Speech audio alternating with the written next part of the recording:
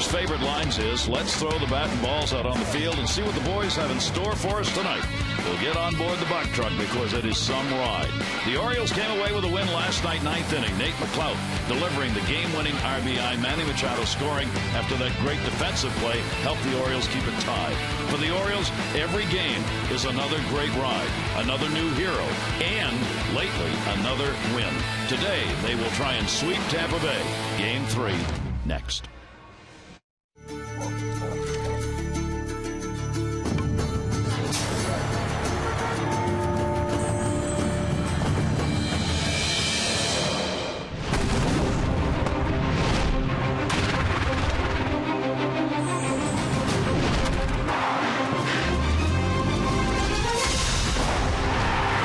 It's the Orioles on Masson and a day game as the Orioles will attempt to sweep Tampa Bay and take all three and get themselves yet a better position for the postseason.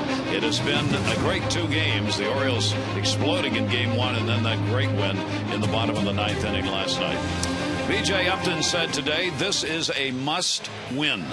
Well, it isn't, of course, not really, but that's kind of the mindset right now that at least he has and other Tampa Bay players have. They came in here looking to get the series win just as the Orioles did. You can't fall very far behind anymore. You've only got 20 games remaining to go in the season. So for the Orioles, it's about putting another nail in the proverbial coffin, trying to drive one of these teams out that they are contending with for the postseason. What a ball game it was last night. Let's go back to the first one first, though, as the Orioles came away with their bats alive in game 1. And it was the shortstop, J.J. Hardy, who got it done. Not once, but twice. He put it out of the ballpark. A 5 RBI game for Hardy, tying a career high. And the Orioles came away with a 9-2 win in that ball game. That would set the stage for last night. Last night, entirely different. The defensive play of the year, Machado to Hardy. That would take care of that pinch runner, Dickerson, who was out there. He retired. That kept the game at 2-2. And then the Orioles won it. McLouth just urging that one to be fair. Manny Machado scored, and the Orioles came away with a walk-off 3-2 win. The best one-run winning percentage ever is what the Orioles have right now. 27 Series won, the most since '97. 13 Series won against the American League East, the most since 1982. And going for the sweep today, the last home sweep of Tampa Bay for the Orioles came in July of 2007. Their last sweep overall in April of last year. Mike, we just keep piling up the numbers and keep saying another record for the Orioles. Well, that's right. They played great baseball, but, you know, they've had a nice philosophy all year. One game at a time, one series at a time. But the reason they're winning is because they're so good. They believe in themselves right now. They're getting great pitching. They're getting the timely hitting in these close ball games, and they have an outstanding bullpen to clean it up at the end with Pedro Strop and Jim Johnson. But everybody has contributed, and that's why they're having so much success. But tough to sweep, obviously, the Tampa Bay team. They have such great pitching, and it's hard to take 3 away from them here at Camden Yards, especially. 2007 was the last time the Orioles swept the Rays. So tough contest today. Obviously, HELLICKSON against CHEN. But they need to try to build momentum. You know, they're going up on a tough 9-game road trip, so this is a big game, obviously, to create that momentum. And that's what they need to do. They need to win today. And it's about staying in the presence. That's what has been talked about all season. Keep your mind on what's going on now. That won't be easy today with the Orioles heading out west for that big trip. Orioles take the field. Another great house on hand for the day game. And when we come back, well, I'm not sure. I think that's chicken in a beer can with a helmet on it. It's kind of like 3-peat. You can't copyright it.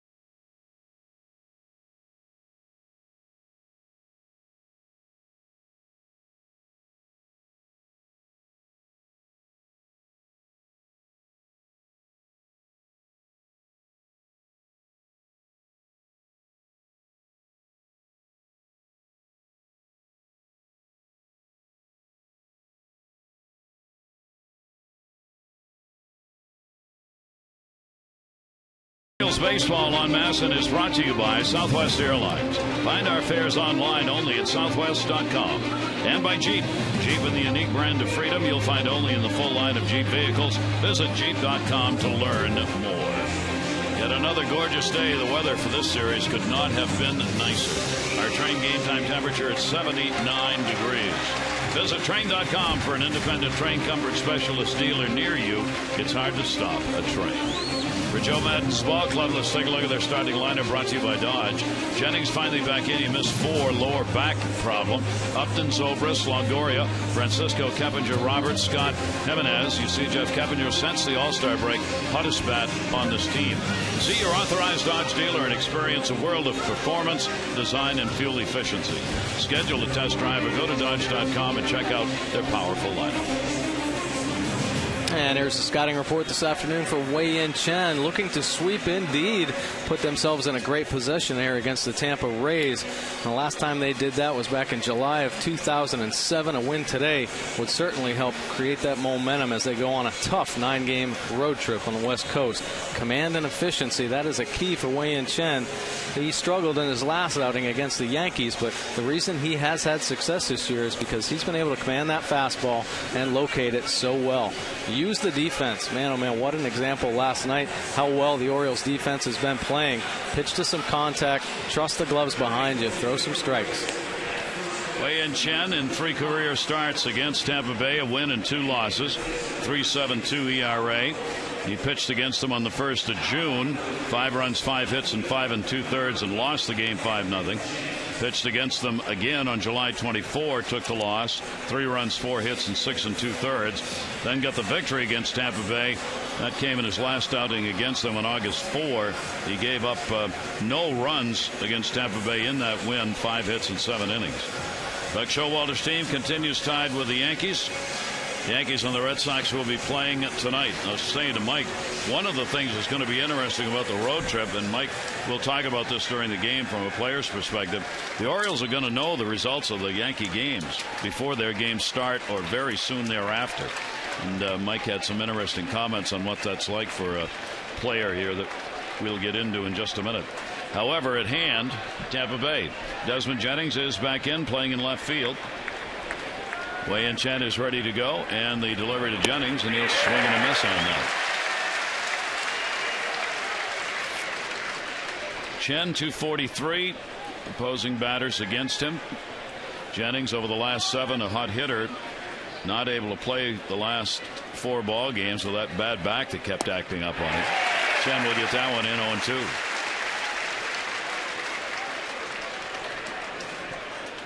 A good way to start by WEIYIN CHEN, getting ahead early. That is going to be a key for him throughout this ball game.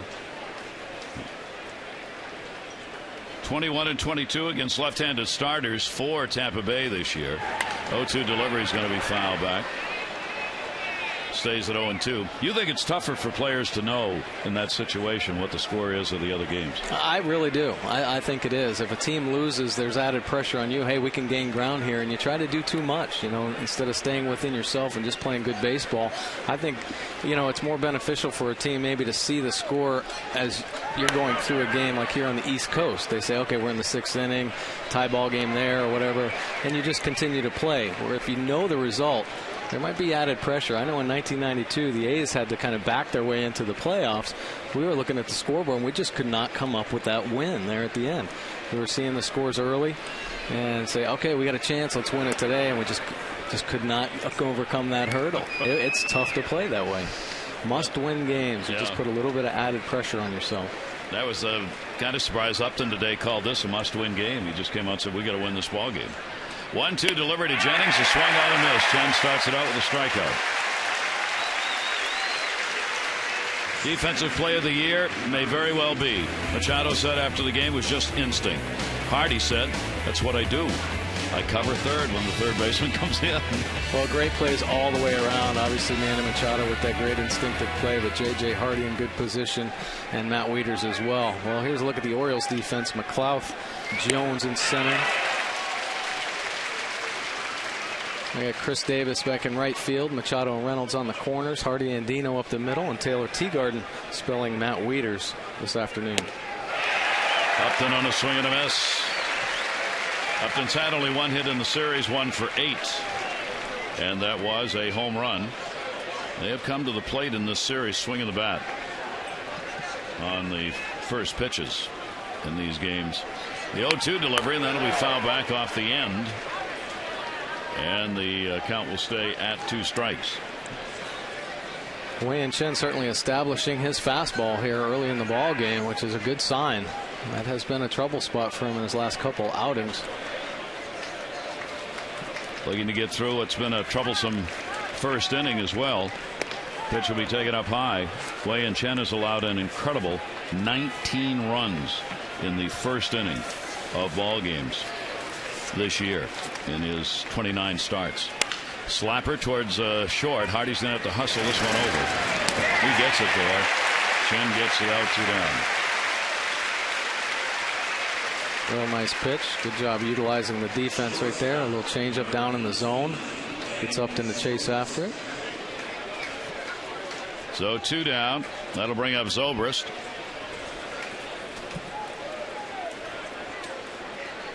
ZOBRIST coming in with a 1 for 8 in the series. He's hitting .280 off lefties, .251 off right-handers. And the off-speed delivery is in there for a strike. And he's just hammering the strike zone here, especially with those first pitches early in the ball game. 0-1 delivery. Popped into the air down the line towards the seats, and that'll be out of play. 0-2 the count. Yeah, look at that. 13 pitches, 11 for strikes. That's a good sign for sure. Then you start getting these hitters, the Tampa hitters, more aggressive early, and you can go to your off-speed pitches. Here's the 0-2 delivery. ZOBRIST will take that one up high. Tampa Bay team finds themselves falling further back, obviously, in the chase for the Yankees. 1-2 delivery up high. Tampa Bay 3 games out of the division lead.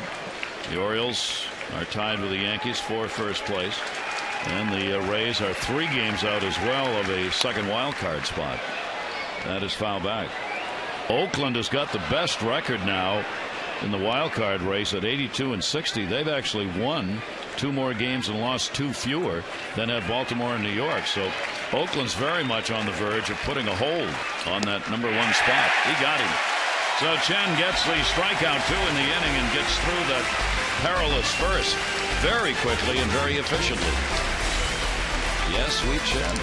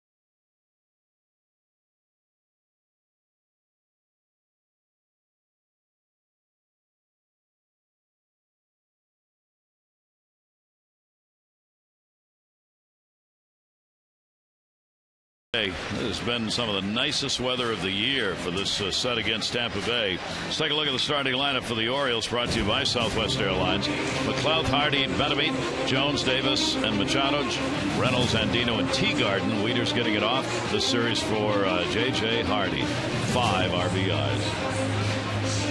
And here's the scouting report this afternoon for Jeremy Hellickson. 8-10 with a 3.33 earned run average overall, but he has been really good on the road here recently since June 1st. Just a 2.21 earned run average. And mix it up. He tries to keep hitters off balance. He doesn't fall into patterns. He doesn't rely on his fastball that much. He likes to bury his curve, has a cutter as well to go along with it, but it's his change that is his calling card pitch. He uses it to both lefties and righties. He'll double up, even triple up on it sometimes to get for strikes and chases. So Jeremy Hellickson, good numbers of hits per innings pitched. Not a lot of walks, 2-to-1 in the strikeout ratio. He's only had one win though in his last 5 starts, a win, 3 losses, and 1 no decision over his last 5. One of the reasons being Tampa Bay has scored nothing while he's been in the ball games making the starts. And he's had very little run support. We'll see what happens here in this one. He's also given up home runs. Keep an eye on that, the way the Orioles have been hitting him. He's allowed 5 home runs in his last 3 starts. 5 homers in 17 innings. McLouth will lead it off. Nice hand. Game-winning RBI last night. He is 4 for 10 in the series. Infield shifts around, playing him to pull. And the pitch by Hellickson outside for a ball. Hellickson, like Chen, is 1 for 2 against the opponent this season. 1-0 count on McLouth. And he'll put that one in the air towards center. Upton, very high sky. Didn't get a good read, but finds it. And McLouth's retired. And there's a look at the Rays defense. Jennings back in left field. Upton in center. Francisco moves over to right field. Kempinger and Luke Scott on the corner. Zobrist and Roberts up the middle, with Gimenez doing the catching this afternoon.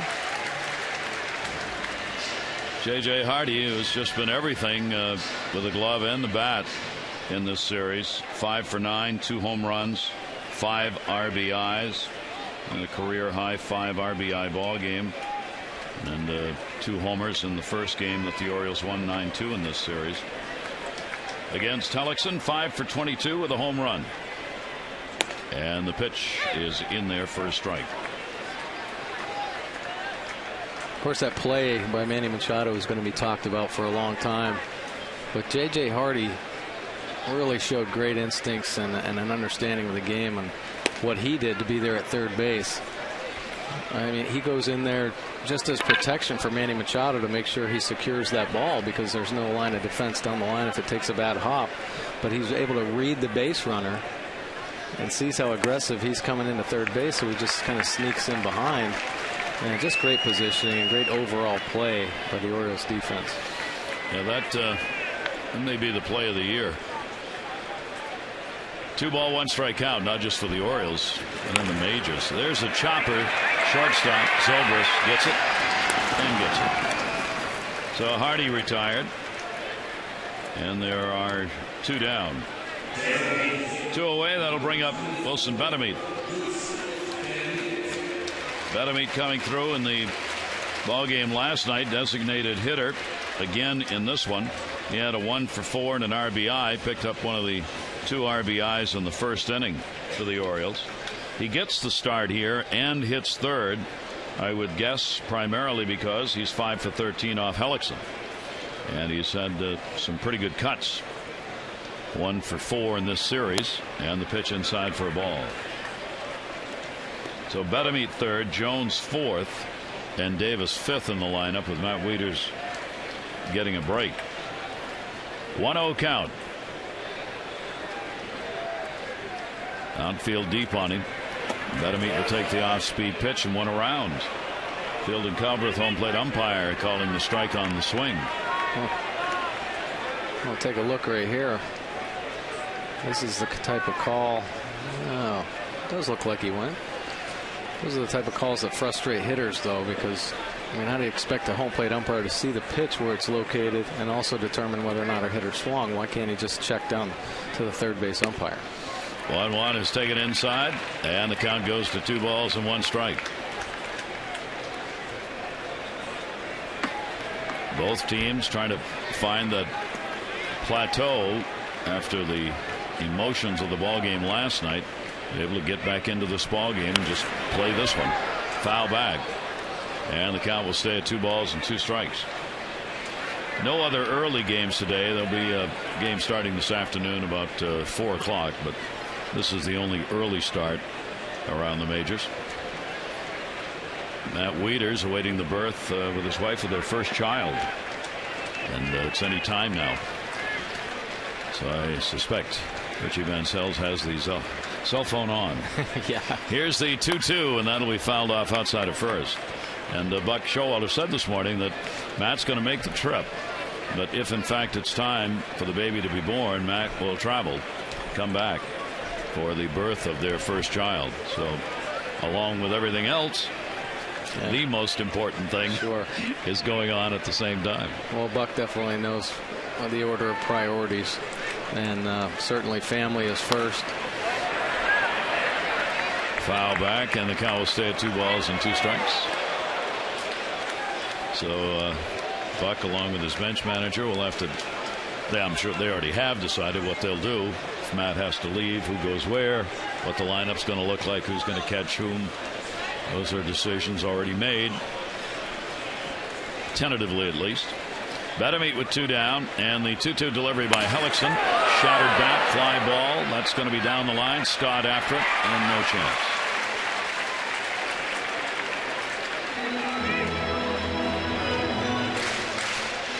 Another sword. Yeah, it's one thing to get the broken bats. It's another thing the distance that those bat heads end up traveling. I mean, it's unbelievable. We've seen bat heads go into the outfield. HELLICKSON a little frustrated, made a good pitch, unable to get an out there. And Wilson BETEMIT, very dangerous hitter, obviously. So if you make a good pitch and can't get an out, a little bit of a frustration there. This will be the 8th pitch of the at bat coming. One of the things HELLICKSON's trying to do is cut down on the number of pitches per inning. He's way up there this year, among the top 10 in pitches per innings thrown. 2-2 delivery, and BETEMIT is out of there. Tag put on. So HELLICKSON gets the strikeout. Both pitches start out retiring the side in order.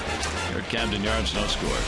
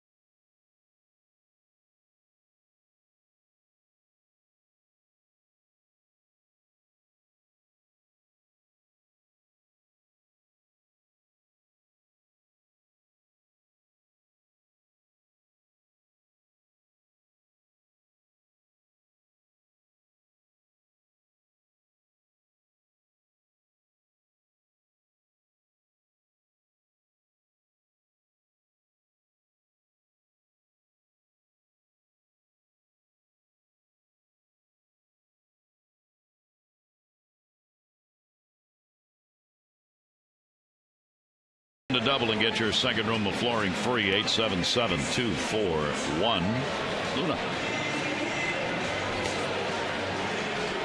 Nick Markakis right there each and every game up on the front rail or just behind it, watching as he heals with that thumb. Pretty quiet over there, actually, first couple of games. Yeah. Watching. Well, he may be in a little bit of shock, too. I mean, yeah. Things are probably starting to settle in with him, just understanding, you know, playing his career here in Baltimore and now finally able to be a part of something really special, and just had some rough injuries this year, not being able to finish up. So Nick will watch as we go to the second inning. Longoria, the designated hitter. Evan Longoria's had a 2 for 6 in the series against the Orioles, hitting .290 on the year. Ball hit in the air to right field. Davis, with that high sky and a lot of sun, gets over and puts it away. Davis making his 18th start in right field this year. Longoria down, 1 away. Welcome back, your Birds, when they return home for the upcoming 9-game road trip on September 24. That Monday, they have the Blue Jays in, and it's a single-ticket doubleheader. 2 games for the price of 1, so buckle up and get out and enjoy it. That will be when the Orioles return. 888-848-BIRD to Orioles.com. Longoria down. Here is Ben Francisco, 3 for 8 in the series. And Francisco will take it for a strike. Ben Francisco on the season, 267 off lefties, only 212 off right-handers. He too will put it up in the air, and that will end up in the seats. 0-2. For the moment, at least, you better come swinging, because Chen is throwing almost nothing but strikes. He is certainly attacking the zone. It's 20 pitches right there.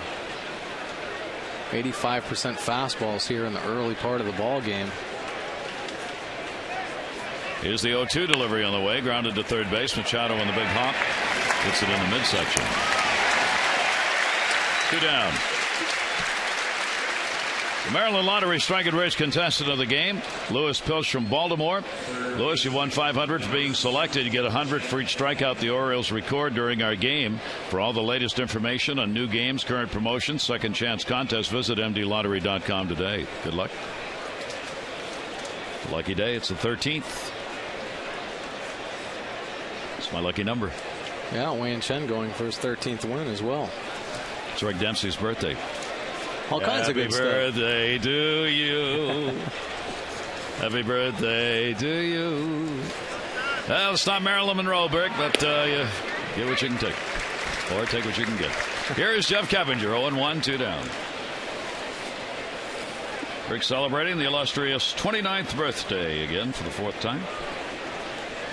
2 down, nobody on. Keppinger, a 4-game hit streak. The 0-1 delivery. Just missed.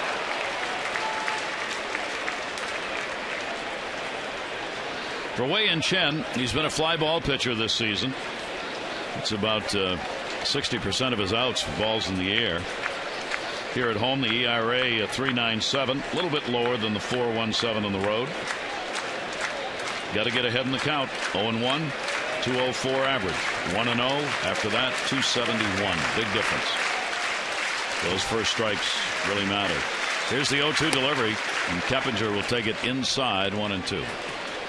Well, he is getting ahead in the early part of this ball game, which is a great sign for Chen. Fell behind some of the Yankees hitters in his last start.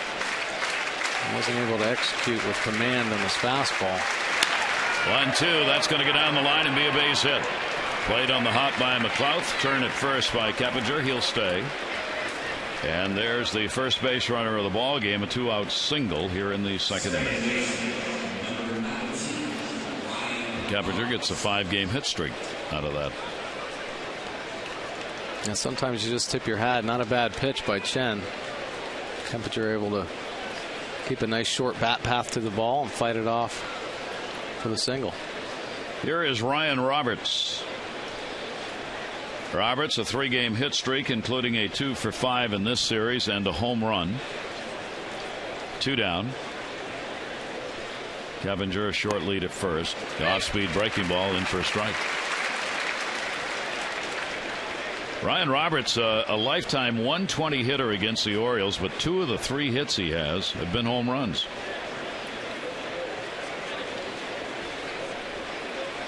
Oh-1. Chen's pitch in there. McLouth coming. That's going to fall in front of him for a base hit off the end of the bat. So after 2 away, the Rays get a couple of singles from Keppinger and Roberts. 2 on, 2 down. Another pitch that wasn't really that bad. Just Roberts able to get just enough of the bat on it right off the end of the bat for the knock. See Luke Scott's numbers, another season where the shoulders bothered him and hasn't been able to get in as many games as he'd like. Joe Maddon said before the game today, big decisions about his lineup was where's Longoria going to play, DH or third, who's going to play first base, and can I get Jennings back in the lineup today with that bad back.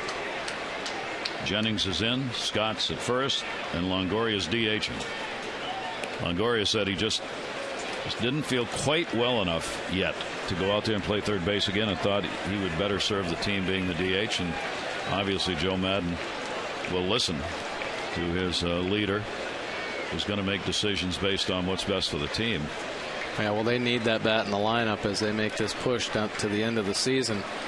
And they can't afford for him to go back on the DL or spend some time nursing that hamstring. So playing it pretty safely here and using his judgment to determine whether he can go out there and play some defense.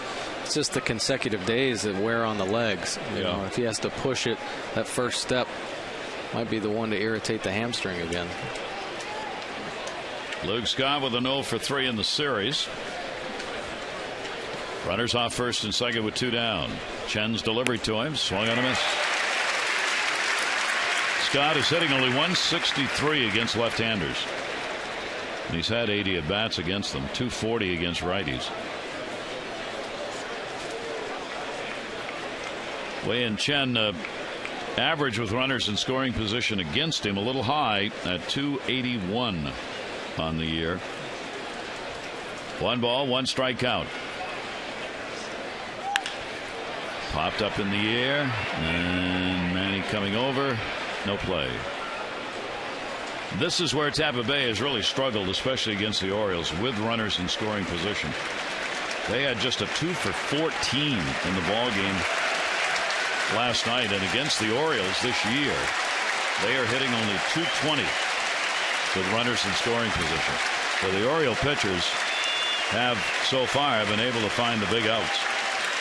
Well, they've kind of struggled with that all year. We had talked about it last night. They've been in a lot of one-run games, but not able to come out on top. And it's just the fact that they can't come up with that big hit when needed. Joe Maddon referred to it in last night's ball game. The Orioles, of course, came up with a big hit, and they couldn't do it. And don't do it here. Chen gets a strikeout. That will be his third. No runs, 2 hits, 2 left on base. Orioles will have Jones, Davis, and Machado coming up.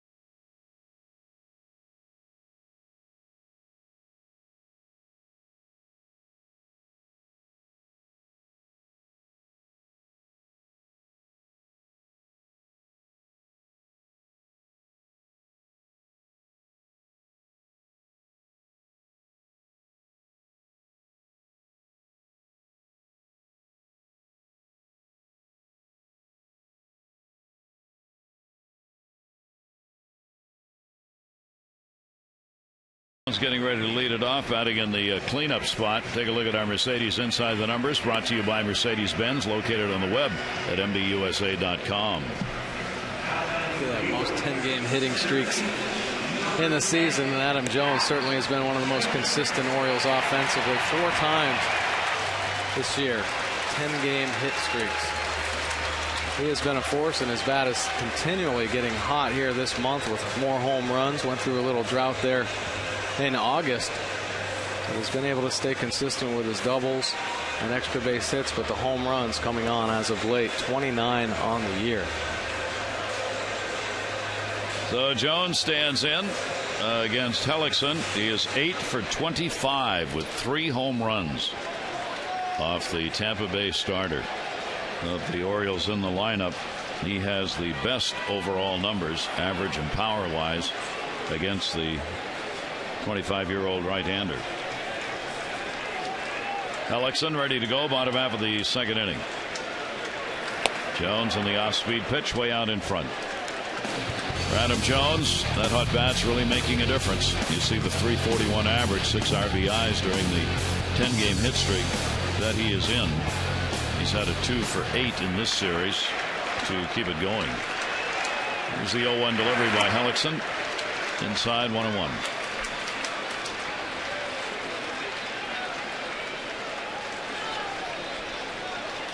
See that breaking ball. Hellickson throws the changeup 28% of the time, third highest among starters in the majors as far as use of that off-speed pitch is concerned.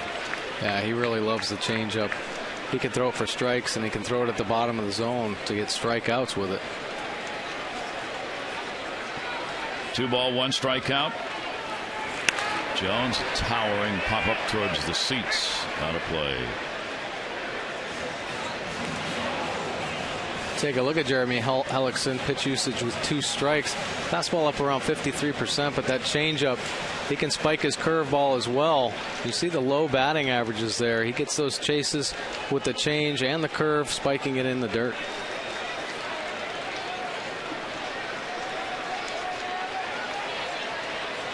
Two ball, 2 strikeout. Adam Jones will take the pitch inside, and he gets it full, 3-2. Orioles facing the 8th best ERA in the American League coming into this at 3.33 for Hellickson, who was 13-10 last year, is 8-10 so far this year. 3-2 delivery, and got him on the pitch down and away. 2 strikeouts in a row for Hellickson. And back-to-back changeups right there to Adam Jones. One in off the plate, and that one just down and away.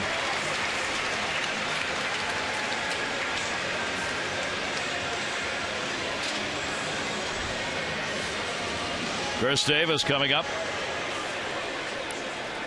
Chris with a couple of hits and 7 at bats in the series. Now at 257. 25 home runs on the year for him. Everybody shifts to pull infield and outfield, and that will be taken at the knees for a strike.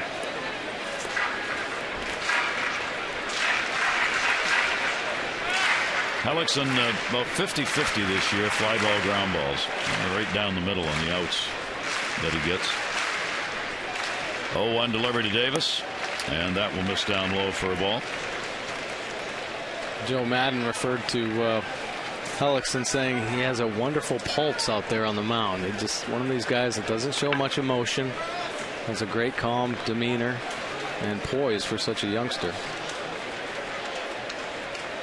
Here's the 1-1 delivery to Davis, and a strike on the outside corner. And the count goes to 1-2. A lot of strikes being thrown by Hellickson as well.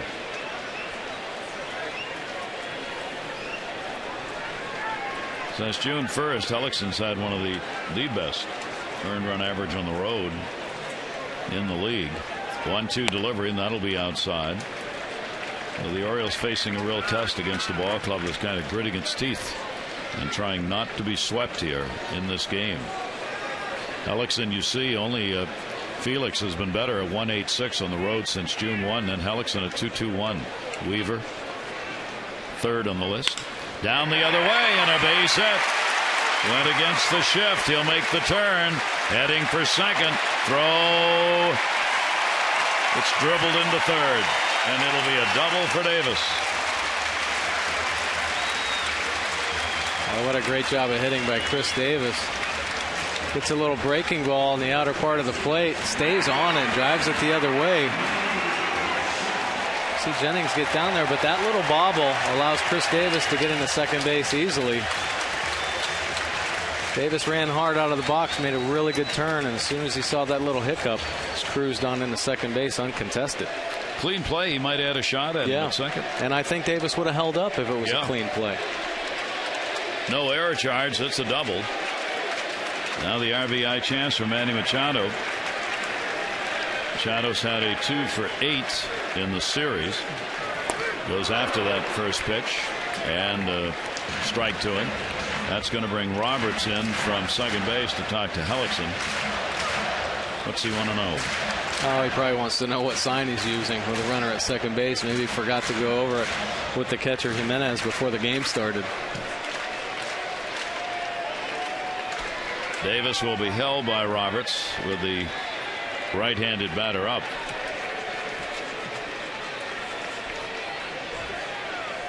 Machado, 14 RBIs. Roberts backs off second. Here's the 0-1. Same pitch, same result, 0-2. Boy, he has great command of that changeup. Back-to-back changeups on the outer third. Machado, 292, runners in scoring position. Limited at bats, 24. However, when given a chance, he's gotten it done. Orioles looking to take an early lead in this ball game. One down. Here's the 0-2 delivery. 3 times in a row. If they're not hitting it, stay with it. 3 strikeouts. Yeah, pretty impressive. 3 changeups in a row, and look at the location, all in about the same spot, down and away on Machado. Well executed. And our Nissan Pitch Track, Nissan's bottom line sales event going on now. Hurry in today for big savings. Visit ChooseNissan.com to test drive at your local dealer. Bottom line event ends October 1. Now to the mound, Gimenez the catcher, with Reynolds coming up.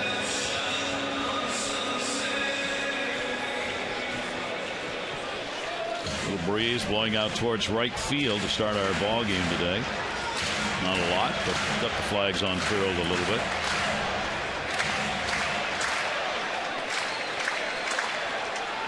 Reynolds 0 for his last 12 after the big splurge with the home runs. He's had an 0 for 7 in this series. 2 down, Davis off second base, and that's way inside for a ball. Continues 282 with runners in scoring position. The Orioles have done well against Tampa Bay this year and in this series in that department. They are 7 for 22 in the series with runners in scoring position. They've taken advantage of the runners they've had on base. Davis got the 1-out double. He's still out there at second. Here's the 1-0. Upstairs, fouls it off. Take a look at Mark Reynolds here versus the American League East. Great numbers, 331 with 14 home runs, but a little trouble here against Tampa this year. They've got his number and pitched him tough. Just a 132 batting average with just 1 home run. Reynolds will try and undo that one. Right now, 1 ball, 1 strike count.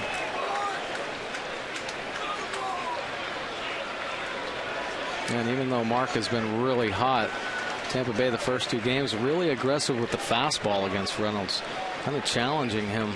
So here it is, try to get it. He hasn't been able to get to it here in this series. Hellickson, a long time to get the sign here. They went through it a second time with his catcher. Here's the 1-1.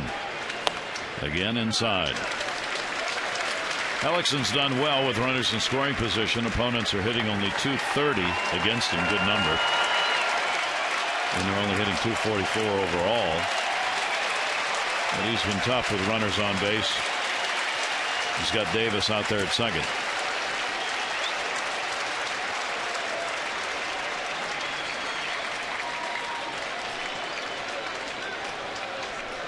Here's the 2-1 delivery. Popped him up. Second base. Roberts is there and will put it away. So Hellickson works his way out of that. No runs, 1 hit, no errors. Base runner left on. 2 complete. Scoreless.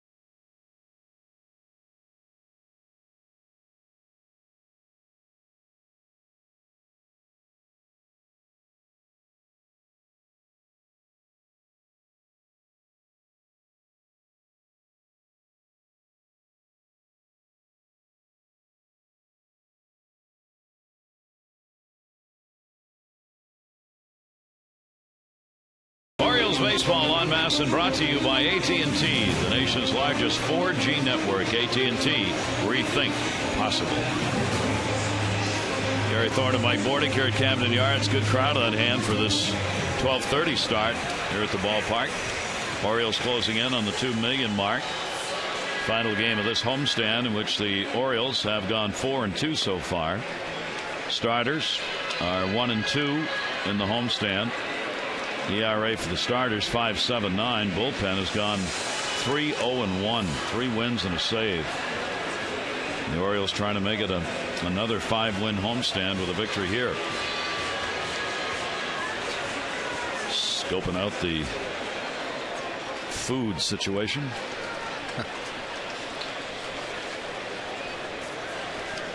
There was some concern that first half of the season about how the Orioles played at home, hovering right around 500, never able to take advantage of the home field. But after the All-Star break, really took off and played great baseball in front of their home crowd. 41-32 now here at home.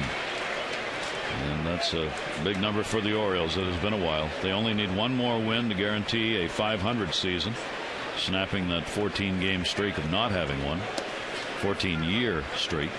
Pitch is taken away. 1 ball, 1 strike count.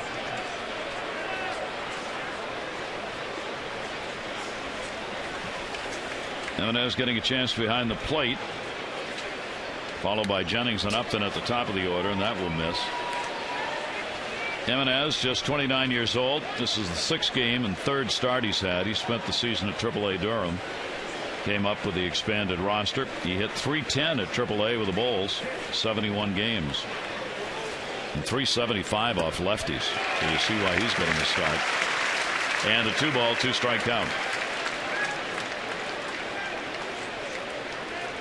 Jimenez has had only 1 at bat in this series, 0 for 1. 2 ball, 2 strike count on him. 75 at bats this year with the big club. And Chen will take it full. 3-2. Orioles head to Oakland to begin the set there. Joe Saunders, Tommy Malone tomorrow night. Zach Britton's going to pitch game 2 against Jared Parker. Orioles have not named the game 3 starter. Swing and a miss. Got him. Chen is right now on the money. He sure is. Really aggressive with his fastball. Another one right here. Comes back in the inside part of the plate to get the swing and the miss. Hitting his spots. Staying aggressive with that fastball. He loves it. And when it's on, he is dangerous. 1 down, top of the order. Jennings, also a strikeout victim. Taylor Teagarden scooping that one up in a 1-0 count. Jennings has not had a hit against Chen in 7 at bats. That's in there to him. 1-1.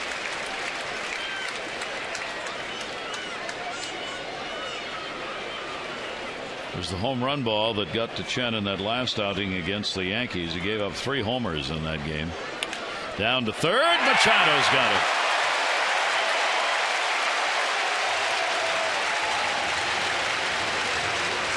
Another great play by Manny Machado. He's been playing so well defensively at third base for the Orioles. Tough to see here in the daytime, but great reaction off the bat. If there's any hesitation, that ball's going to beat him. See that nice setup, good pre-pitch. Able to reach out and take that ball away. Look at that length he's got, 6'2". A lot taller than a lot of players that play a corner position. Upton with a swing and a miss, grounded out his first time up. Bit more on Manny Machado. This is some of what he's done for the D. He came up on August 9. He's played every inning at third base since. He's made only 2 errors, 3rd best fielding percentage for third baseman in the American League over that time frame. And the Orioles have made only 13 errors since he came up, 2nd best in the American League over that time span to Kansas City. Makes everybody better. You play solid defense. Everybody on the field, even though they don't feel like they have to do anything special or spectacular, they just stay within themselves and play their game, and that's what they're doing defensively right now. Of course, Manny Machado solidifying things, but Mark Reynolds over there in the other corner really helping the infield out as well. Yep. Here's the 3-1 delivery on the way to Upton. He'll top that one foul. And the count goes full 3-2.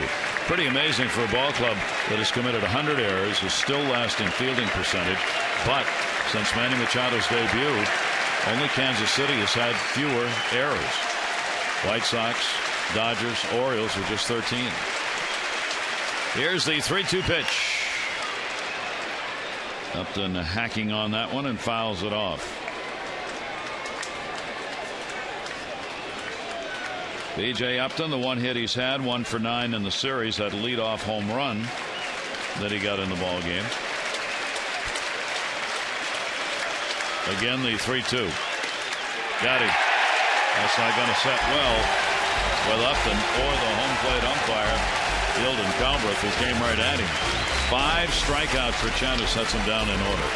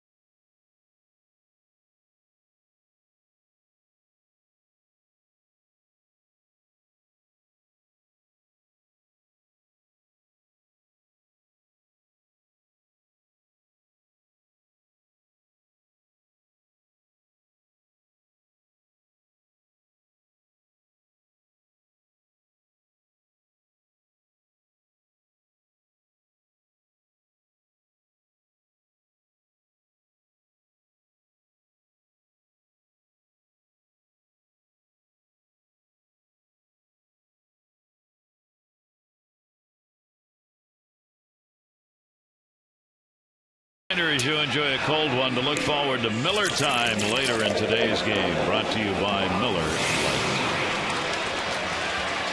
I want to say hello to all the families, friends of the Tampa Bay Ball Club. Their game is not being telecast today, so the players, wives, families, and supporters set up a special viewing area and time to be able to watch their ball club today and pick up our broadcast. And, great to have you on board. Have a great finish. Just don't let us start today. Yeah, right. Yeah, good luck against the Yankees. Yes. Jeremy Hellickson's numbers. Robert Andino will be leading it off. Andino with a 2 for 6 in the series and hitting at .217. Pitchers duel underway early. Hellickson no walks, 3 strikeouts. Chen no walks and 5 Ks so far. Andino will take the pitch down low for a ball.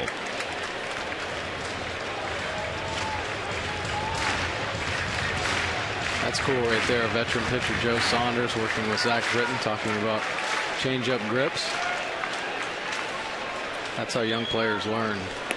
Guys that have been through it all, you know. Those are the first 2 starters for the Oakland series. Saunders on the left, game 1. Zach Britton, game 2. 2-0 count on Andino. Off the handle, Upton. Andino's retired, 1 away. Well, the O's are in the hunt for the postseason, and now's the time to buckle up and back your birds. A deposit on 2013 full or partial season plans, including a convenient 13-game plan. You'll be guaranteed an opportunity to buy 2012 postseason tickets before the general public. 888-848-BIRD, Orioles.com/postseason. 20 left, including this one. Orioles 80 and 62. Tampa Bay 77 and 65. And that pitch will be taken inside for a ball. Taylor Teagarden getting the start. Teagarden behind the plate, as we've mentioned, seemingly in every start he gets comes up with a big hit. He hasn't had a lot of chances, but he's taken advantage of his games. That's in there for a strike. Teagarden has appeared in 17 games now, only 42 at bats on the year. Still a couple of home runs, 5 RBIs. Good defensive catcher. A couple game winning hits as well. 1-1 delivery will be foul back, 1-2.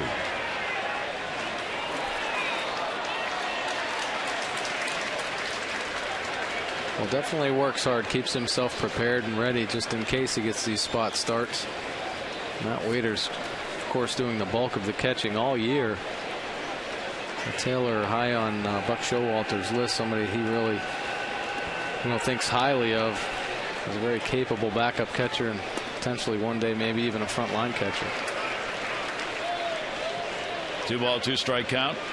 Teagarden brings some experience postseason wise with the Rangers to the Orioles about what it's like playing this time of year, trying to get there and win big ball games. Here's the 2-2 delivery by Hellickson. Teagarden will put that one in the air, right field. Ben Francisco over, and Hellickson staying up with the fly ball outs here in this one. Let's take a look at our AT&T Mobility trivia fact. Nate McLouth's single to win the game last night was just his second career walk-off hit for Nate McLouth. The only other came in 2010.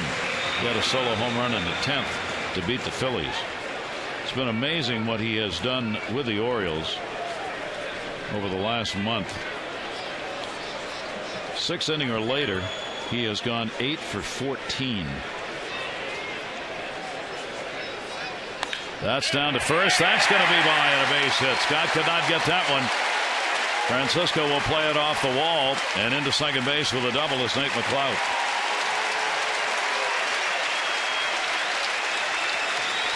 Nate McLouth got that huge hit last night for the Orioles. Obviously that game winner. This one he goes right down the right field line again, hooking it by Luke Scott.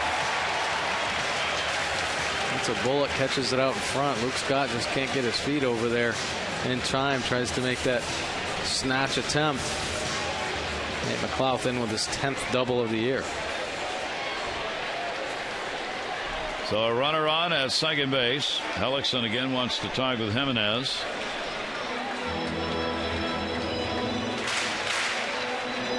There are 2 down, and J.J. Hardy coming up. Hardy grounded out his first time up. No score in this ball game. Each team has 2 hits.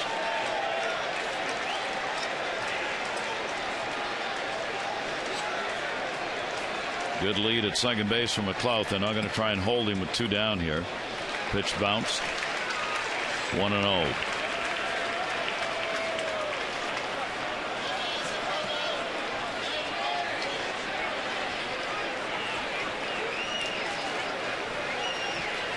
Hardy with 64 RBIs.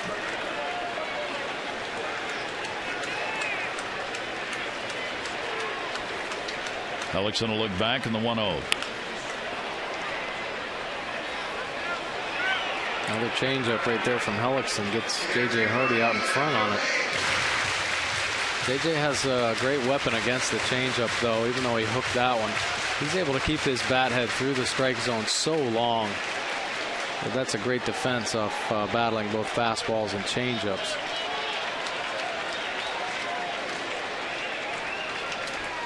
One ball, 1 strike count. McLouth off second base. Fouled away. Hardy has put up the best number in getting 2-out RBIs among the Oriole regulars. In fact, his runner in scoring position number is exactly the same with 2 down as it is overall. He's hitting .273 with runners in scoring position, and he's hitting .273 with runners in scoring position and 2 outs. Mr. Consistency with the bat and the glove. 1-2 the count on him.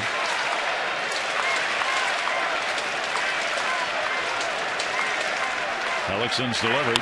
Hardy ground ball to short. This time Zobrist has got it and will record the out. So no runs, 1 hit, no errors, and a base runner left on. 3 complete at Camden Yards. Orioles trying to sweep in this one.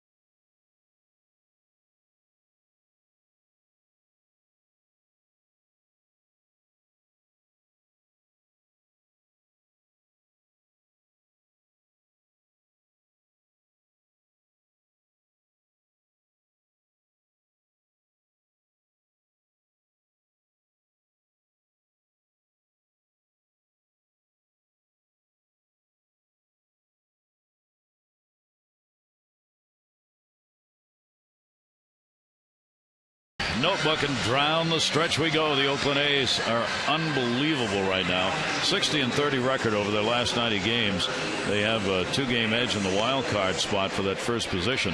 The Reds, Chapman, they're shutting down. Few days, fatigue in that shoulder.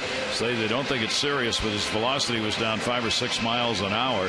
Reds well on top in the division. The Tigers, Max Scherzer 10-1 over his last 14 starts as the Tigers have cut the lead of the White Sox back to just 1 game in the division. And the Yankees, they beat the Red Sox in the ball game last night. They have hit 34 home runs in 14 games against the Red Sox this season, and they will play again tonight.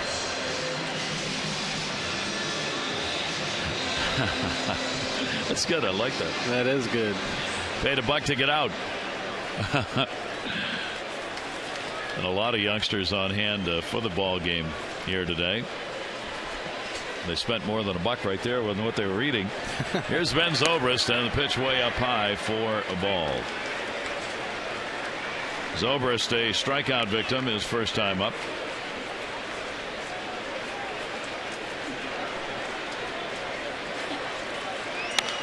He'll take that one to the gap, and that's going to fall in for a base hit. Davis over to get it. So Zobrist is on with a leadoff single. It's the first leadoff man on for either team. Today's Mass and Mobile word of the day is postseason. That's POSTSEASON. Text postseason 292, your chance to enter, win a lunch with Adam Jones. Presented by your Baltimore area Jiffy Lubes. Baltimore area Jiffy Lubes, locally owned and operated. Drive in today and leave worry behind.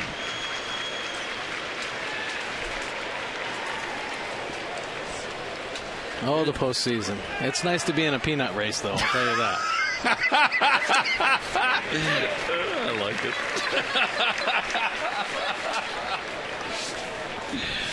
See, it's almost an inside joke, but not quite.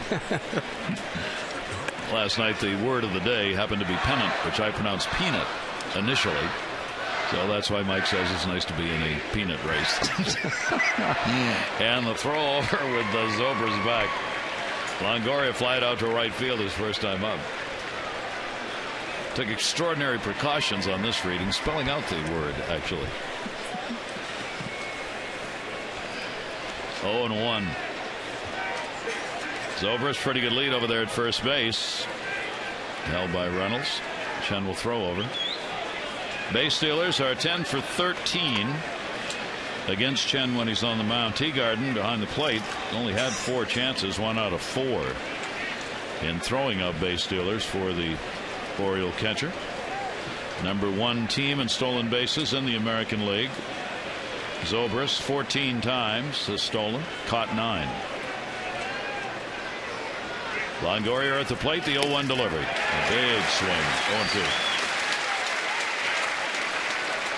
Well, the Orioles staff here in this series so far have really been able to control and keep the Tampa offense at bay as far as them pushing the envelope on the bases. Usually a very aggressive team out there.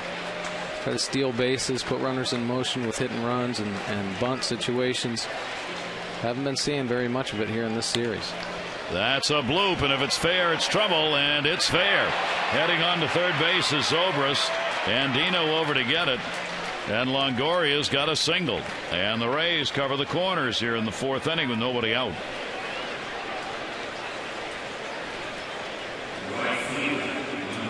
A little jam shot here.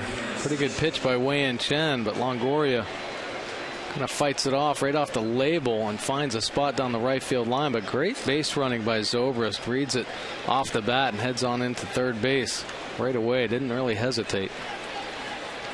So the best scoring chance of the game for Tampa Bay. 2 on and nobody out. That'll bring up Ben Francisco, who grounded out his first time up. Francisco only 3 for 20.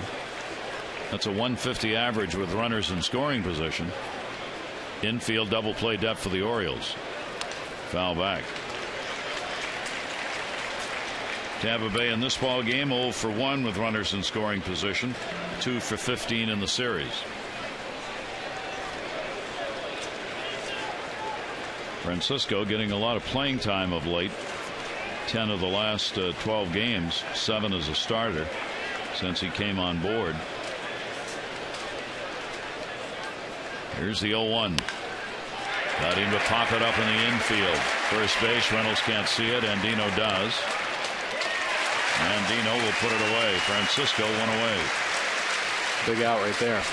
When the O's return home on Monday, September 24 to take on the Blue Jays, you'll have a chance to buckle up and save. Honoring the 20th anniversary of the Yard, the Birds are once again offering Utah Street bleacher seats for only $4 and left field lower box $8. These prices are the same as when the Yard opened in '92, and they're for all 3 dates of the Toronto series, including Monday's single admission doubleheader. 888-848-BIRD, or go to Orioles.com. Here is Keppinger with 1 out.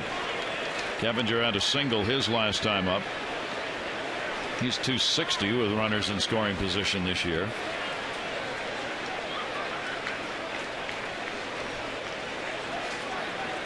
Keppinger's going to go to the middle. Jones coming, diving, makes the catch.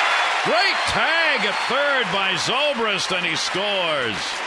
An outstanding play by Jones in center, and ZOBRIST right on the bag makes it a sacrifice fly and a 1-0 lead. Boy, that really was a great play by Adam Jones. Gets a good jump on this ball. See him fully extended. Great diving effort right there. But look at ZOBRIST. Nice read over there on the end at third base. Good job to go back and tag. That's one of those in-between balls, but he makes the right decision for sure. Ends up paying there at the end. Taylor Teagarden holding his ground at the plate, busting up ZOBRIST's shins a little bit. So the RBI is picked up by Keppinger, and a 1-0 lead as the Rays get on the board first. Keppinger gets his 32nd run batted in. Here's Roberts, a single. Runner on at first base. Longoria, 2 down. That's going to go to short over Hardy's head for a base hit.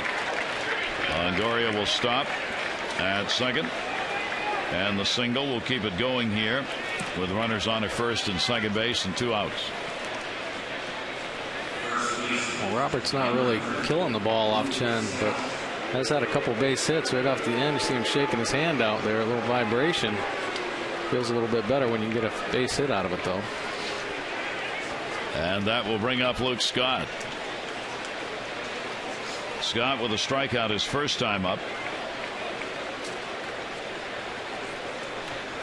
All singles in the ball game. 5 singles for the Rays. The Orioles have 2 doubles. There are 2 down. And a big cut by Luke Scott. And they're swinging early off Chen right now. Chen proving that he wants to pound that zone, be aggressive early in the count, trying to get ahead. And their first pitch swinging off Chen here. Good job mixing it up with the breaking ball.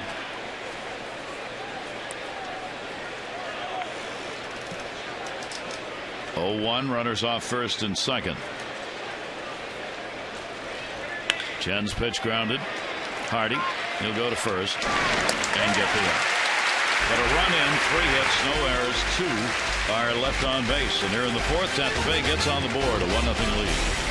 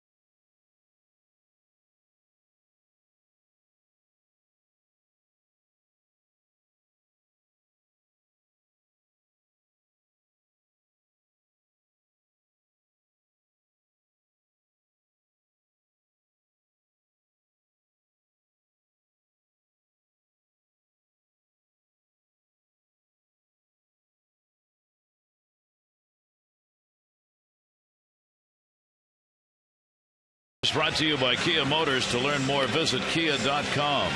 The Orioles getting the last at-bat win, bottom of the ninth, on McLouth's base hit, and that was the 20th, putting them at the top of the list with the Dodgers and A's this season. That's such a huge number. It's really surprising, and actually that so many teams have had that many last at-bat wins this year, but just another reason why the Orioles are having success. Certainly that never give-up attitude that they've been able to carry out throughout the year, and the clutch performances by so many good players. Wilson BETEMIT, as he steps in, one of those guys that did it the first half of the season. Nate McLouth last night. Of course, Adam Jones has been doing it all year. And the Orioles now are 26-7 in the one-run ball game department, putting up the best winning percentage of all time in one-run games if they can maintain that number that they've got going right now. Wilson BETEMIT. BETEMIT, a strikeout victim, his first time up. We go to the bottom half of the fourth inning. HELLICKSON has walked none and struck out 3, has given up no runs on 2 hits. CHEN's walked none, struck out 5, 1 run on 5 hits against WEIYIN CHEN. BETEMIT will wrap that one the other way. Hope Kevin Krause is feeling better. Kevin's the man to my left here who's not feeling well. He's done our stats in the booth for a large part of this season, and Kevin missed last night and today. A little sickness going around. So we're thinking about you. Get better.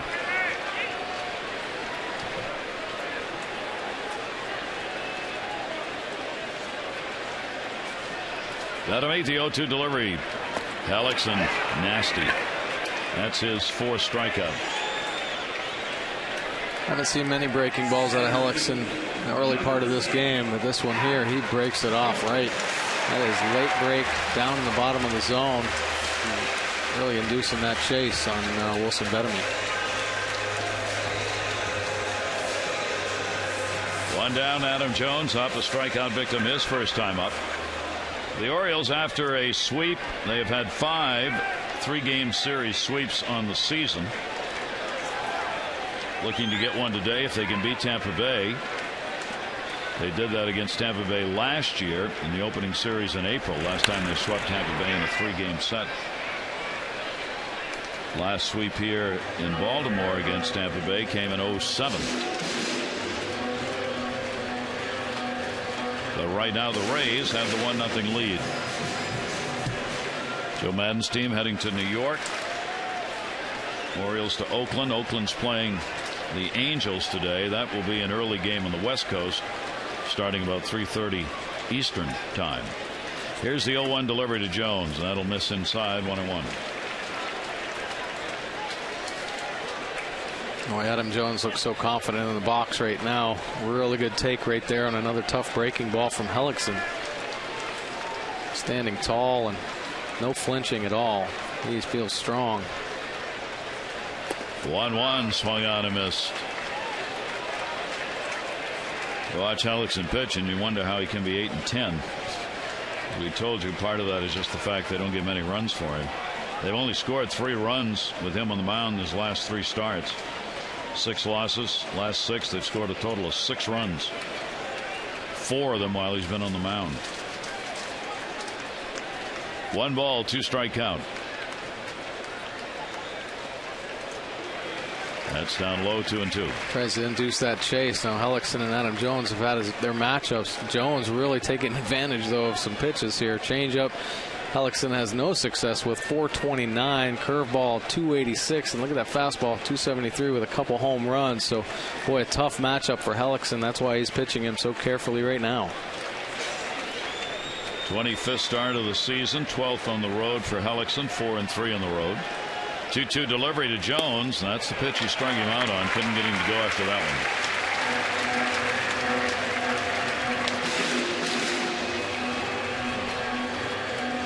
one. Jones adjusting, just waiting on deck is Davis.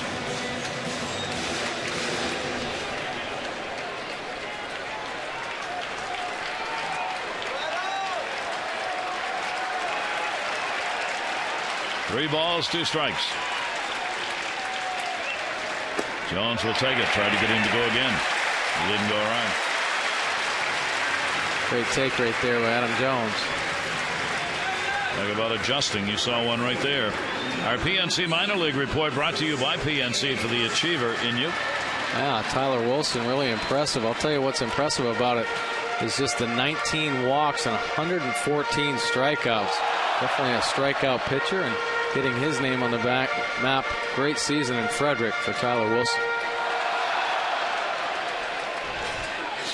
So the Orioles will bring Davis to the plate. Doubled his first time up. Jones at first, and 1 down. Davis 4 for 12 off HELLICKSON now. Pretty good lead by Jones. Not going. 0-1. He keeps throwing that off-speed pitch. He sure does. That's such a good changeup. And what's so impressive to me is he's able to locate it in and out. He can throw it down in the zone when he needs to try to get a swing and a miss, or throw for a strike like he did right there.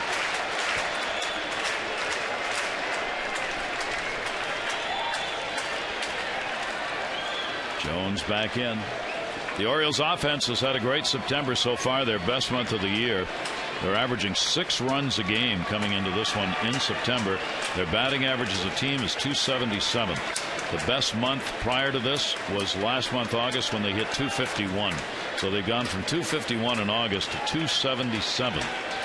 They're averaging 2 home runs a ball game in September. Davis is waiting. Pitch will be taken down low for a ball.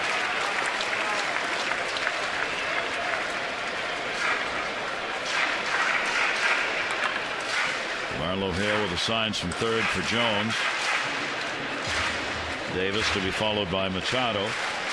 Left-handers 248, right-handers 239. HELLICKSON does give up the homer. 24 have been hit off him this year, 13 by left-handers. Jones again back. So whether he intends to go or not, he at least is doing the job of getting some of HELLICKSON's attention. Base stealers 7 out of 10 with HELLICKSON on the mound.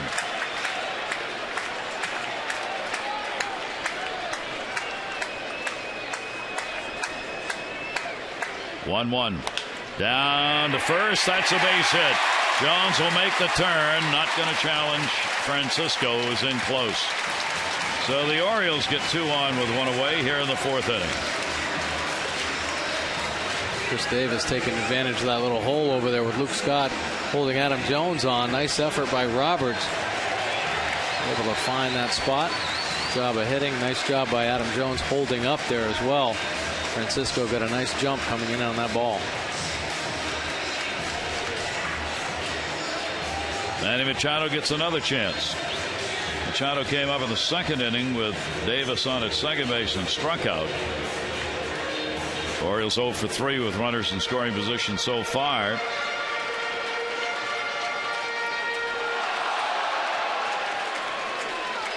Machado will stand in with 2 on and 1 away.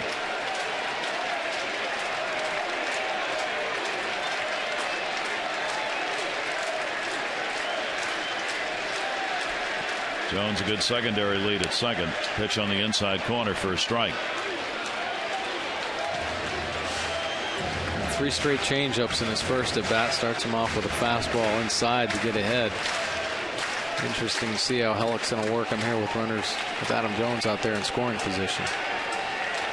Infield playing Manny Machado to pull.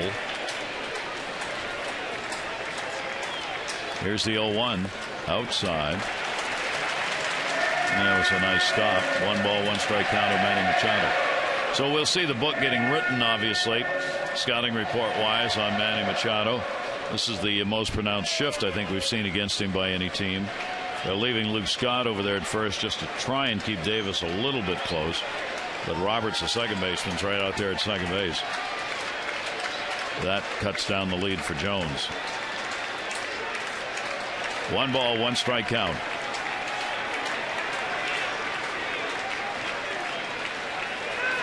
Timeout.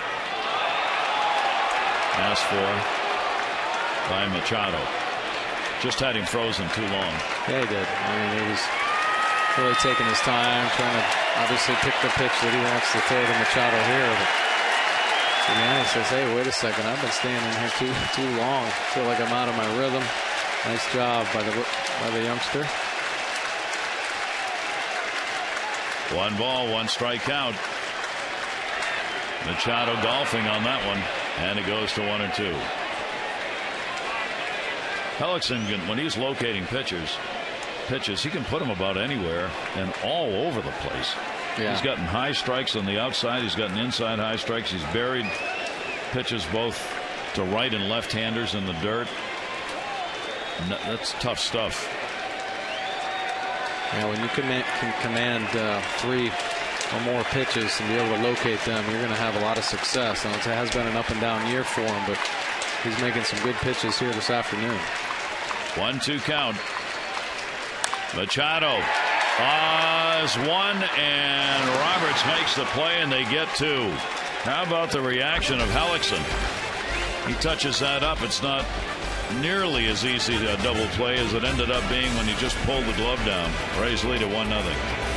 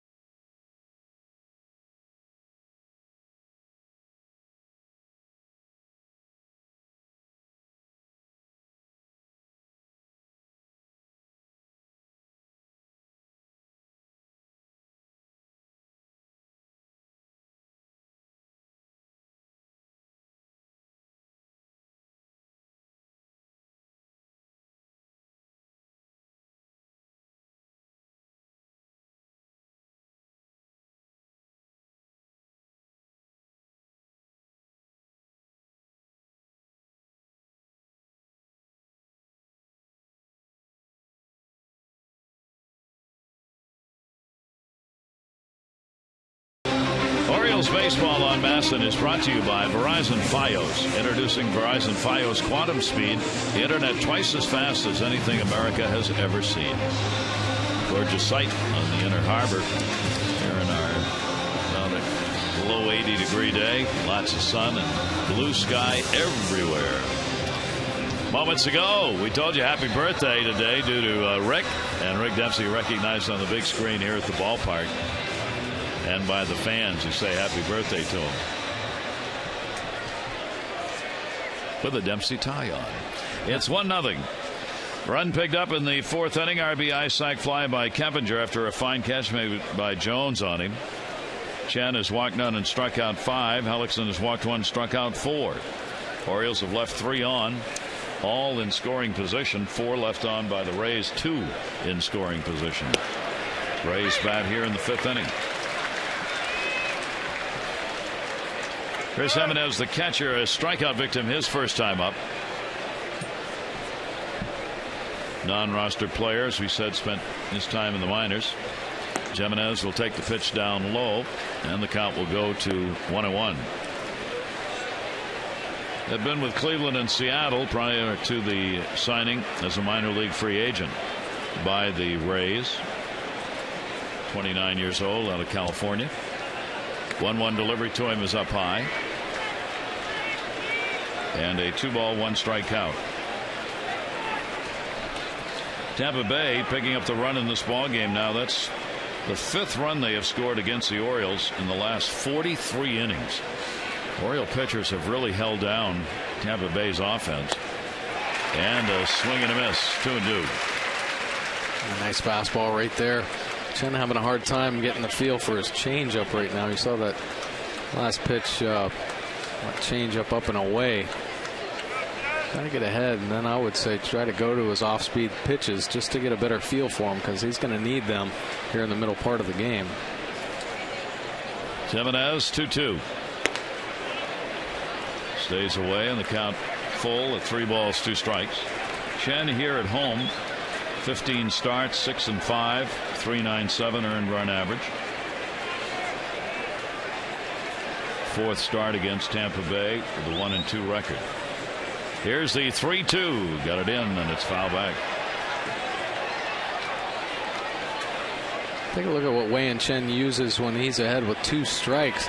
He loves his fastball, and I'll tell you what, he can surprise some people with it when he's on. He can locate it in and out and up in the zone, but he has some pretty good secondary pitches too. That slider, nice job, 218 batting average, but a real good changeup. When he's on with that, he isn't afraid to throw it. Goes to short. Hardy not going to get that one. So a base hit. Gimenez leads it off with a single here in the 5th. Leadoff man on 2 consecutive innings now.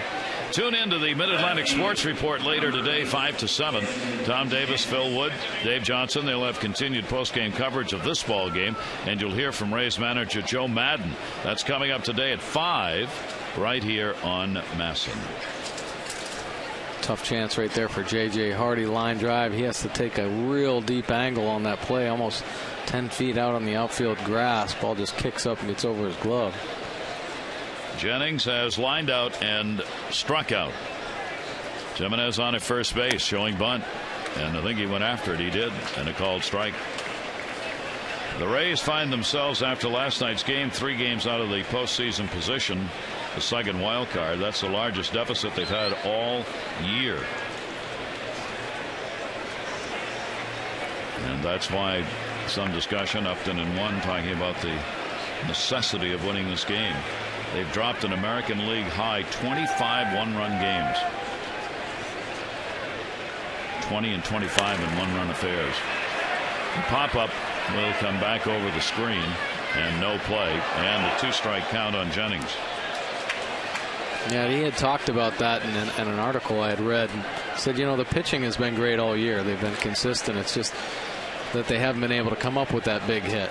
You know, 1 or 2 hits away from overcoming so many one-run defeats, and they've had a lot of success in that in the past, being able to come up with that big hit. Always a tough offense, really pushing the envelope and putting the pressure on the defense. They're next to last in average with runners in scoring position now. Here's the 0-2 delivery on the way. Fisted him with that one, and the count will stay at 2 strikes. Who would have thought Wei-Yin Chen would be the key to the so-called rotation, which really isn't a rotation at all right now. He's been the stable force as the season's gone along, making his 29th start. The only regular of the regulars. 0-2 count on Desmond Jennings. Breaking ball to short. Hardy's got this one. There's one. Andino. Two.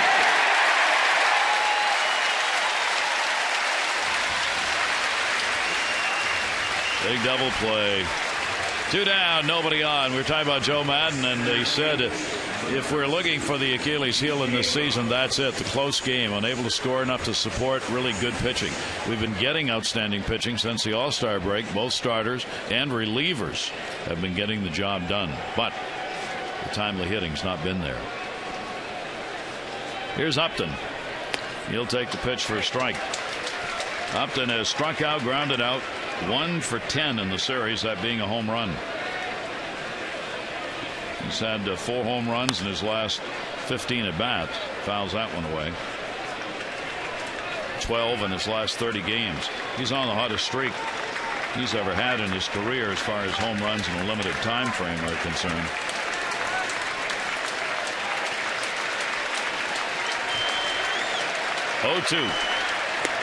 See ya. Leadoff single, but Chen took care of that in a hurry. He's got 6 strikeouts in the ballgame.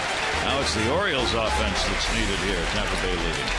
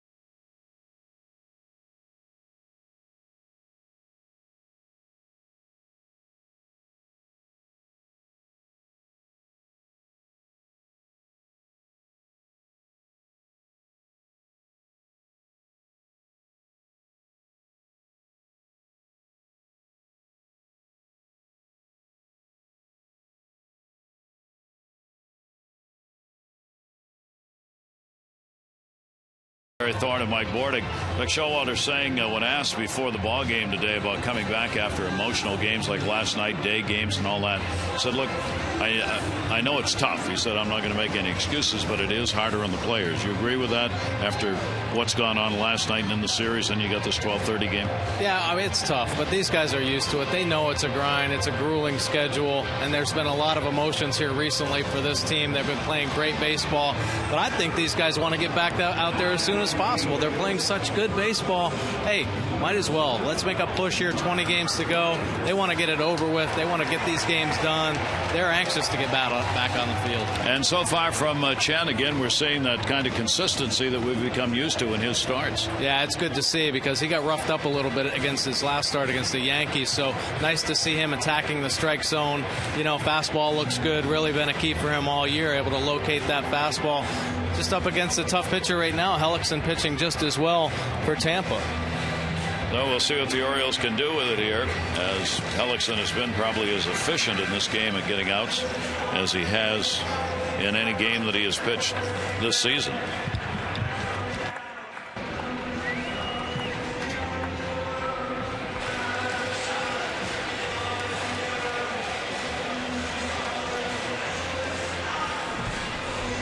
Mark Reynolds will lead it off for the Orioles. See Hellickson's pitch count up there around 61. Joe Madden been very cautious with Hellickson here recently. Only on over 100 pitches one time in his last 6 outings. Keeping an eye on the young right-hander. Only 25 years old, swing and a miss. He has thrown more pitches this year than he did last season as per start is concerned. That's one of the problems, trying to limit that pitch count. He's actually done a pretty good job of that here today. 1 strikeout. And a big cut by Reynolds. Reynolds popped out, and the only at bat he's had Andino and Teagarden to follow.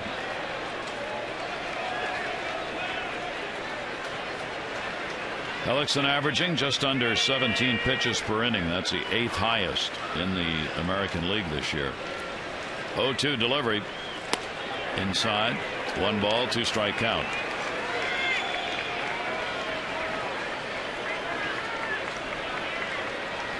Changeup has been his effective pitch again today, as it has been for most of the season. Here's the 1-2 delivery to Reynolds. 2-2. So many pitchers try to lock into that changeup, and I think in player development, obviously the most important thing is to be able to throw your fastball for strikes. The next most important pitch is that changeup. If you can execute that, you can win ball games with just 2 pitches, and Hellickson certainly showing that he has command of his change. 2-2 delivery upstairs. Reynolds going up and fouls that one off. So Hellickson able to hold the count at 2 balls and 2 strikes.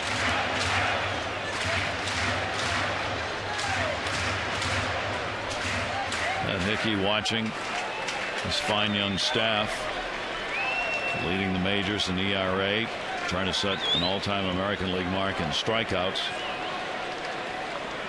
2 ball, 2 strike count.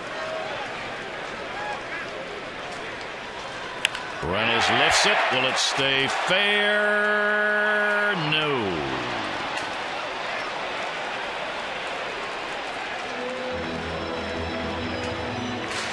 Well, Mark Reynolds has certainly had the fans on the edge of their seat here recently. It seemed like every time he came up to the plate, there was a home run hit, or every other at bat, just red hot. So heard the excitement there as he drove that one just down the foul, just down the left field line, just foul. Mike mentioned only 132 against Tampa Bay coming into this ball game. 1 home run for Reynolds this season at home. 10 home runs. He split them up. 10 at home, 11 on the road. Reynolds 2 balls, 2 strikes. Fouls it off. Take a look at the Keppinger at third base. You'd think you were in the bottom half of the 9th inning of a 1-run ball game. Could he get any closer to the line?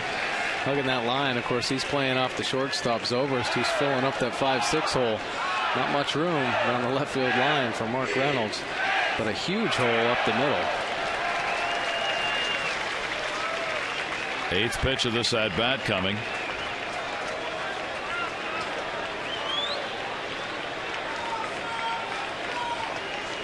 Hellickson with a 2-2. Bounced it. And not happy with himself on it. And the count goes to 3-2. Orioles have not had the leadoff man on in the ball game. Tampa Bay did get the leadoff man on in the 4th inning. ZOBRIST, who scored the run on the Keppinger sac fly. Pretty good battle right here. Reynolds is 3 for 16 lifetime off Hellickson. 3-2. Walked him. Great at bat by Mark Reynolds. Really only had 1 pitch to hit, and he yanked it foul. Laid off some tough ones there at the end, though. 2nd walk surrendered by Hellickson.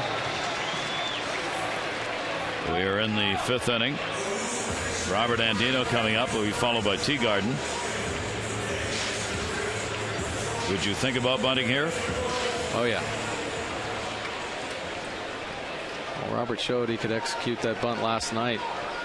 Well, Farnsworth, tough guy to bunt against. 5 sacrifices leads the team. In at third base, Keppinger. Andino does not show bunt, takes it for a ball.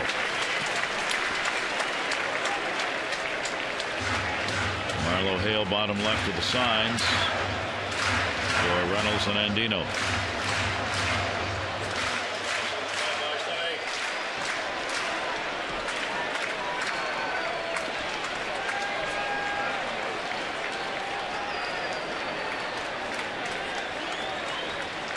Keppinger going back and forth at third, now backing up. Doesn't think he's going to bunt. Here's the 1-0.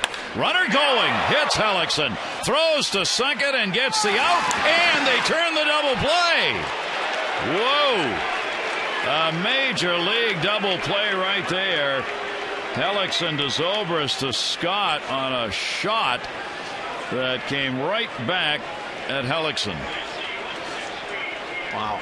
Well, the hit and run executed, but great defense right there by the Rays.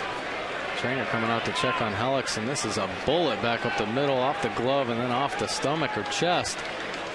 But wow, what great wherewithal to recover, pick that ball up, and head right to second base. And then ZOBRIST with the cannon to get Andino on the end, clean up that double play. Checking on his health right now, though. That was a rocket off the bat of Andino.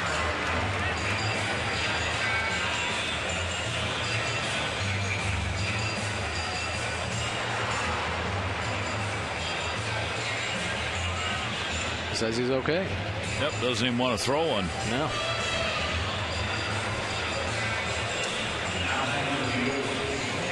So a big double play eliminates that leadoff batter. Taylor Teagarden coming up. Joe Madden can breathe again, not wanting to lose. HELLICKSON the way he's performing. Teagarden flying out to right field his first time up. 2 down, nobody on. Here in the 5th, sac fly Keppinger. Lone RBI run up there, 1-0. And down low to Teagarden. The Orioles have won 2 in a row, of course, trying to sweep here against Tampa Bay. Tampa Bay has won just 4 out of their last 10 ball games. 1-0 delivery, and that will be taken down low.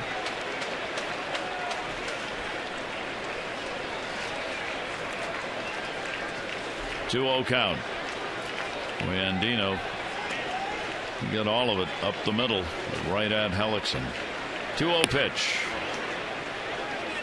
Yeah, a little bit of tough luck, obviously, for Robert Andino. Nice call by Buck Showalter, though. They take a pitch. I mean, it was a bunting type situation, but take a pitch. HELLICKSON throws it for a ball and comes back with a hit and run. HELLICKSON has to throw a strike in that situation. Executed it, just hit it right at the pitcher, literally right at the pitcher. Teagarden will foul that one off.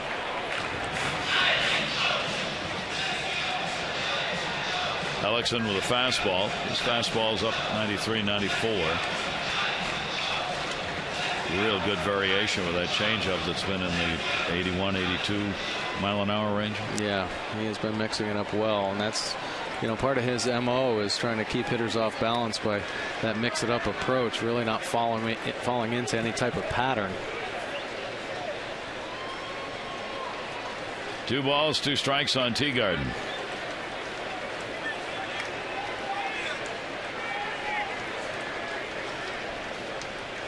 And outside to him, so the count is full, 3-2. Breeze has kicked around a little bit, blowing out to left, had been going the other way.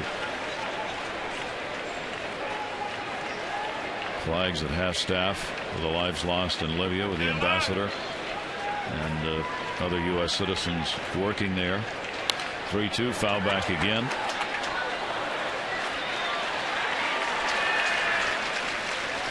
A good battle here by Taylor Teagarden facing HELLICKSON for the first time in this ball game.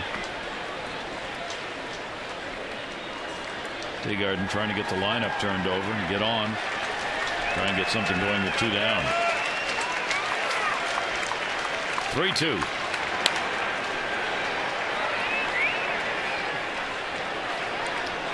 Staying alive, hoping for one mistake from HELLICKSON. HELLICKSON working the perimeter.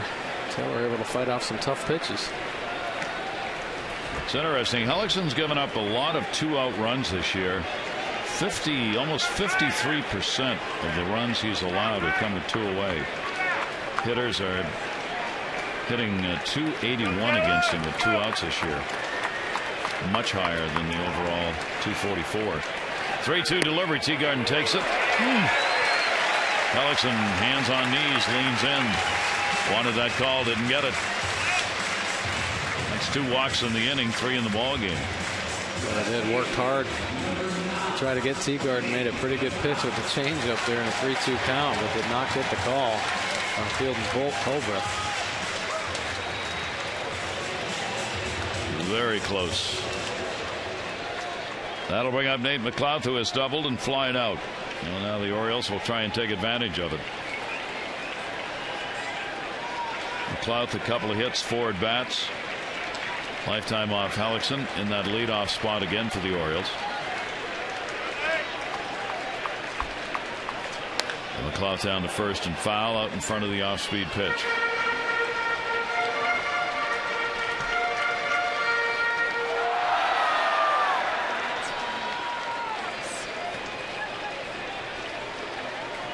Well, Nate's done a really good job. A little added pressure on him, trying to fill some shoes with Nick Markakis in that leadoff spot. But he's played great defense for the Orioles, and his bat is coming on strong. 0-1. And HELLICKSON goes away.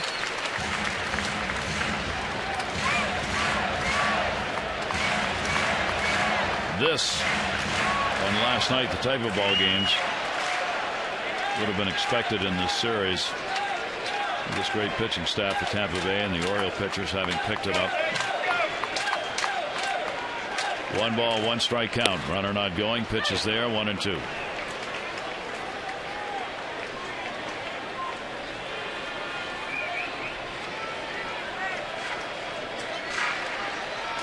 Orioles trying to slow HELLICKSON down a little bit, stepping out. Gonzalez, who made the start last night, held in. Tough early part of the ball game, and then only a couple of runs, and the Orioles able to get the 9th inning win. Here's the 1-2 delivery. McLouth the other way, foul.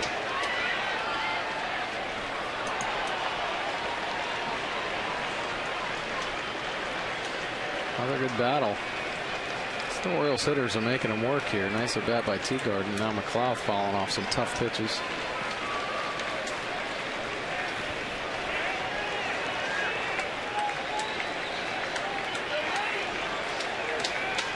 Short lead at first, Teagarden. 1-2 delivery. Broken back. First action we've seen in the bullpen, McGee, the left-hander. So what Mike was talking about is they really do watch the pitches thrown by HELLICKSON. He's up to 85. He had 95 in the game last outing against Texas, a run on 4 hits in 6 innings.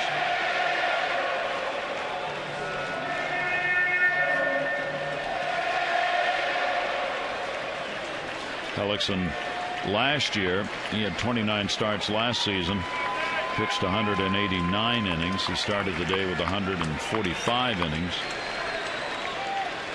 on this season. 1 ball, 2 strike count. Teagarden off first.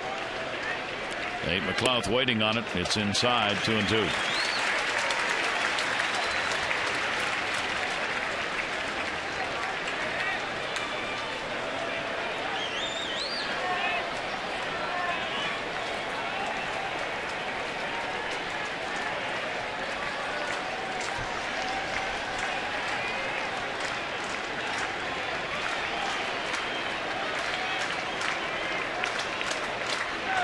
Two-two delivery. McLouth is gone again on the changeup.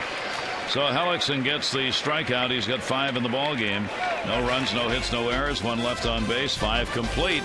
The Orioles trailing it 1-0.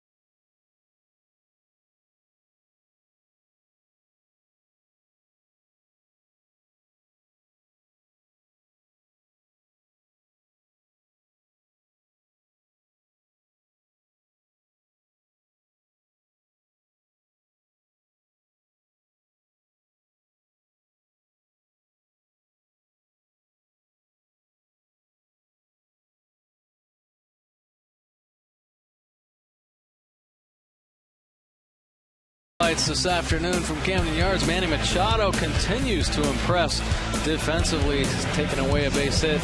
Adam Jones with a nice diving effort. But there's a sac fly from Keppinger, scoring the only run of the ball game. WEIYIN CHEN has been really solid this afternoon. Nice high strike right there, getting Upton. And here is the in-game summary. Rays have the lead, 1-0 going into the 6th. Both teams struggling with runners in scoring position. WEIYIN CHEN, 5 innings pitched. Nice job, 6 strikeouts, very efficient. HELLICKSON, though, just a touch better, 5 innings pitched with 5 strikeouts. The CHEN will just try and keep it where it is, holding the Orioles in, as they've shown with the late inning scoring and comeback wins. And they certainly are in this one. Here's Ben Zobrist, his single in the 4th inning, set off the inning in which they get the run on 3 hits. Zobrist, Longoria, and Francisco coming up. 261 on the year. Left-handers pitch to him will be taken inside. And 1-1. Zobrist now with 4 hits in 10 at-bats, lifetime off CHEN. 1-1 delivery. Down to third, Manny Machado gets the angle. 1 away. Orioles close out the dramatic 2012 regular season at Oriole Park with a final 7-game homestand beginning Monday, September 24. Hope you'll get out, buckle up. Orioles wrap up 20th anniversary season here at Camden Yards. There'll be special events, giveaways, promotions. You can get your tickets 888-848-BIRD to go to Orioles.com. And due to the big response, the Orioles have extended the throwback pricing for the Blue Jays series, September 24th through 26th, including the initial doubleheader with the $4 bleacher seats and the $8 lower left field box seats. They're available for all of those games against the Jays. Here's Longoria. Puts it up in the air. Reynolds going back. Foul territory. Room. 2 down.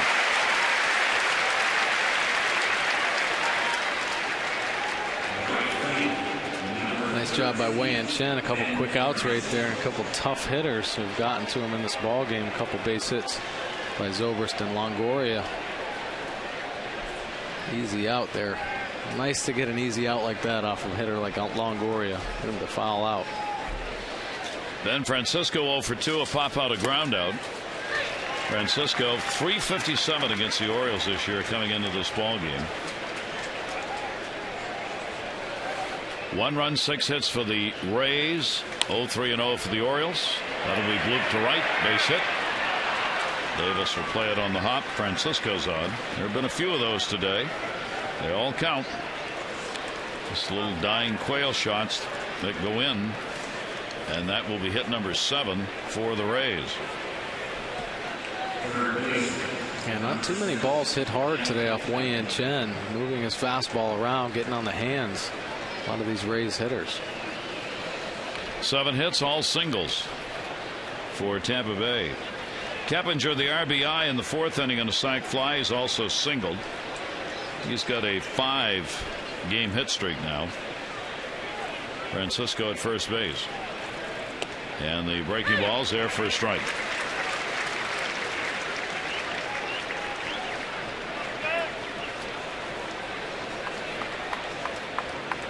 Each team has left 4 on base so far. Keppinger, a big .400 average against left-handers this year, and he's had over 100 at-bats against them. Here's the 0-1 delivery. Pops that one up. He does not have enough at-bats to qualify for the leaders in the American League. Murphy of Texas has got a .391 average against lefties. That's the best in the American League. Fans applauding for a strikeout here, and the 0-2 count on Keppinger.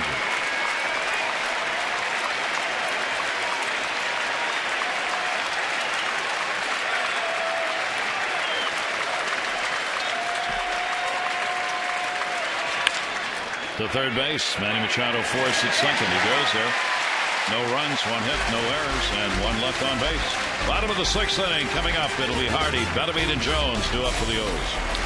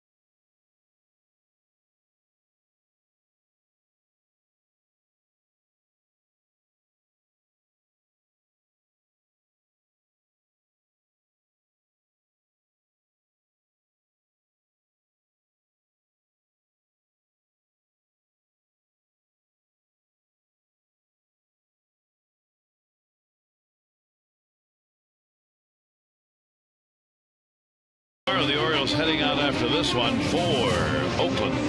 It'll be game 1 of the 3-game set. Joe Saunders on the mound against Tommy Malone. Our coverage on MASN 2 HD 930 O's Extra, presented by Jeep. Our game coverage at 10. All the access you need right here on MASN. Another big series, huh? I mean, Oakland A's and the Baltimore Orioles, 2 of the hottest teams in baseball. A lot of great numbers there. 82-60 overall record by the A's. Of course, 3-3 on the year. Pretty good tight matchup. Yoenis Cespedes, what a year he's having. And he's done a good job against the Orioles as well. That 280 average with the home run and 5 RBIs. But the pitching is going to be the key. Both teams have done a nice job pitching-wise, and everybody over there in Oakland has stepped up, kept their team in the race, both with the bat and obviously the pitching. Here is Hardy to lead it off for the Orioles, and he fouls it off. A very tough ballpark for a team like the Orioles, because it is so expansive when you're a team that relies on the home run for almost 50% of your runs. Trying to pick up home runs in Oakland, 1, you got the staff, and 2, you got the ballpark, and I don't know which comes first. Staff sure isn't hurt by the ballpark when it comes to surrendering the long ball. Here's the 0-1 delivery to Hardy. Over near the seat, Scott will give chase. Ball comes back. Ball came back on him right there with that wind blowing a little bit, and he did not get over and under and couldn't make the play. Tough one. Oh, yeah, it was. I mean, you have to keep your eye on the ball, and I think he was a little bit more concerned with the wall. When he looked back up, he realized it wasn't going to be in the stands. And unable to make that play. Should have been an out. So that keeps an at-bat alive for Hardy. And down low, Scott's making only his 5th start at first base. We said, Joe Madden said one of the issues was, who do I start at first? Pena generally considered to be a better defensive first baseman. That's where he's played. Scott has not at first. 1-2 outside. And a 2-ball, 2-strike count on Hardy. Well, we had talked about the beginning of the series, how, you know, tight usually these games historically between Tampa and Baltimore are, and how the impact of maybe mistakes might play a big role. Well, see if the Orioles can take advantage of that mistake there by Luke Scott. 2-2 delivery on the way to him. Hardy down the line and foul.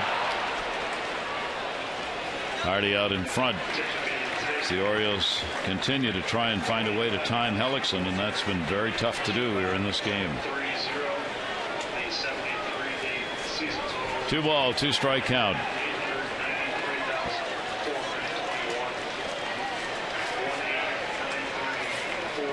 Hellickson's 2-2 delivery to him. That's going to be a base hit into right field.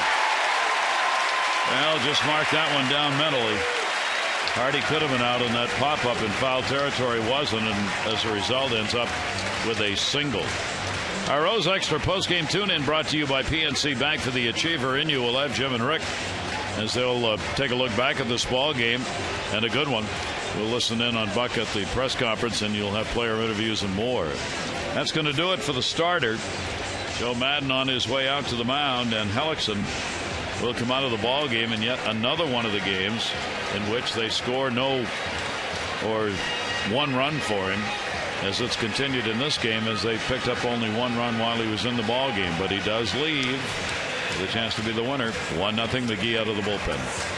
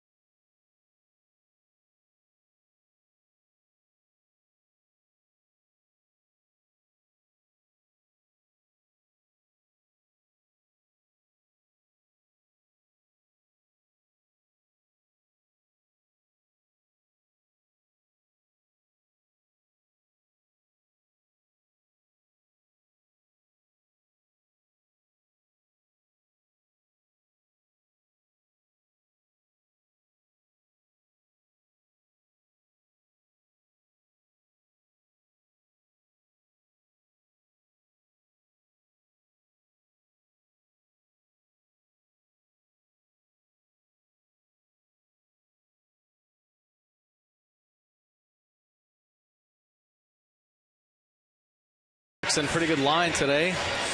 Over 5 innings, 4 hits. Really kept the Orioles offense at bay, always guessing. His changeup was on. Had 5 strikeouts tonight. Madden comes and gets him after 93 pitches. Not helped in that last inning by Luke Scott, who unable to make a play on a foul ball down the line. And J.J. Hardy able to pick up that base hit and knock Hellickson out of the ball game. Gives way to Jake McGee. McGee been really strong for the Rays as of late. Has not allowed a run in his last 17 straight appearances. He came in last night and faced the Orioles, and all he did is face 4 batters and have 4 strikeouts. The righties don't have any success off him.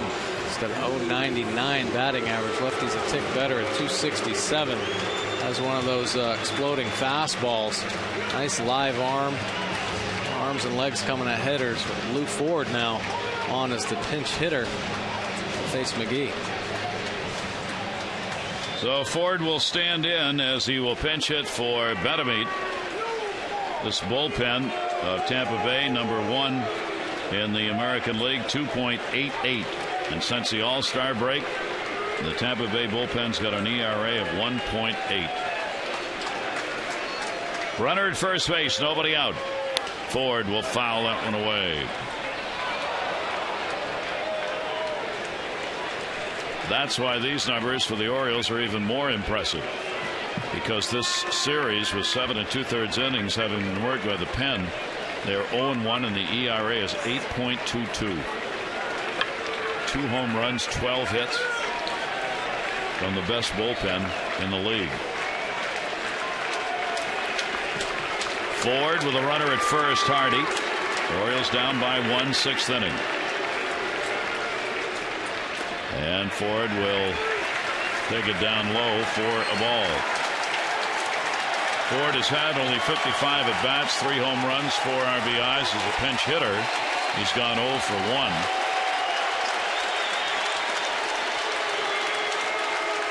.237 off left-handers compared to BETEMIT's 140. That's the change. 1-1. Hardy only a step and a half off the bag.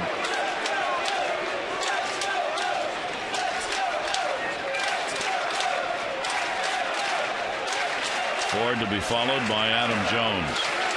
Trying to get a read at third as Keppinger staring into the dugout. Where do you want me? He was almost off the field. He stays in. 1-1 delivery. That'll be pump foul. He's probably going, do you see he's swinging and he's swinging hard? You notice that? Yeah. And you're asking me to stay in. Well, you have to take it away in a situation like this in the ball game. If he moves back and they lay a bunt down and end up getting runners at first and second, boy, you're taking a chance there. So now Keppinger can back up. Ford, 1 ball, 2 strike count. McGee with a look over to Hardy in the short lead. 1-2 delivery. Ford's up high. He watches it.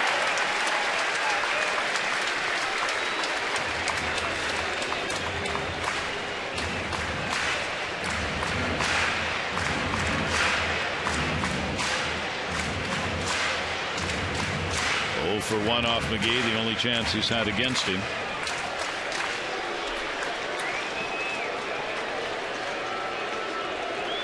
We didn't see many off-speed offerings from McGee in last night's outing. Power pitcher, and he comes back to get him. Luke Ford didn't see any off-speed right there. All fastballs. Challenged him to hold it back.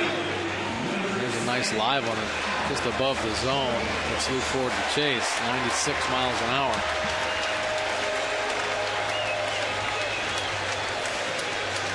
Adam Jones will face him.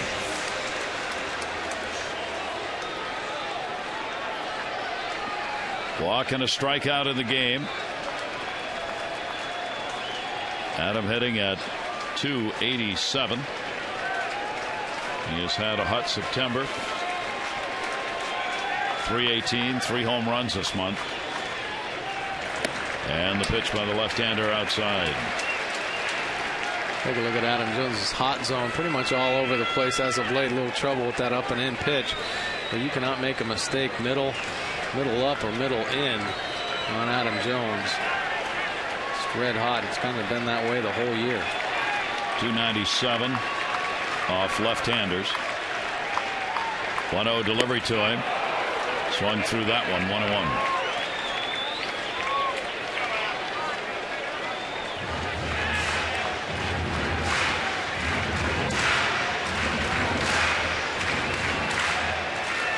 McGee's working his 8th game against the Orioles this year. He's given up no runs on 3 hits in 6 innings.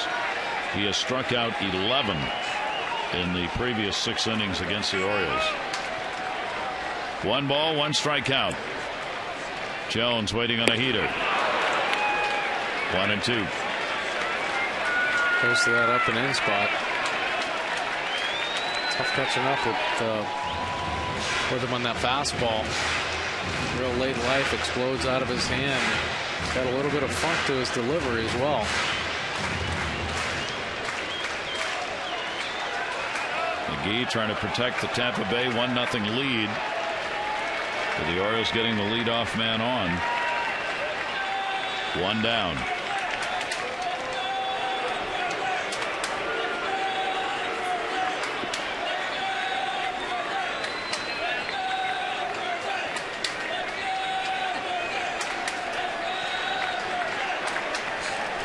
So we let you enjoy the music there for a minute, or whatever that was. 1 ball, 2 strike count.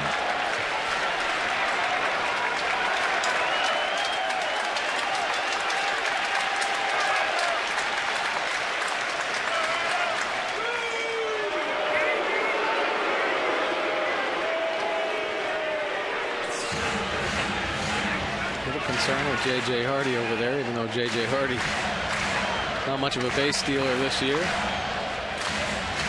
Trying to keep him honest, though. Gets any more honest, he'll be under the bag. Yeah, he is. He's getting a big lead.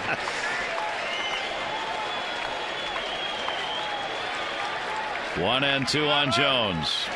Adam will foul it back. Count stays at a ball and 2 strikes from Jake McGee.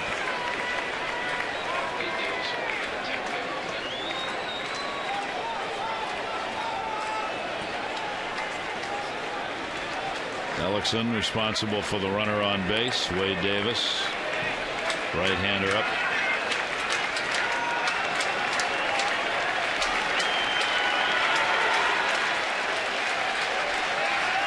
Again, the 1-2 coming.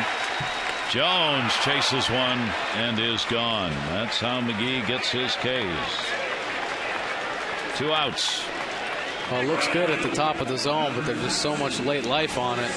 Just explodes up and out of the strike zone. Adam Jones chasing much like Lou Ford. Our Kia Pitch Strikes brought to you by Kia Motors. To learn more, visit kia.com. Well, the 26-year-old reliever gets the 2 strikeouts. That's what he was brought in to do after the single by Hardy. Now Davis up against him. Davis has doubled, singled in the ball game.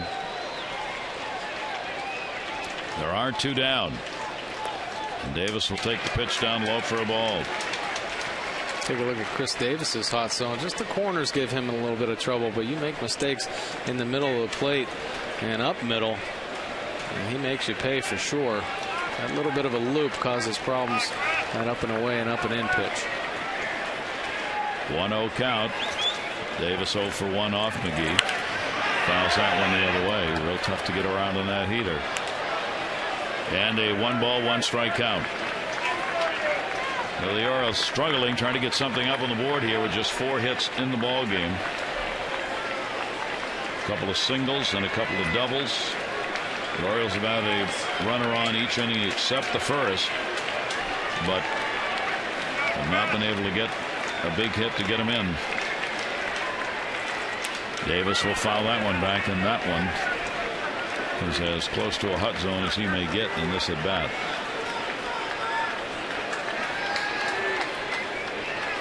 Yeah, he can definitely expand the strike zone now.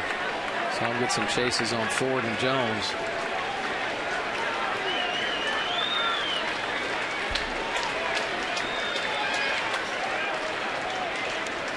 Hardy off first and got him.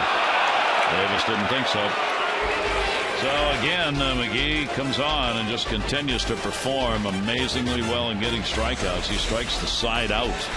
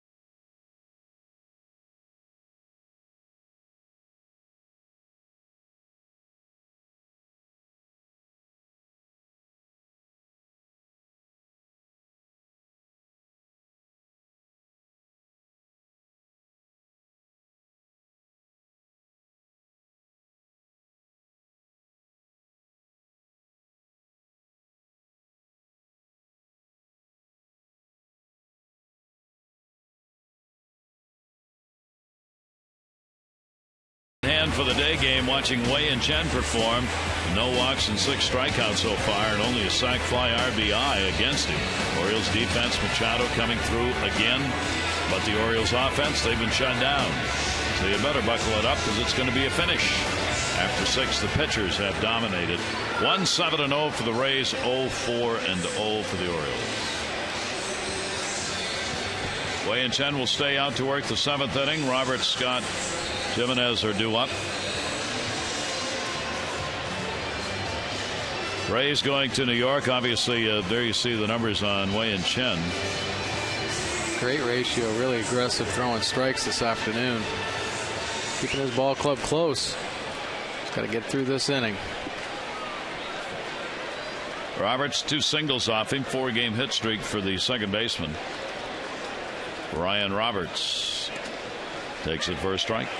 Orioles will be keeping an eye on the series in New York. David Price, CC Sabathia tomorrow. James Shields and Ivan Nova on Saturday. Sunday, Matt Moore and Hiroki Kuroda. In the air, left field, McLouth. Tough to track down. A lot of glare, lots of sun, high sky, but he got it. One away. Tickets still available for the final fireworks night. That'll be coming up September 28th, Friday, as the Orioles host the Red Sox. Don't miss this final Friday night, 2012 regular season. The Orioles have Fan Appreciation Weekend. You can get your tickets in advance and save 888-848-BIRD to go to Orioles.com.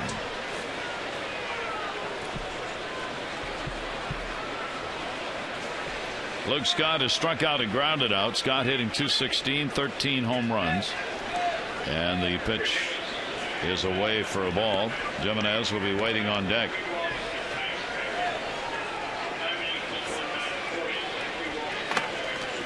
Well, Buck Showalter and Rick Adair should be feeling pretty good about WEIYIN Chen's performance here. I know there was some concern after that Yankee start. And there has been all year just how they were going to use him and how his innings were going to mount up here coming into September. And they've done a nice job of, resting him when needed, giving him an extra day or two. And nice to see him bounce back and throw a great game here. That ball in the air to left field. Again, McLouth.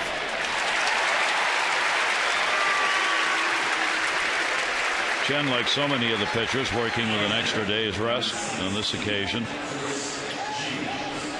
Some 2, some more than that, as the Orioles continue to piece together the starters for these series as it goes along, depending on who's used out of the bullpen. Joe Saunders will be making the start tomorrow night's ball game against the A's. Chris Gimenez, he has singled and struck out. 2 down, nobody on. Pitch will miss away for a ball.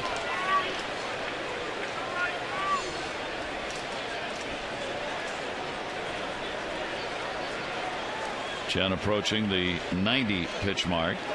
Here's the 1-0 delivery. Fastball there on the outside corner.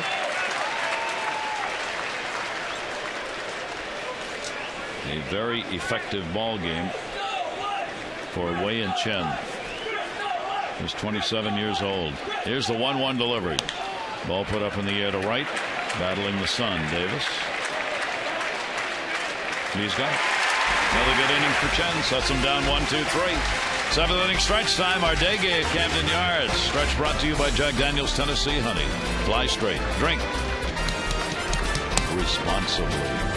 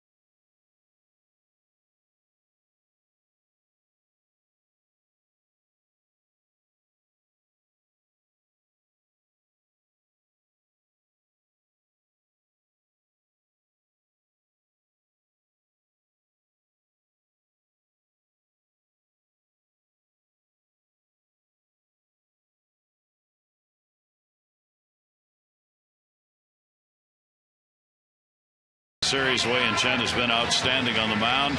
Tampa Bay still has the 1-0 lead as we go to the bottom half of the 7th inning.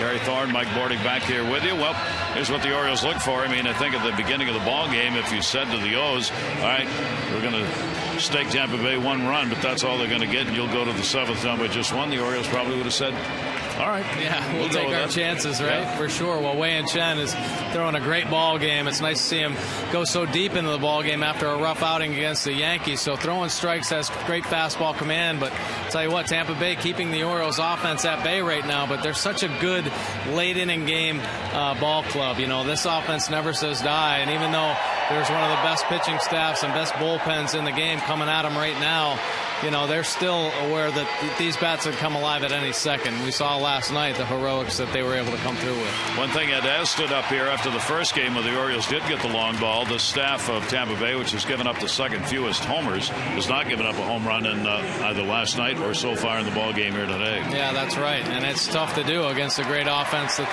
like the O's have.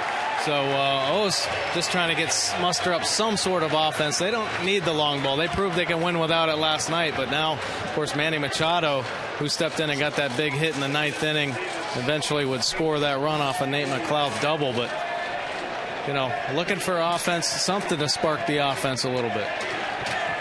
And bunting, that may be the one. Manny Machado's going to get on. So the very first pitch thrown ends up being a bunt, and he could not help his own cause. And Machado is on. A great idea by Manny Machado, but we always talk about pitchers trying to help themselves, and there was an opportunity for Wade Davis. This bunt back to him. Machado not executing it perfectly, but putting some pressure on him and able to get down there at first base. So the Orioles have the leadoff man on again. That's 3 innings in a row. The leadoff man has been on. Holt has come on to play in right field. Pena has come on to play at first. Defensive replacements for Madden. Now here is Mark Reynolds. Nobody out. Machado at first base and Reynolds down. See many of those anymore. No, not too many up and in knockdown pitches where actually a hitter has to leave his feet. We've seen some guys bent over, but this one just takes off up around neck high there on Mark Reynolds. Certainly does get his backside a little dusty there. If you're going to hit a home run, here's where a hitter wants to do it. It was an error charged, by the way, on Davis. First error of the ball game, so let's see if the Orioles can take advantage of it. Reynolds has walked and popped out. Davis and Reynolds on a half cut, went around on it. For Reynolds, he is 3 for 13 off Davis, but 2 of the 3 hits have been home runs. 1 ball, 1 strike count. McGee worked an inning out of the bullpen, struck the side out. Hellickson 5+ innings. Gave up nothing on 5 hits. Walked 3 and struck out 5. 1 ball, 1 strikeout on Reynolds. And the big home run cut fouled it off his foot or leg.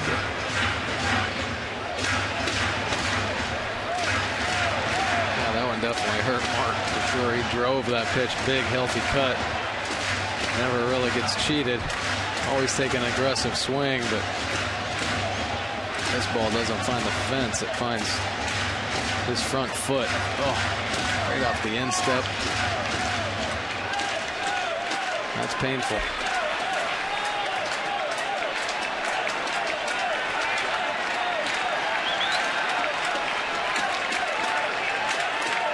Reynolds with a 1 ball, 2 strike count. Infield playing way around, playing him to pull. Davis, the 1-2 delivery, and got him. So Davis gets the strikeout, 1 away. Challenging Mark Reynolds with a fastball here, not really hitting his spot, pretty much center cut. Mark Reynolds just misses it. That bat head just loop underneath the ball. Not able to catch up with a 95-mile-an-hour heater. Robert Andino is hit into a double play and has flied out a hard ground ball back to Hellickson that caught him right line drive that caught him in the midsection, that he was able to turn into a double play on Andino's last at bat. 1 down. Machado off first base, and that'll be inside for a ball. Robert Andino, a 1 for 10 lifetime off Davis. Reynolds back over there, letting the foot bark a little bit after that foul ball. Tampa Bay got a run in the 4th inning. They've made it stand up. Sacrifice fly by Keppinger. Each team has stranded 5 in the ball game. The Orioles have had a runner on in every inning except the first. Here's the 1-0. Andino outside. Look back. Gimenez no throw to first. Robert getting himself into a good hitter's count here. Did have a nice healthy cut, as you mentioned. That bullet back up the middle. It's led to a double play, but he's going to be letting it loose here. Alden Farnsworth, they'll keep the bullpen active to get matchups. 2-0 the count. That elongated stretch, and Davis will make the throw over.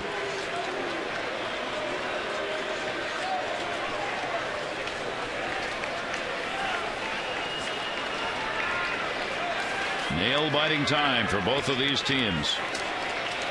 Orioles try and ensure that they will at least remain in a tie with the Yankees for first. Tampa Bay trying to get a game closer to both the Yankees and the Orioles. Here's the 2-0 delivery, and that'll just miss outside. Nice patience by Robert Andino. Just out of the zone there. Going to count to 3-0. Obviously be taking in this situation.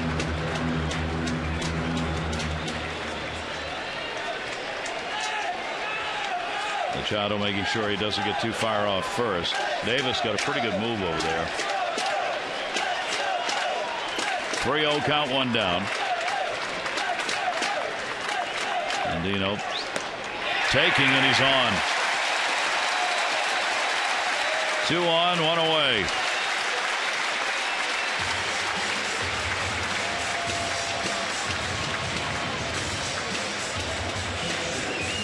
Meeting at the mound.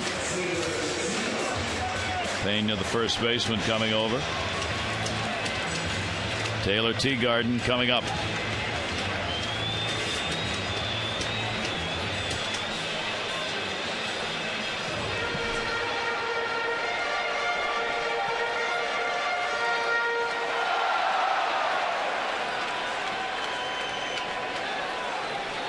So Taylor Teagarden stands in, having drawn a walk and flied out.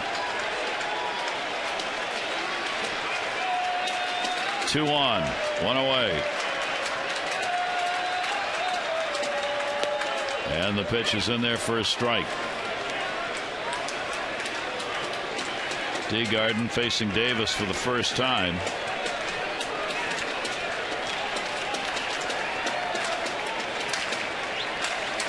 Manny Machado reached on an error. He's at second base. Andino with a walk at first. Here's the 0-1. That one in the air to right center field. Hit it hard. Going back, going back. It's going to fall in. That's going to score Manny Machado. That's going to score Andino. And the Orioles have a 2-1 lead.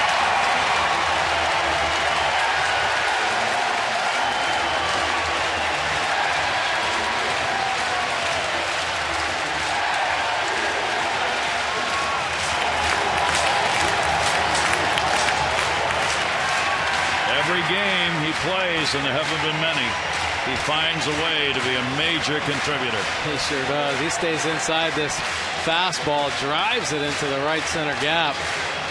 Ball giving chase there, but Robert Andino with that speed from first base, just legging around, able to score easily. Taylor Teagarden and the O's have the lead, 2-1. And that will be it for Davis. And another late inning rally, and the Orioles are on top by a score of 2-1.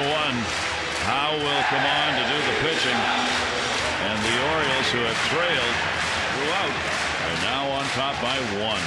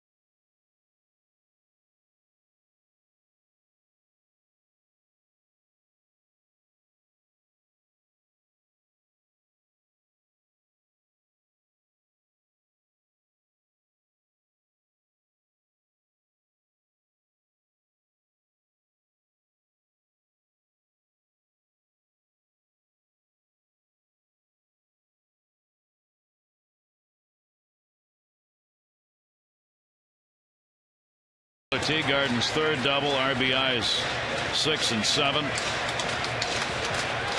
And the Orioles have a 2-1 lead. Let me tell you what we were looking at. That's why he's managing. Matt Wieters against Davis was 8 for 22. 8 for 22. Wieters is not playing. He's on the bench. Taylor Teagarden's coming to the plate. Why don't you pinch hit Wieters? I don't know. Buck Showalter does. He pushes the button again, leaves Teagarden in. He gets a 2 RBI double. Here's Howell. Yeah, Matt Wieters, who doesn't get days off. When he does get one, it is a clean day off. J.P. Howell now in relief, 47 2/3. Let's see the lefties hitting 195.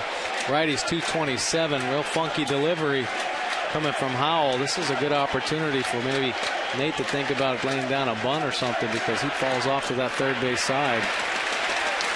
McLouth looking over there just briefly right then. Right after that pitch, McLouth gave the quick look to right to see where they were playing at first and second, and they are way back. Yeah, they are. He wants to drop a bunt down there. One away. Of course, he's got an RBI chance. McLouth 0 for 2 off Howell. 1-0 delivery. He'll take the pitch for a strike. Teagarden on at second base. Bear in mind how this started. The error allowed Machado to reach, and Davis could not field the ball on the Machado bunt to start the inning. A walk to Andino with 1 away, and then Teagarden with a double. And Machado kicked it off by laying down a good bunt and forced the play on the very first pitch thrown by Davis. 1-1 to McLouth. He'll take that on the outside corner. 1-2. A couple pretty good pitches right there, painting the outside corner on McLouth. Couple fastballs. So this bullpen that has been so good for Tampa Bay is what the Orioles have gone to get runs. McLouth with that big .303 average against left-handers coming into the ballgame. 1-2 delivery. That'll go to second base. Played by Roberts. Over to third base, Teagarden. There are 2 down. Time to text in your vote. AT&T Player of the Game. The candidates for this one, WEIYIN CHEN. Could be a winner in this. A solid ball game as a starter. Taylor Teagarden, the 2 RBIs picked up here with a double. And for Chris Davis, he has had a 2 for 3 day with a double and a single. Text in your vote A, B, or C. 31826. That's going to be it for the left-hander Howell. Farnsworth will come on to do the pitching with Hardy coming to the plate.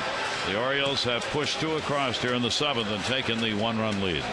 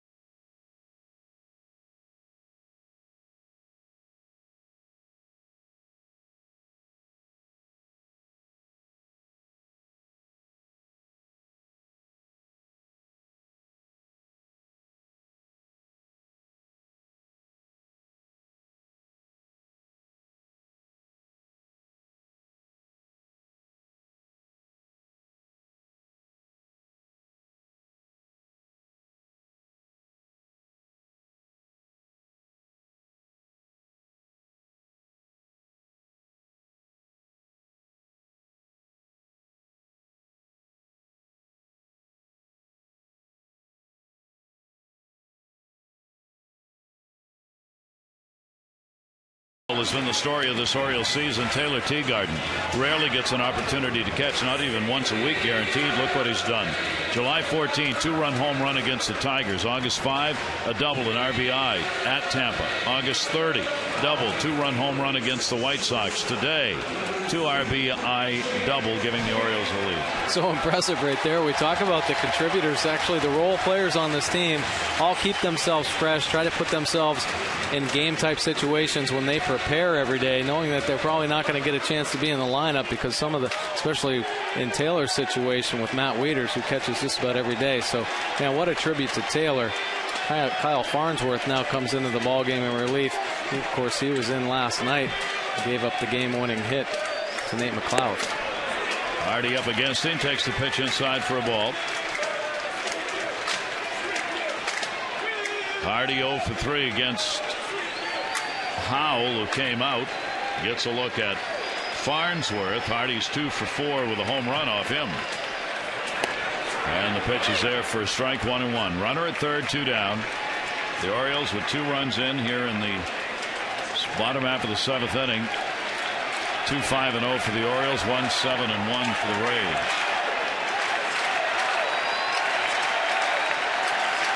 Teagarden off third base. Hardy will take it at first, strike in the outside corner. 36-year-old Farnsworth. 176 lefties, 184 righties. 1 ball, 2 strike count. Put up in the air by Hardy to center field. Upton going back, has it in range, and he's got it. But a big inning for the Orioles.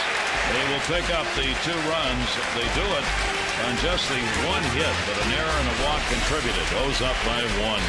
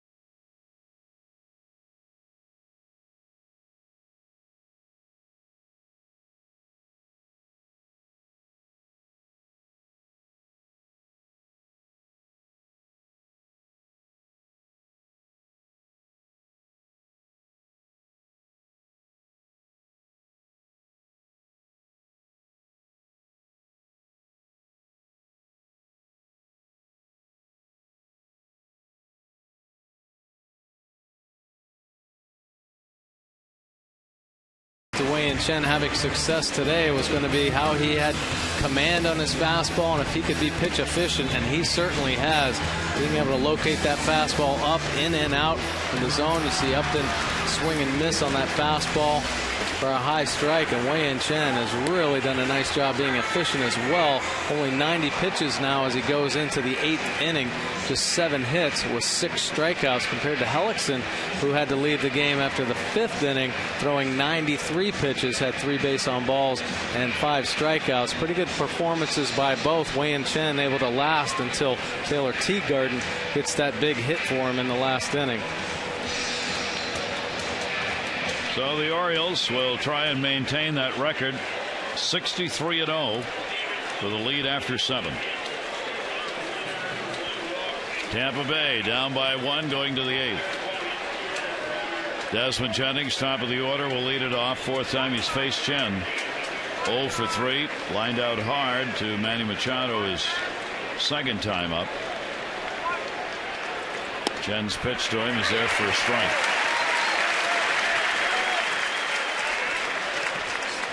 Right from the get-go, he's continued to get ahead of hitters, and we told you how important that is for Chen.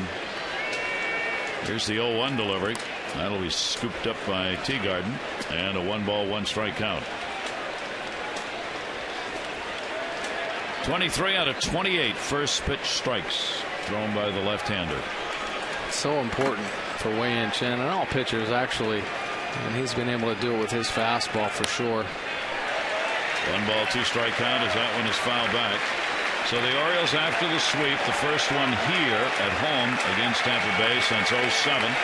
A win today would guarantee them that they will play .500 baseball for the first time in 15 years.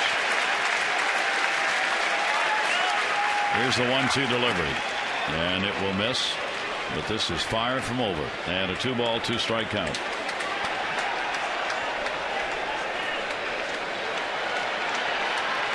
Orioles after their 6th 3-game sweep of the year.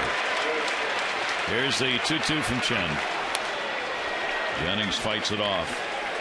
Jennings still looking for his first hit off Chen. He's 0 for 9 against the left-hander in his career.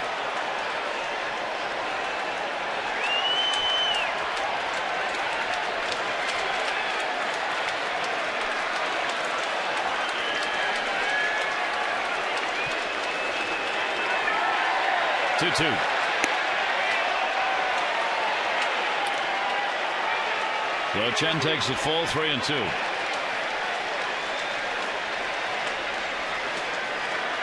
Chen's retired the side in order 3 times, faced 3 in an inning 4 times.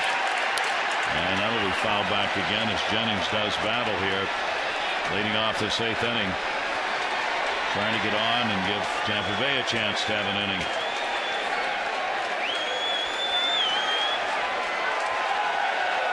Jennings has hit safely coming into this ball game at 10 out of the last 12 at a .313 clip. Here's the 3-2 delivery. All right, neither Chen nor Jennings giving in right here. Chen continues to be aggressive on the inner third of the plate. But Jennings trying to spot his fastball in there and tie him up. But Jennings able to fight off some tough pitches. Tries it again, 3-2, and way up high. So Jennings wins that battle. That's the first walk surrendered by Chen. Well, for our Maryland Lottery contestant today, Lewis, you had $500 for being selected. Another 100 for each strikeout recorded by the Orioles so far in this game. 6 strikeouts. That's $1,100. For all the latest information on new games, current promotions, and second chance contests, visit mdlottery.com today.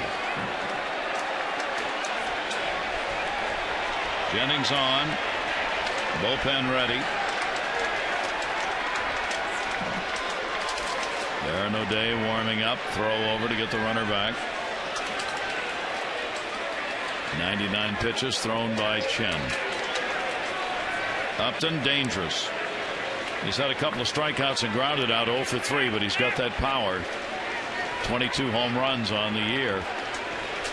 Had a leadoff homer in the ball game last night. Outfield deep. Nobody out.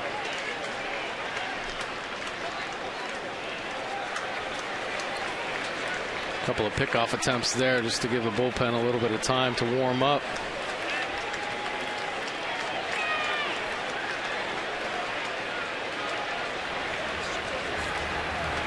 Upton 1 hit in 11 at bats lifetime off Chen.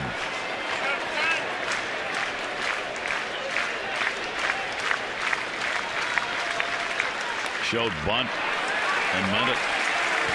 Bunting for a base hit. Trying to push it out, it looked like, push it out towards second base. Yeah, it did. Pretty interesting decision right there. That would be his choice, right? Yeah. Must have seen an opportunity there. Tough play with Robert Andino playing shorter out there at second base and double play depth. Obviously, he can close the distance a little quicker.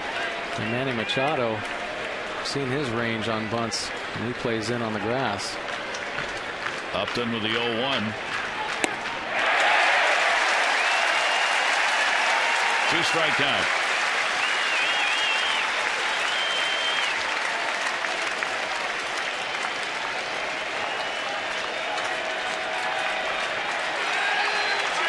Zobrist and then Longoria.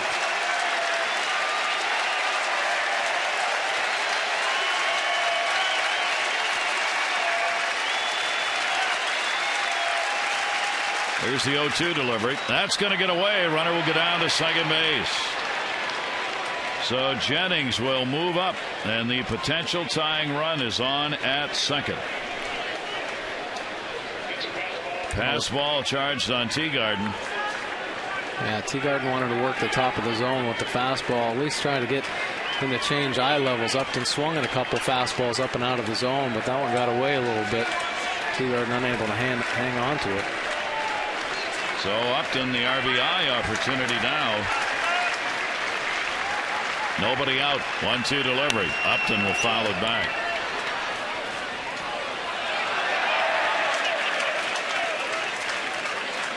Oh for 3 so far today for the Rays. Not a lot of chances. They are 2 for 17 in the series.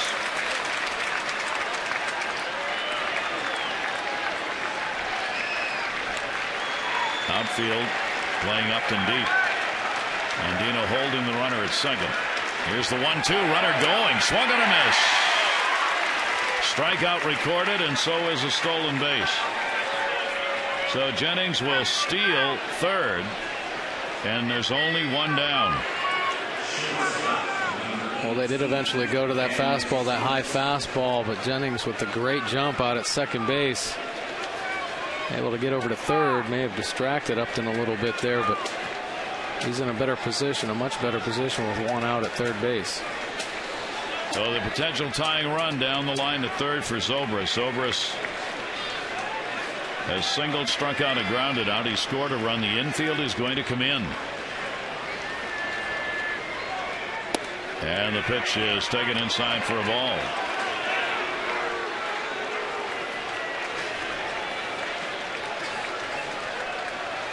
Chen trying to work his way through this inning.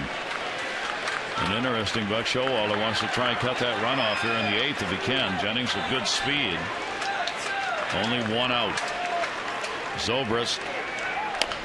Little chopper. That's going to get the run in. Infield hit, and this ball game is tied. Zobrist on the swinging bunt will get the RBI. Jennings, that stolen base matters. And it is a 2-2 ball game here in the 8th inning. And that will be it for Chen. Well, unfortunate right there. Nice pitch just off the end of the bat. In no man's land. Manny Machado has to eat it. Chen will get a great hand. He too has given the Orioles a chance to win this thing as he goes 7+.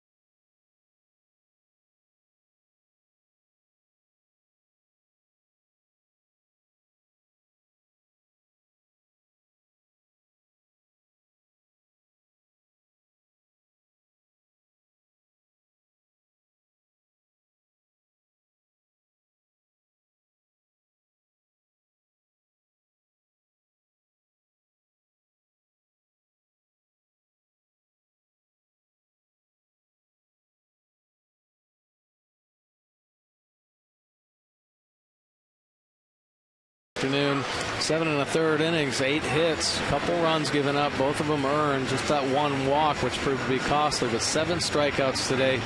Really a great effort by WEIYIN. to build his confidence up. Had a rough start his last one against the Yankees, but good to see him bounce back with such a quality performance.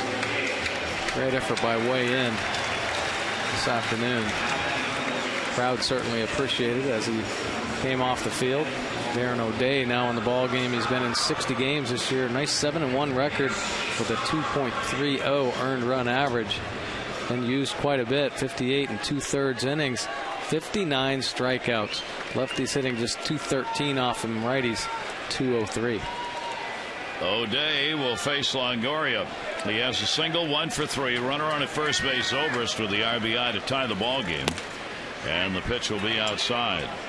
For Longoria, 1 for 5. Lifetime off O'Day. So Tampa Bay battles back. Sac fly. Keppinger in the 4th inning. RBI swinging bunt base hit by ZOBRIST here in the 8th after Teagarden had the 2 RBI double in the 7th. One of those runs unearned. Here's the 1-0 pitch in the air to right field, right at Davis. Longoria retired, 2 down. Follow the Orioles with the MLB.com at Bat 12 app for your iPhone, iPad, Android, BlackBerry, and Windows Mobile. Live audio pitch tracking, video highlights, and more. Just text at Bat 31826 or go to Orioles.com. Both teams have taken advantage of mistakes, and we talked about how important that would be in this series. The error allowed Machado to reach in the 7th. That opened up the inning for 2 RBIs for the Orioles. Jennings gets the walk. A pass ball moves him to second. He steals third. And then ends up scoring on that little swinging bunt. Here is Sam Foll getting his first at bat. Foll came on as a defensive replacement in right field. Real good speed. Machado comes in at third base. O'Day with the 0-1 to him up high.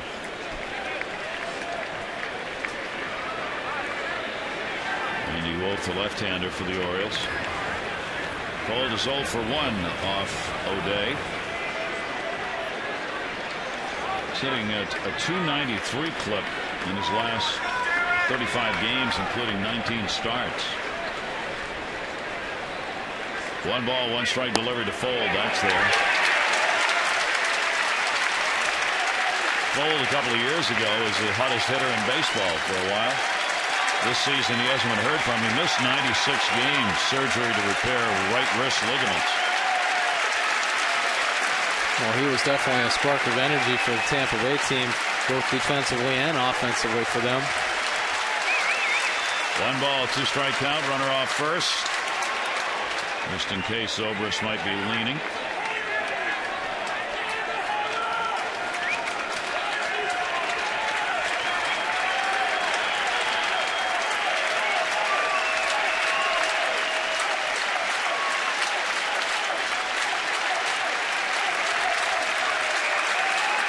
O'Day ready again.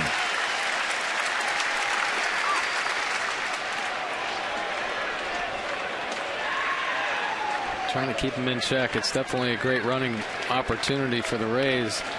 Even if ZOBRIST gets thrown out, they wouldn't mind Fold leading off the next inning.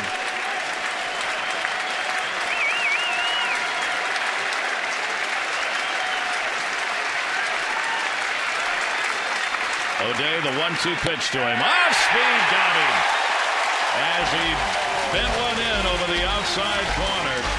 But a run in on 1 hit, and this ball game is tied at 2.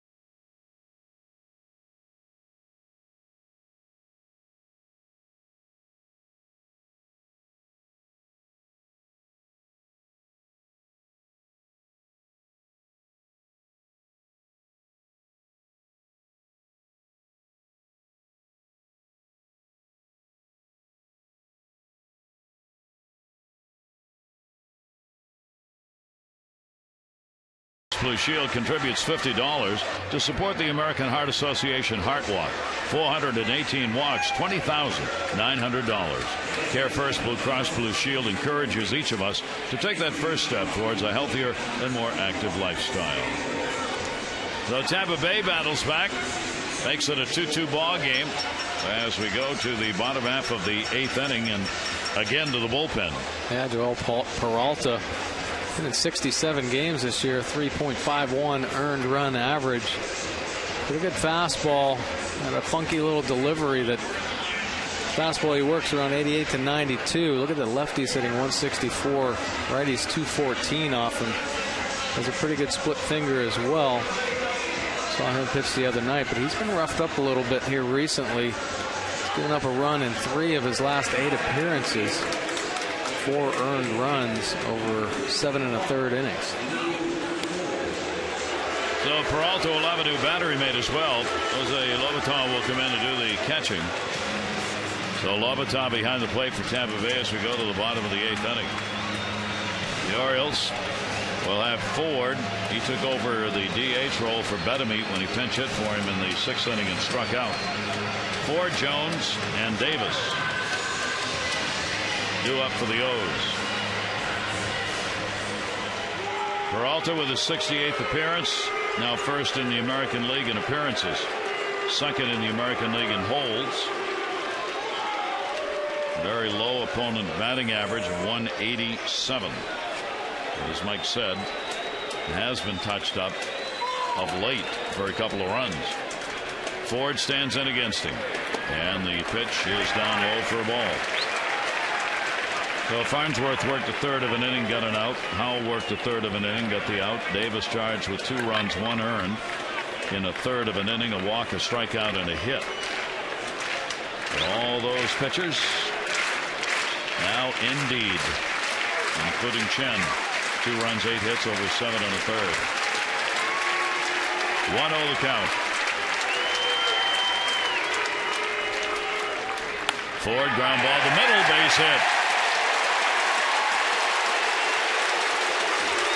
So Ford on with a leadoff single. This copyrighted telecast presented by authority of the Orioles may not be reproduced or retransmitted in any form. The accounts and descriptions of this game may not be disseminated without the express written consent of the Orioles. Adam Jones, 2 strikeouts and a walk. He's got a 10-game hit streak that he has not extended so far in this game.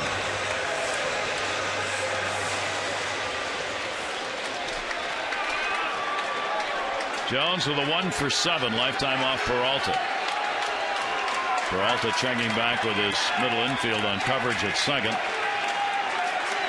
Ford with real good speed on at first base.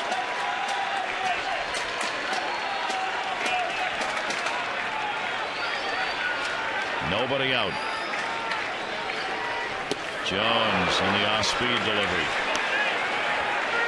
Real good changeup right there from Peralta. Kempinger down there at third base, protecting the line and obviously being careful just in case Adam Jones lays down a bunt. Tight on the infield grass there. There's Ford at first. Trying to get as big a lead as he can without getting picked off. Here's the 0-1 delivery. Jones to third. There's 1, and that'll be it. Ford in place right at Kempinger over there on the line. Jones retired. Kempinger worked his way back. That first pitch was up on the grass, then kind of worked back another 15-20 feet. Line drive right at him by Adam Jones. 1 down in the 8th inning. That'll bring up Davis. Chris Davis, 2 for 7 off Peralta, including a home run. Double single, and he has struck out. Ford on at first base.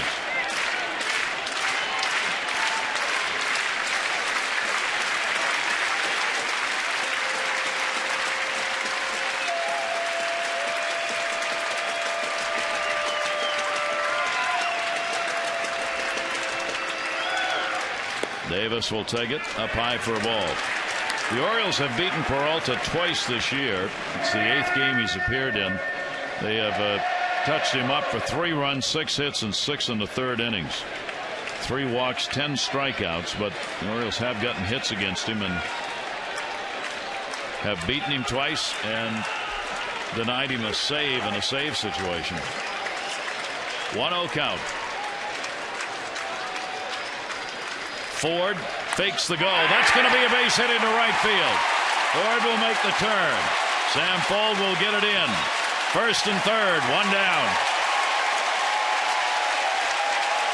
3-hit ball game. Chris Davis.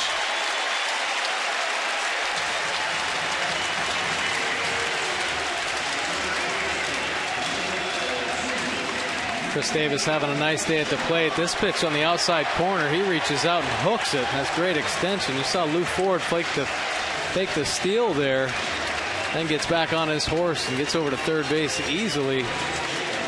Great opportunity right now for Manny Machado and the Orioles. Pinch runner Endy Chavez in for Chris Davis. Put a little pressure on the defense here. Defense looking for the double play. The Orioles looking for anything to get that go-ahead run from 3rd base. Davis with his 9th 3-hit ball game. 2 singles and a double. Manny Machado struck out, hit into a double play, reached on an error and scored. 1 out. Keppinger even with the bag at 3rd. Endy Chavez off 1st. That'll be outside for a ball. Machado's again been heavily involved in this game. Came up, runner at 2nd base, first time up, struck out. Runners at 1st and 2nd in the 4th inning and hit into a double play, and then reached in the 7th inning when he laid down a bunt that couldn't be handled by the pitcher Wade Davis. Would end up with a 2-run inning on the Teagarden 2 RBI double. 1-0. Machado takes it outside, 2-0.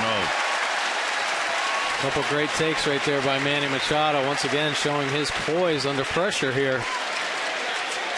A lot of anxiety when you stand in the box with runners in scoring position. He isn't flinching on a couple tough offerings from Peralta. Machado came in hitting .292 with runners in scoring position. Ford the go-ahead, potential at 3rd. 2-0 delivery, Peralta. Throttle back a little bit, 2-1. He did quite a pitch right there, 2-0. Little change up down and away.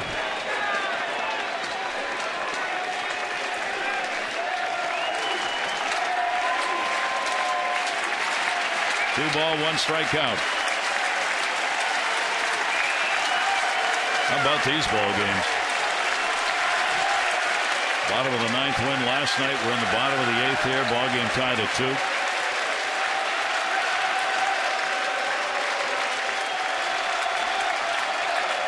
Two-1 delivery. Again, taking it off, and it goes 2-2. Take a look at this pitch from Peralta here. Another split finger or chain. I think it's a split finger fastball that he throws there. Shadow, a nice healthy cut. I don't know if he foul tipped that. It just had so much movement on it. Went right over the glove of WEIYIN. Yeah, it did look like he just whiffed that pitch. WEIYIN has a conversation. Comes back. Ford will be alive down there at 3rd base. I mean, will be anyway, but you see a pitch like that and you go, whoa, chance for a wild pitch here. Peralta's had 4 wild pitches and a hit batter. 2 balls, 2 strikes, 1st and 3rd. Infield moves in. Joe Madden moves them in now with the count at 2-2.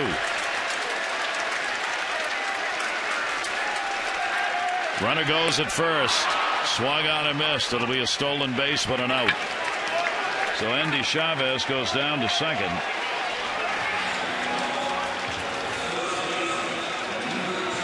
Looks like 3 split fingers in a row. This one has great late movement. Up and into Manny. Sure enough, it's a split finger that he's throwing. You see it, that nice tailing action. Manny Machado out in front just a bit. It's a swing and miss. No fear, Lobaton. I mean, it takes a little bit back there to call those when the potential winning runs at third base in the 8th inning. That's what good catchers do. They're not going to hold their pitchers to throw anything less than their best pitch, and right now that splitter looks like it's working for Peralta. Here's Reynolds. 2 down, 2 in scoring position. And he'll foul that one back. Reynolds 0 for 2 and a walk today, 0 for his last 14, including an 0 for 9 in this series.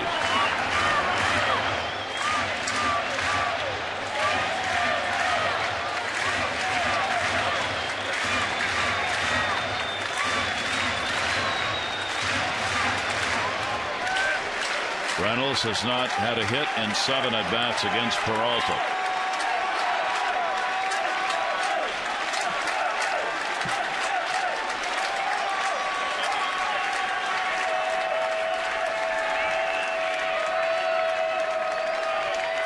Here's the 0-1 delivery. And Reynolds will take that one. Lobaton again having to block it. 1-1. Pretty close right there, too. That one almost snuck between the legs there of Lobaton. Another split finger, bottom of the zone. That's what you have to be careful about. That's his best pitch, but he has to avoid trying to spike that ball in the dirt. Made some good ones. Trust your catcher, though. Nice block there.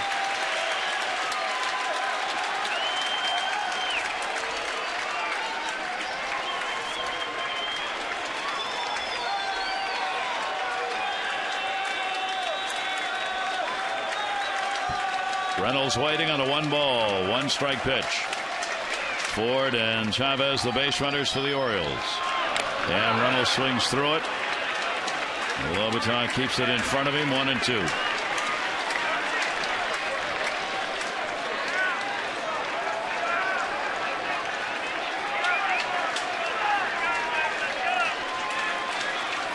So Peralta coming on with a nasty pitch. It's working for him today.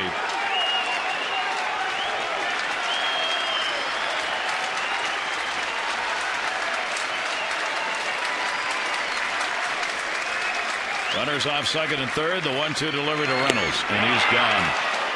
So Peralta comes on and gets it done. Couple of strikeouts, no runs, 2 hits, no errors, 2 left in scoring position. We go to the 9th. 2-2.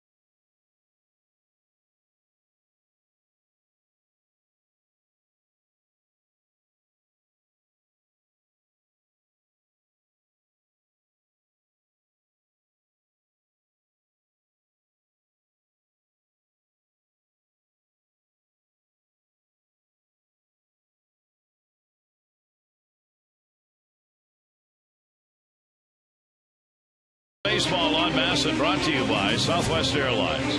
Find our fares online only at southwest.com. And by Dodge.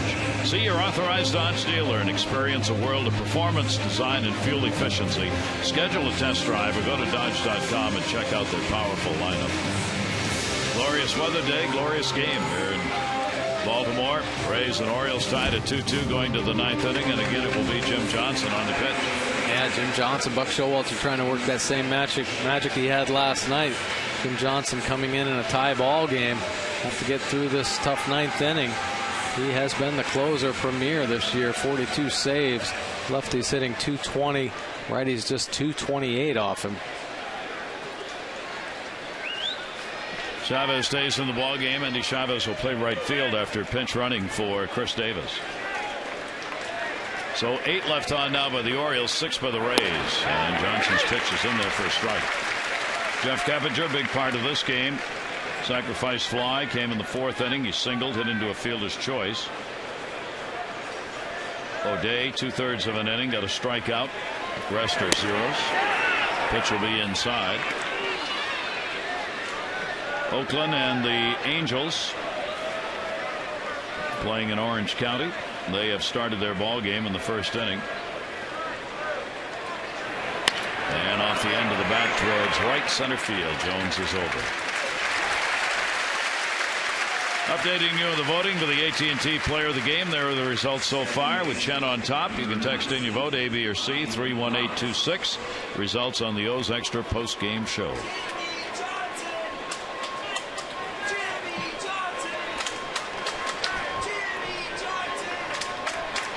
Here's Ryan Roberts.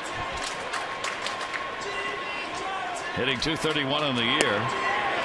Strike taken. Better than that in this series. He's got a 4-game hit streak, 2 for 3 in the ball game, 4 for 8 with a home run in this 3-game set. Here's the 0-1 delivery by 101.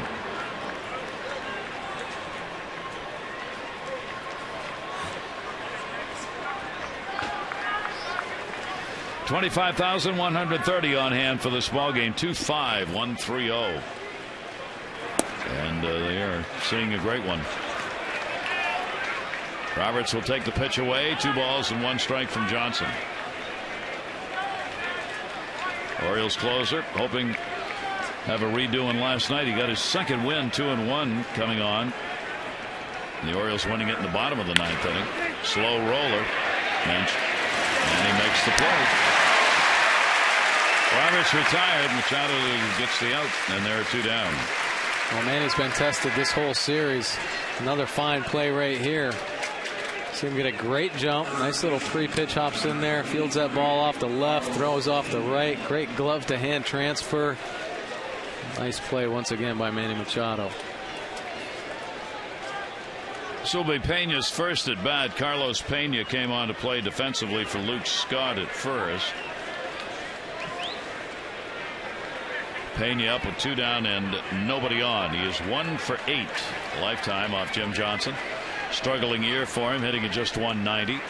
17 home runs, 51 RBIs. Shift on in the infield against him. Pena will take it for a strike. Closer Fernando Rodney in the bullpen. These 2 closers tied for first in the American League in saves, Jim Johnson and Fernando Rodney. 0-1 the count.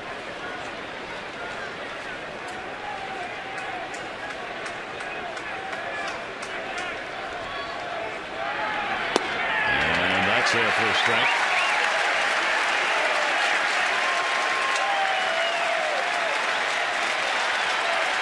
Good breaking ball right there from Jim Johnson. We talk so much about his power fastball and that life that he has on it to get it up around 96, 97 miles an hour. But he has other weapons as well. And you just saw that really good curveball from Jim Johnson there. Also has a great change to go with it.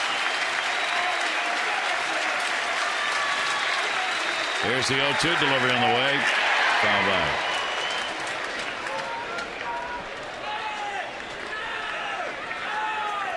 Jim on with that 2-strike count. Johnson in his 62nd game, 42 saves of the Orioles' 80-win games. And a couple of wins, as we said, to go along with that 2-1. His record with 42 saves. Again, the 2-strike count coming to Pena. And again fouls it back.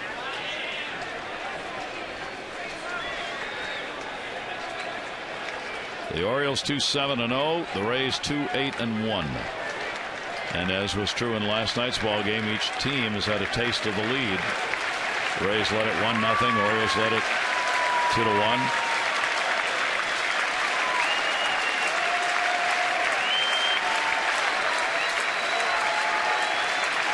Here's the 0-2 delivery again, and then it'll be inside. Ball and 2 strikes.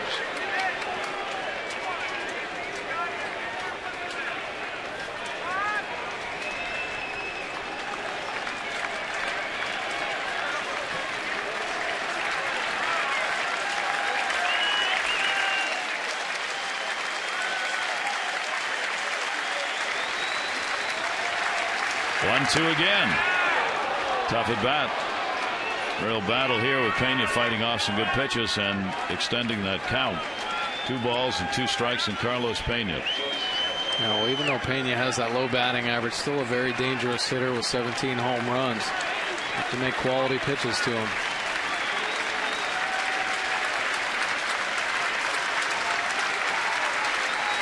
Pena will stand back in 2-2.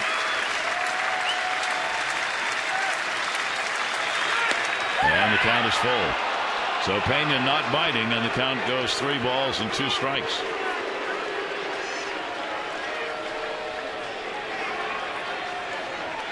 Pena with a 184 average, no home runs, 5 RBIs against the Orioles this year. Working Jim Johnson.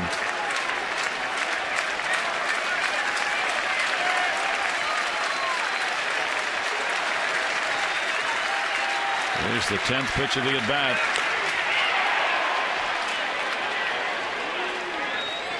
And you can't quite get it teed up to drive it, which of course is what he's trying to do here with nobody on and 2 away. Jim has so much good late life on his fastball, just enough to keep it off the barrel of bat of Pena. Great location as well, outside corner.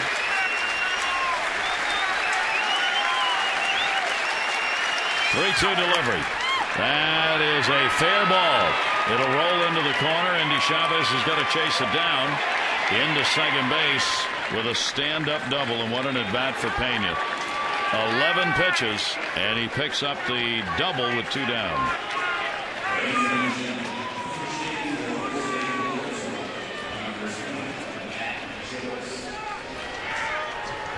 And to the bench again.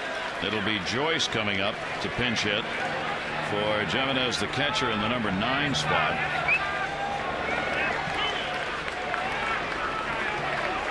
Matt Joyce will have to wait, as Joe Madden also wants to get a pinch runner. There's Rich Thompson coming on to pinch run. Of course, Thompson was the pinch runner in last night's ball game when he over-boogied at third base.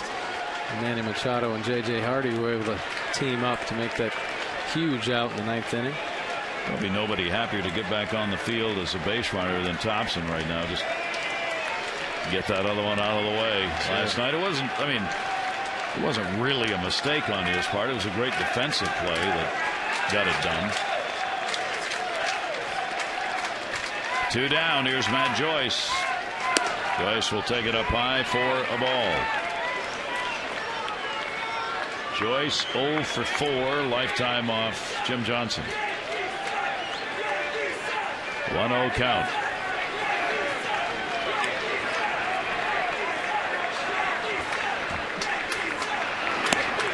That's going to be away, and Johnson falls behind 2-0.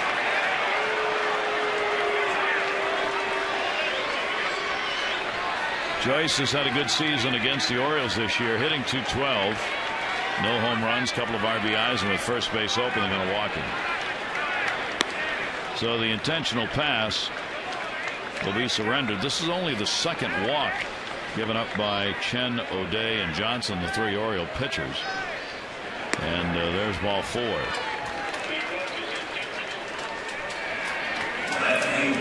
Intentional pass, putting runners on at first and second base. Desmond Jennings, the leadoff batter, drew a walk in the 8th inning. Pass ball and a stolen base got him over the 3rd. He scored the tying run, kept the ball game going.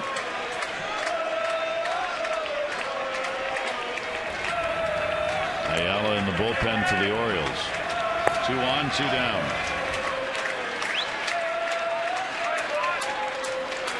Jennings will take the pitch up high. Jennings 0 for 3 off Johnson. Getting back after missing 4 games because of the bad back. And sure enough, in that game back, here he is. In what could be a game-deciding situation. 1-0 count. Breaking ball is in there. There you go. Get back on track right there. He's been throwing some pretty good breaking balls in this inning. Trying to get ahead and establish that zone. Good job dropping a curveball in. I think Jennings up there thinking about that fastball that most hitters have to gear up for off Jim Johnson. That's going to be a little bloop. That's not deep. And Jones is there. He's got it. Jennings is retired. So are the Rays. No runs, 1 hit, no errors. 2 more left on base. Bottom of the 9th inning, tied.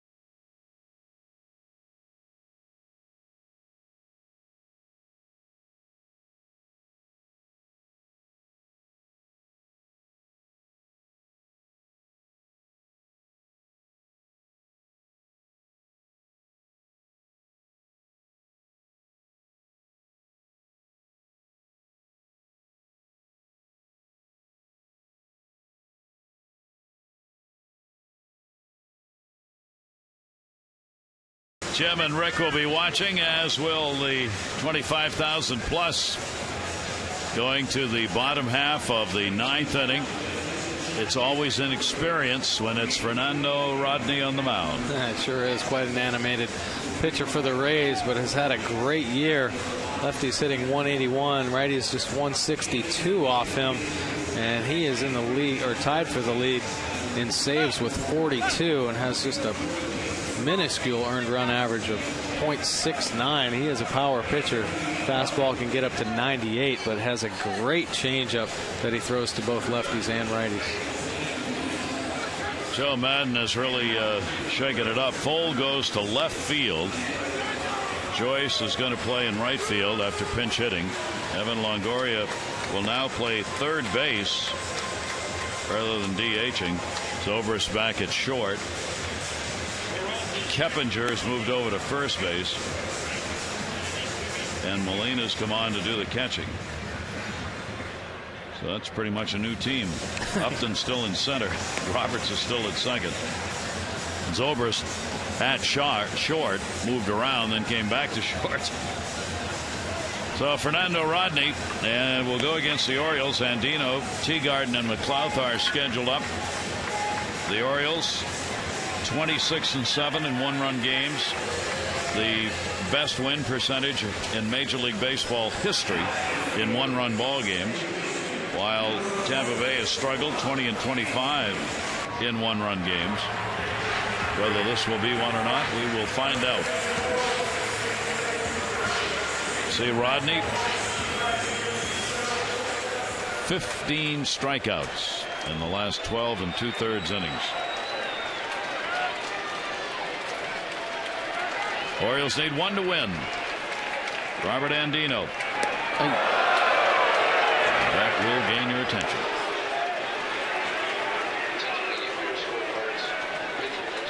Andino 0 for 1 off Rodney. This fastball just takes off up and in. Robert Andino, as he backs away, probably wishing he would have maybe taken one for the team or just touched his jersey.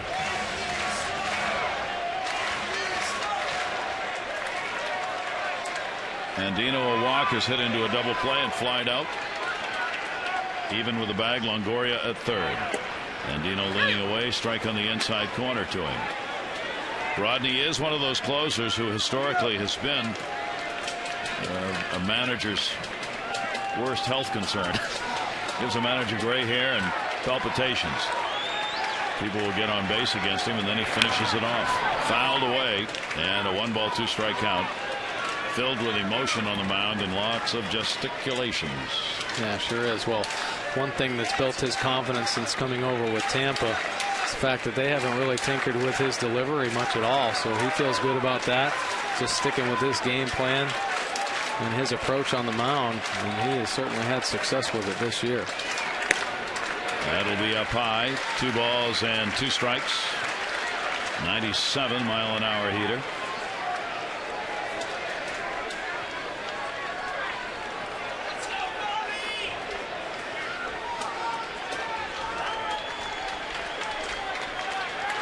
Rodney with a 2-ball 2-strike count.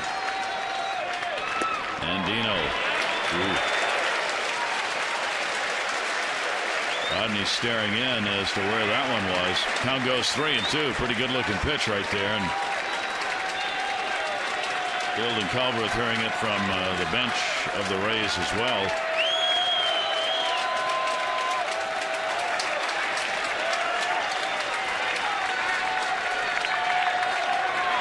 Ground ball down to third. This time Longoria's got it. Andino retired. 1 down. And Longoria down there protecting that line. I don't want to give up any doubles. Ball hit right to him.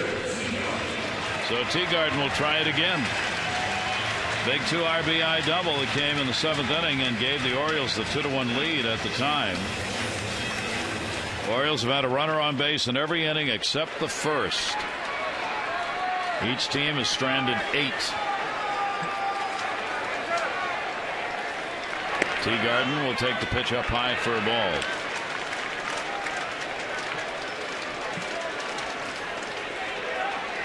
Kevinger's sac fly and Zobrist RBI single, accounting for the 2 runs for the Rays. Orioles, Teagarden, both of them on his double. And that will skip away from the catcher, Molina. 1-1.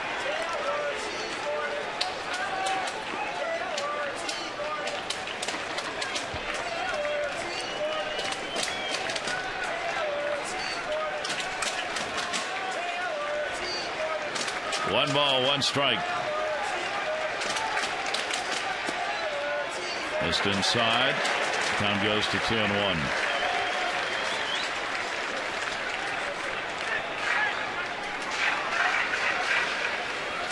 A battle with the postseason at stake. Final 20 games of the season for both of these teams. Orioles tied for first with the Yankees. Rays 3 games out. That's their first strike. 2-ball, 2-strike count on Taylor Teagarden. Really his best pitch. I mean, we've seen his fastball get up there 96, 97 miles an hour, but he can throw that changeup at any time in the count. And we've seen him double up and triple up with it as well, much like HELLICKSON, just fearless with the change. 2-2 delivery, and that's going to be caught by Longoria. 2 outs.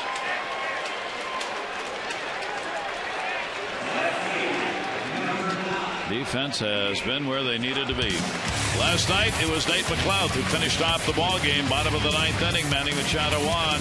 He gave it the Carlton Fisk lean. It was fair. Machado scored. Orioles won it 3-2. A chance to be a hero again.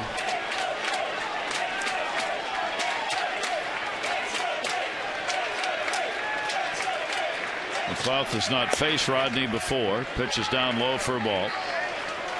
A double, 1 for 4 in this game, and 5 for 14 in the series. McLeod has hit safely in the last 3 now. 1-0 delivery. Rodney gets it in there for a strike.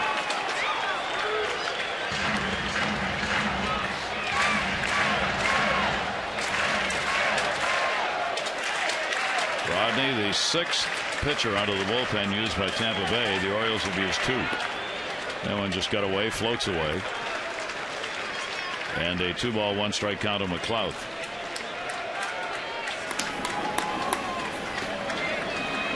Archer getting ready in the bullpen. Rodney, the left-hander's 181, right-hander's 162. Only 2 home runs, both hit by lefties. Breaking ball will miss. 3-1. 2 down, nobody on. Hardy hoping to get an at-bat or watch McLeouth finish it off. One or the other. Who wouldn't mind seeing Nate finish it right here?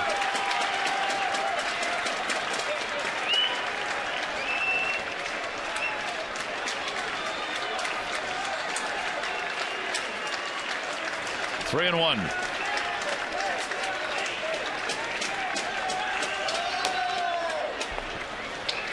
And a 3-ball, 2-strike count. Clocked at 96 on that one.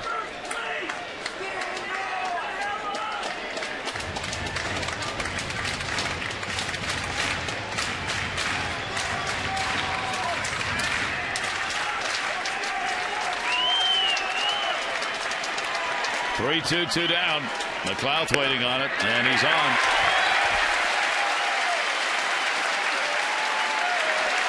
So Rodney gives up a 2-out walk, and J.J. Hardy will come to the plate.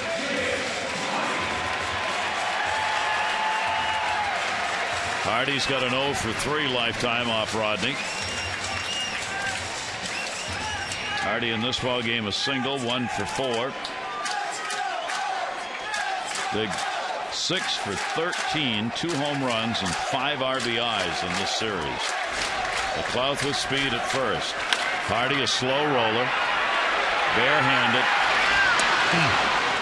Comes on for defensive purposes, and that's just exactly what he gives him. Longoria with a real fine play. Orioles will leave one on. Free baseball coming up. We go to the 10th.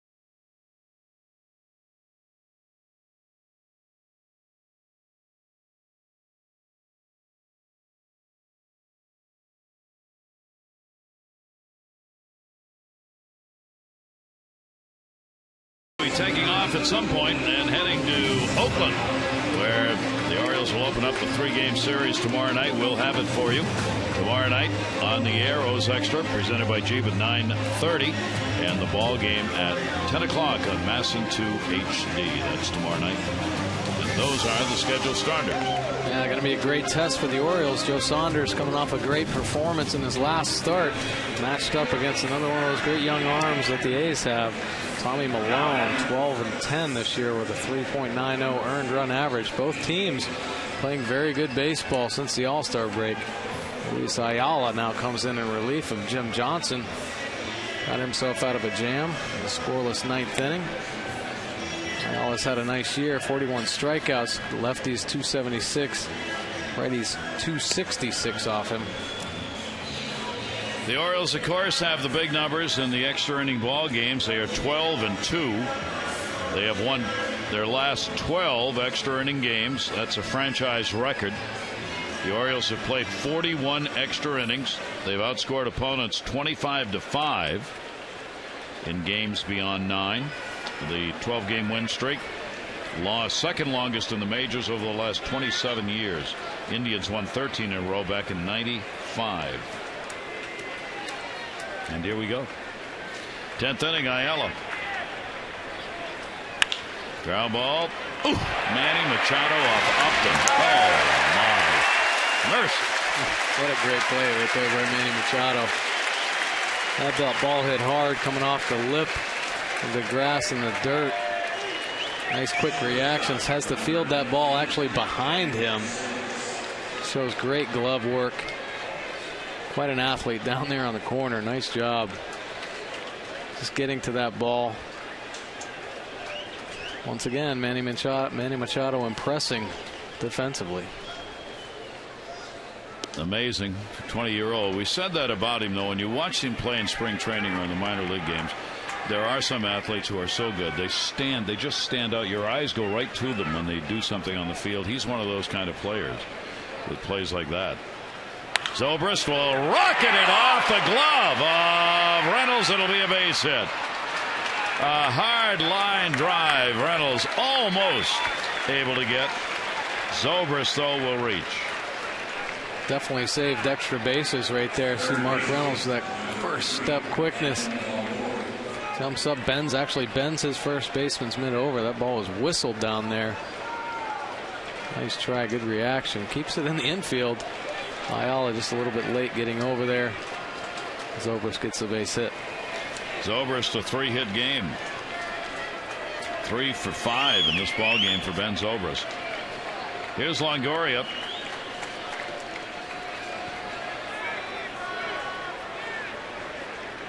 Longoria started as the DH, now playing at third base.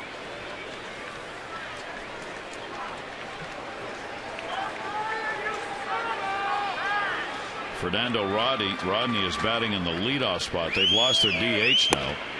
Pitch is taken down low for a ball.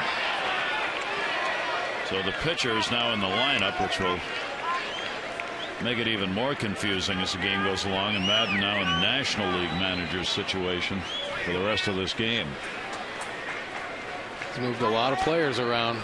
Been pretty interesting. He's certainly earning his money this afternoon. 1-0 count to Longoria. And Ayala's pitch inside to him. Longoria's 1 for 4. That hit a home run off Ayala. His single came in the 4th inning today. 3 hits, 10 at bats in the series. Longoria hitting .290. Zobrist on at first base, 10th inning.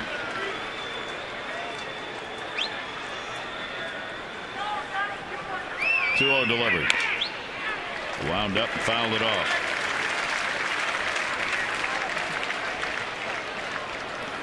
Third inning. Angels Oakland, no score. Ball game moving right along. Oakland. Will they finish first in time? 2 ball, 1 strike count. They have a little shorter trip going from Anaheim to Oakland than the Orioles from Baltimore to Oakland. And a little roller back to the mound. Ayala looks to second. There's one relay and a good one. Nice stretch to get 2. Longoria not able to run full speed with that hammy, and the Orioles take advantage of it. No runs, 1 hit, no errors. Nobody left on. Bottom of the 10th coming up.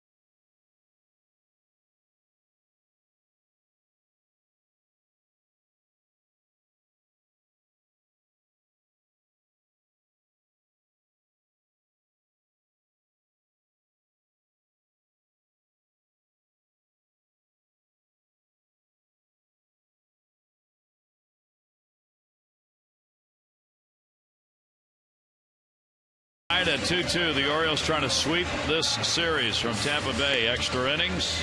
We go to the bottom half of the 10th and even deeper into this Rays bullpen.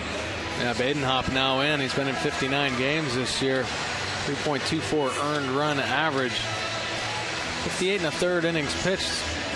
12 base on balls and the 40 strikeouts.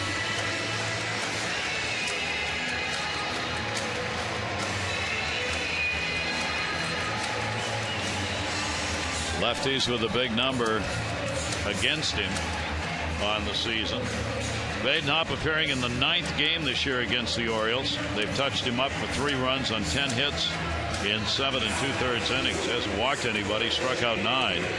The Orioles have a batting average of .303 against him. Oh, he's a lot like Ayala in the sense that Madden will keep him in there because he has such a good sinker, able to induce some ground balls. So Ayala getting all in Longoria's kitchen last inning there to get out of a little bit of a jam. Nice double play turned by Ayala and Andino.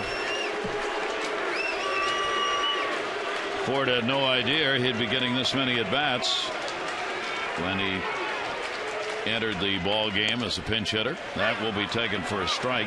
He is singled, struck out, came on in the 6th inning for BETEMIT. In the 10th, Orioles 2-7-0, the Rays 2-10-1. Ford will take the pitch away. Orioles have picked up 1 unearned run back in the 7th inning, taking advantage of an error that allowed Machado to reach. 1-1. Evening shadows moving in almost at the plate.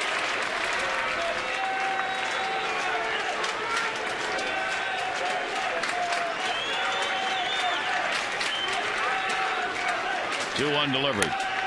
Ford. Badenhop's got it and gets the out. 1 away in the 10th for the O's.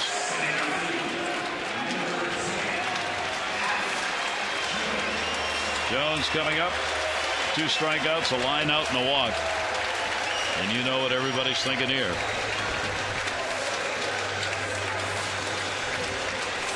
Jones 4 for 7 off Badenhop.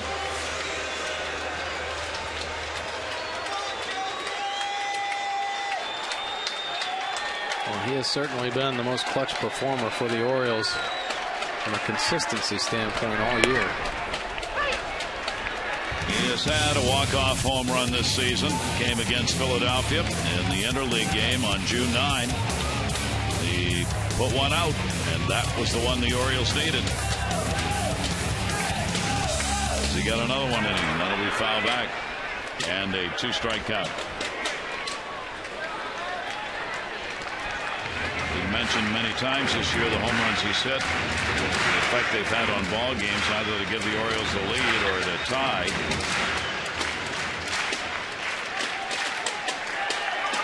Oh-2.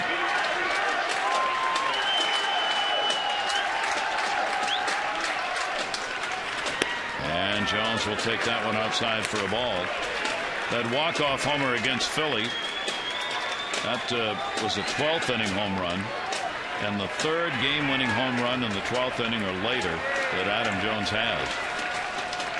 Here's the 1-2 delivery. Jones in the air to right field near the line. Joyce is over.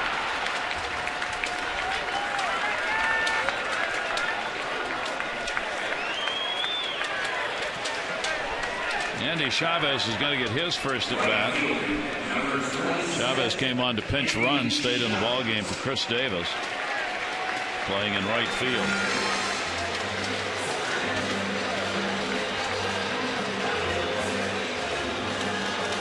Chavez up and down with the Orioles, came back in the expanded roster on the 11th from AAA. A lot of time spent on the DL. That one back into the screen.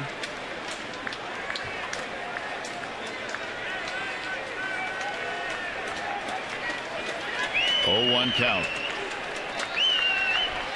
He actually called back up when Nick Markakis went back on the disabled list with that broken thumb. Just a little bit more depth and a little more versatility for Buck Showalter to use in his lineup when it comes to matchup time. Chavez with a 2-strike count. 0 for 2 off Badenhop. Rodney worked an inning, gave up a walk. 0-2 delivery. And both teams have used their closer.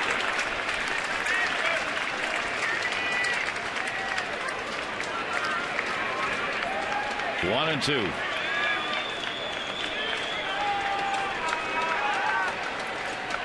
Chavez on the off-speed delivery away.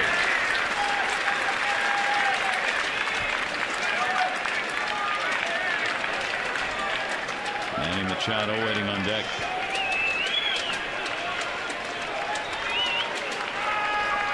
Here's the 2-2 delivery. Andy Chavez fouls it off.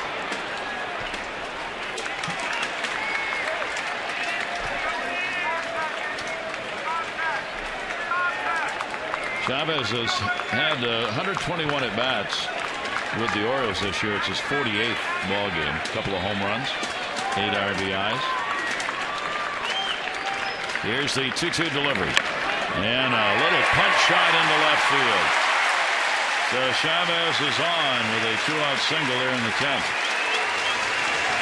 Nice job of hitting right there by Andy Chavez. Badenhop working all over the place in the zone.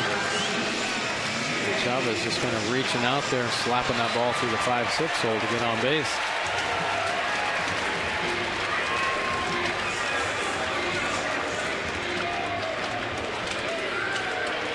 Now Machado will get a look at Badenhop.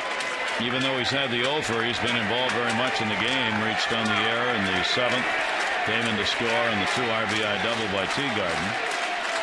Great speed at first base now in Chavez. Are 2 away in the 10th. The Orioles with their 8th hit.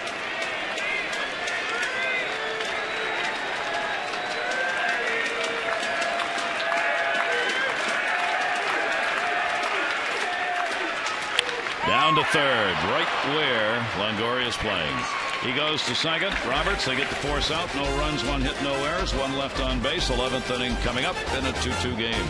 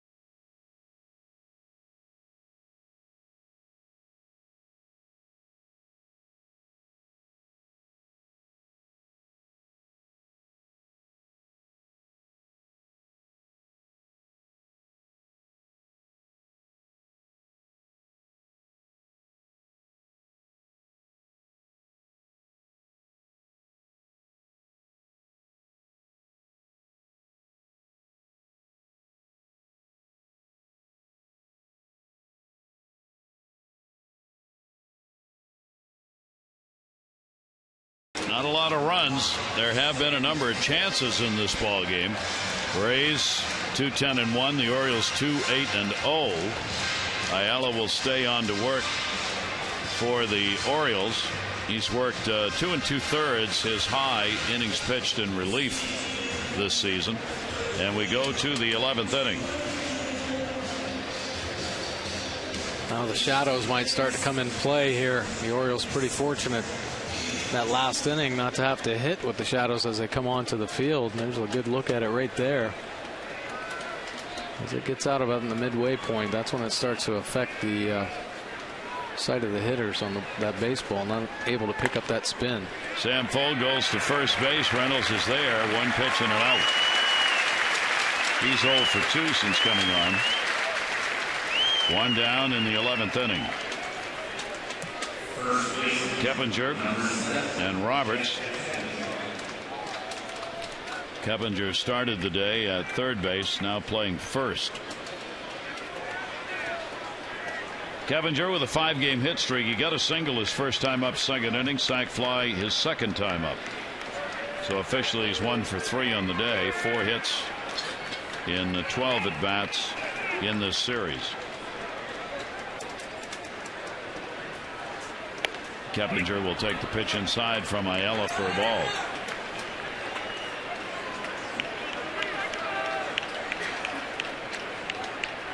Keppinger an 0 for 6. Lifetime off Ayala. 1-0 delivery. That's there for a strike.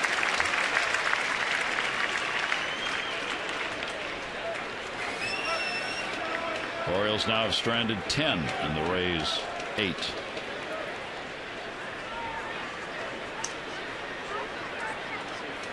One ball, one strike delivery. And that's going to be inside. Count goes to 2-1.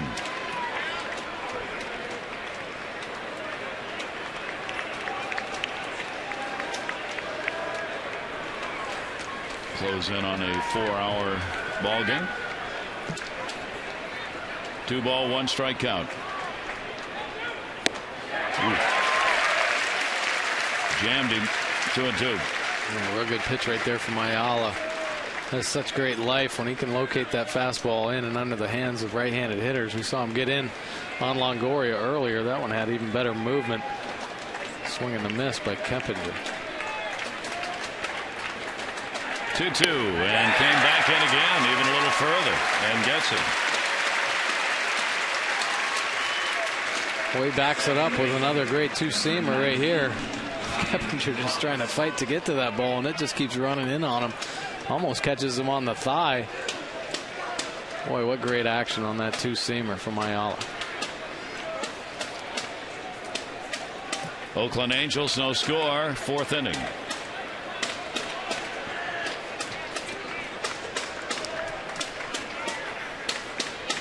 Brian Roberts on the wrinkle pitch will foul it back.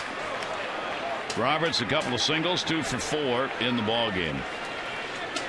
Big series for him with the 4 hits, 9 at bats, home run. Roberts with an 0 for 2 against Ayala. Here's the 0-1. Oh.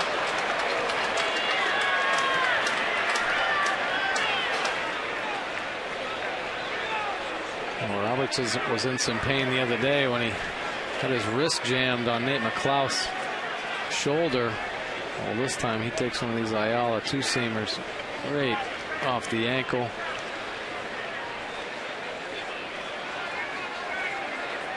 Oh, man, that gets him good.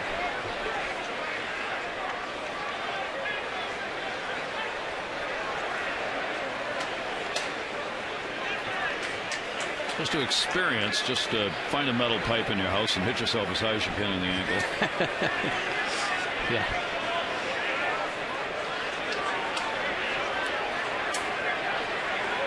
Ryan Roberts down.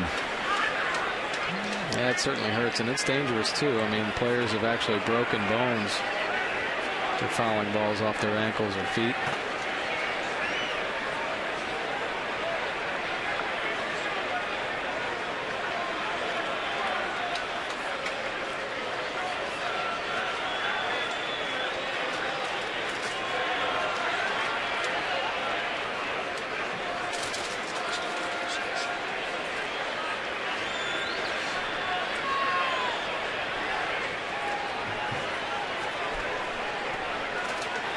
Take another look here. Just why he's in so much pain. He whistles it off his ankle. He wants to crawl back in the dugout.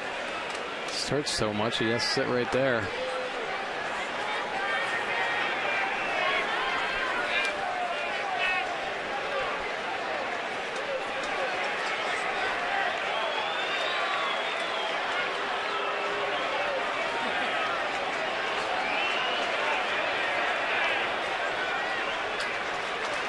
Counts 0-2 here. See if he can hang in.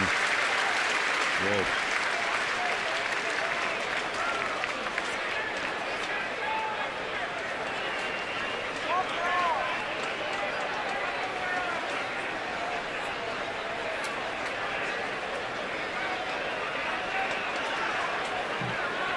It's not funny, but I've always wondered why somebody like Saturday Night Live wouldn't take a situation like this that looks like this and do a skit. Can you imagine the things you could... Right. But it's not funny because he clearly is struggling here to try and stay in the ball game. Archer is coming in from the bullpen.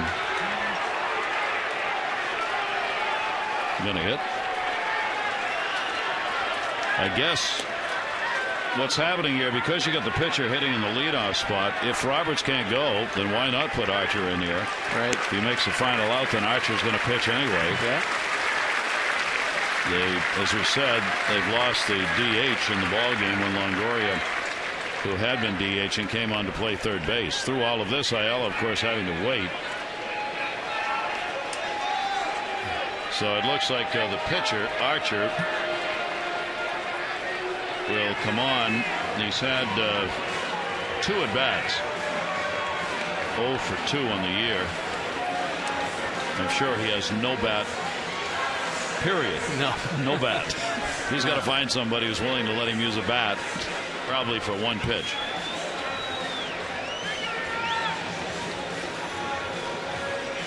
I might ask Roberts on his way up to the clubhouse. Hey, you think I could use your bat? Roberts might hit him. Roberts isn't feeling real good right now and probably doesn't want to talk about that. Not true. So here is Archer in a moment in American League history where a pitcher who's going to come on to pitch first is going to come to the plate. That doesn't happen very often. No. 2 down, nobody on. Archer will take over the 0-2 count. Ayala's delivery to him, and that'll be inside. And a 1-ball, 2-strike count. So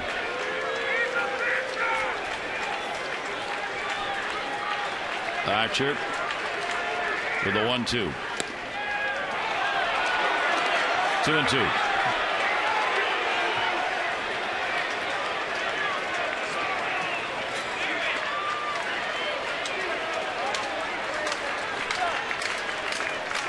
Two-two delivery. The opposing pitcher takes it outside. 3 balls and 2 strikes. 3 in a row out of the strike zone on Archer. That is not what Ayala had in mind. Maybe that extended break out there. And got him. So Ayala will get the strikeout. That'll be his second. He retires the side in order. 3 up and 3 down in the 11th. The Orioles will try and win it, looking for a run in the bottom half.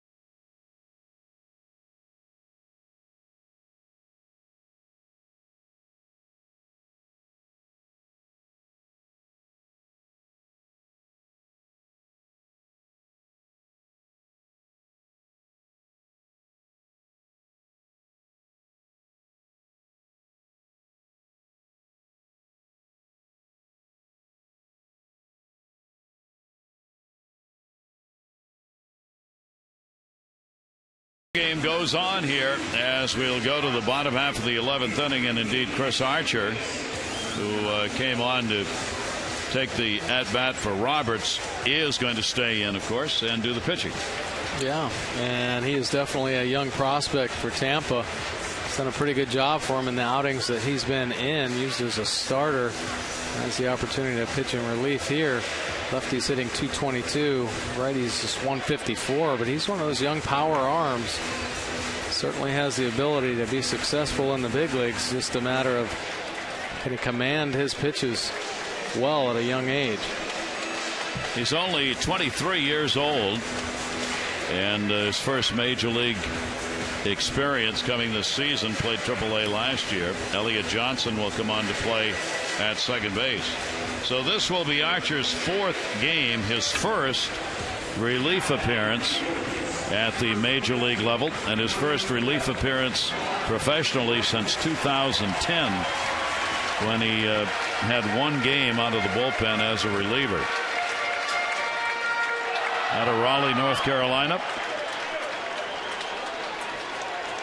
Archer on to do the pitching. And Mark Reynolds against him.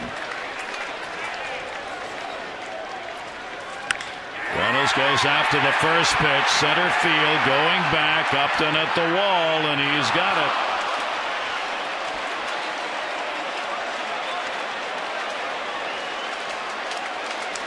He gave it a good ride, deepest part of the park.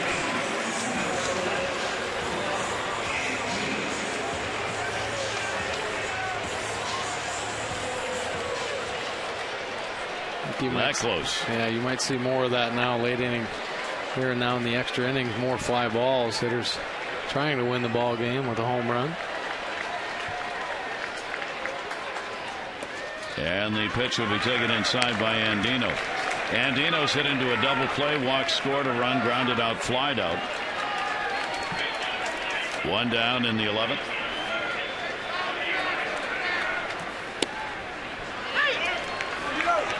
Badenhoff worked an inning, gave up a hit. The 8th reliever used in the ball game by Tampa Bay.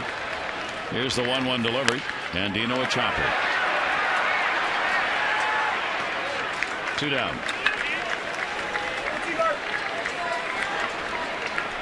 Pretty good movement right there from Archer on his fastball. Ran in on Andino. A little tougher to pick up now with the shadows in between the mound and home plate.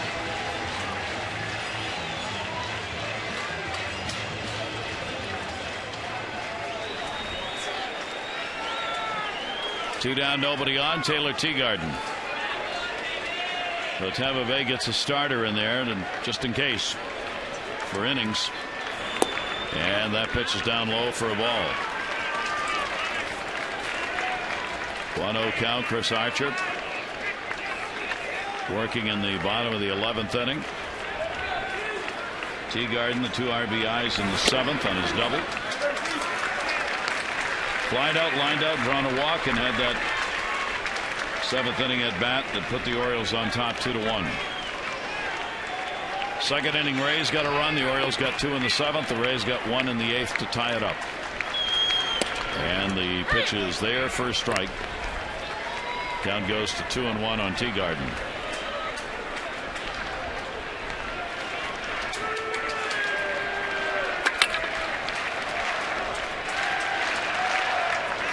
One pitch. Pucks away off Molina. Rays have used 3 catchers in the ball game. Gimenez started. Lobaton came on, and then Molina. Haven't been many left out. Nobody's loving this more than the Yankees. They get to play Tampa Bay tomorrow night at the stadium. 3 ball, 1 strike count, and that's up high.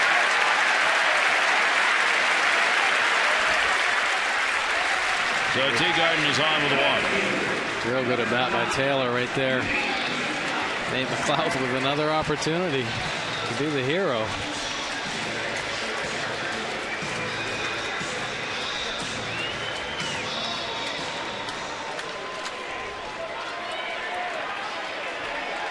Leadoff batter drew a walk his last time up, 1 for 4 with a double in the ball game. McLouth won it last night with a double off the right field wall, scoring Manny Machado in the bottom of the 9th inning.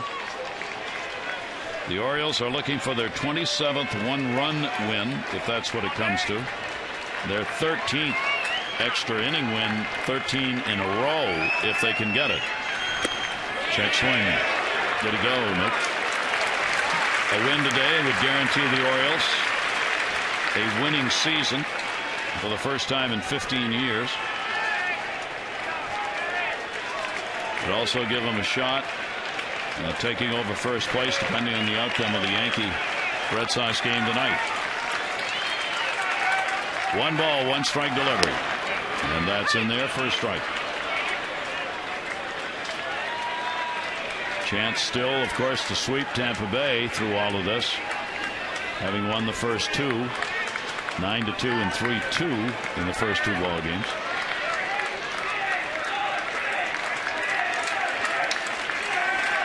One ball, 2 strike count. Runner off first. McLouth takes it up high. 2-2.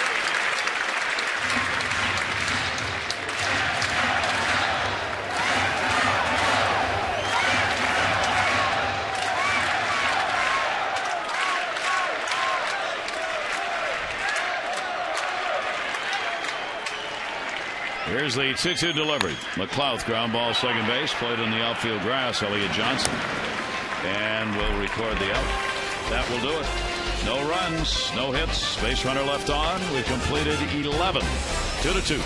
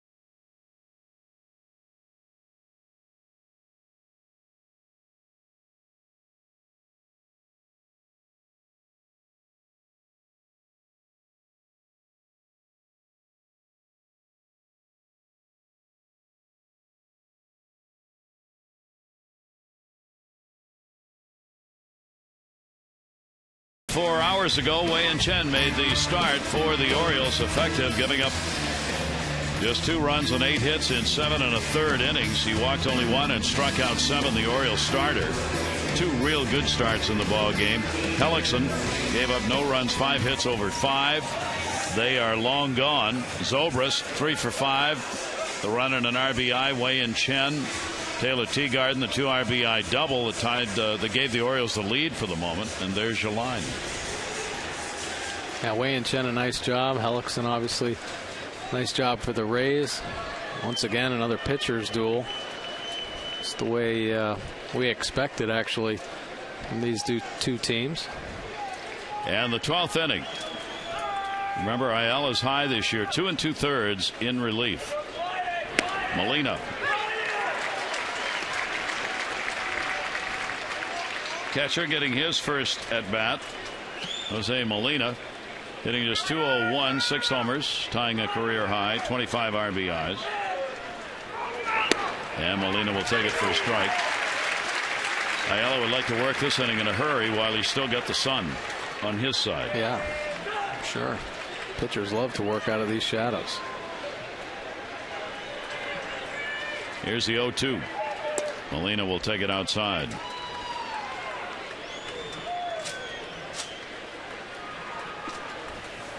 So Molina Only 22 pitches thrown. He's done a great job here. Third inning of work. Here's the 1-2 pitch, and Ayala just missed. 2 balls, 2 strikes. No score. Angels Oakland, 5th inning. Their game is just flying by. They are right now. flying. They started 3 hours after we did, and they're in the 5th.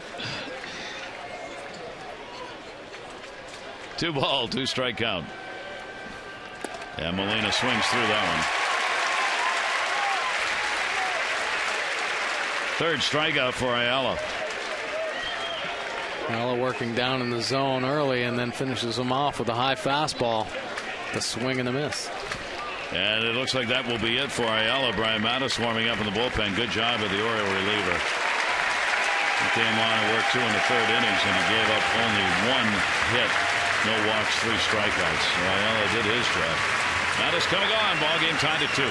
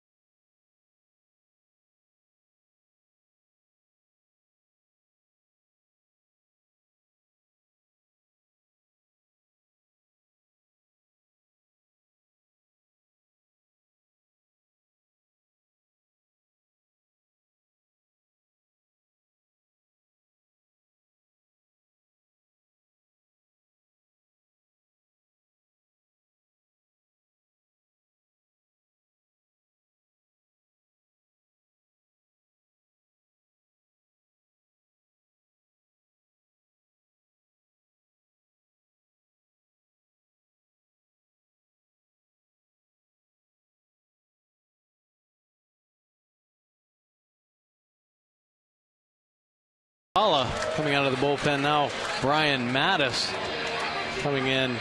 His numbers a little bit skewed because he has been a starter, 5.22 earned run average. But I'll tell you what, since he's come out of the pen, he's done a great job. His earned run average 2.70. He's stranded all 9 inherited runners.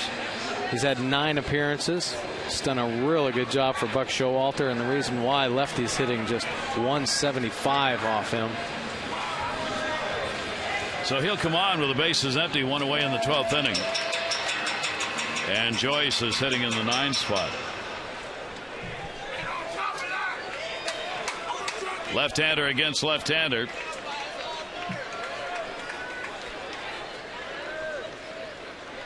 And Joyce will take the pitch inside for a ball. Joyce actually has no at-bats against Brian Mattis. 1 at-bat in the ball game. He drew the intentional pass back in the 9th inning. And that pitch is in there for a strike. Brian Mattis has just been superb in working out of the bullpen for the Orioles.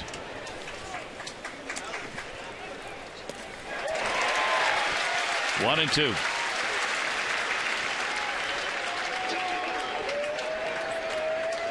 Four runs, 18 hits combined in this ball game, and 19 combined base runners left on. Here's the 1-2 delivery. Dismissed. Yeah, real good breaking ball right there by Brian Mattis. Take a look at it.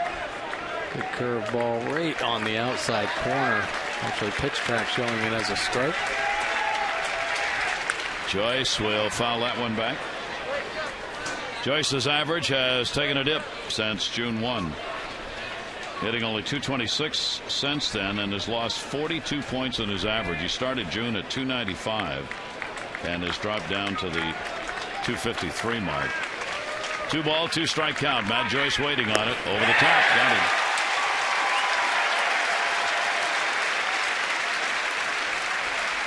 Probably not quite the location that Brian Mattis wanted, but still very effective pitch. See this little bend on a little slider up in the zone, just getting off the outside corner there.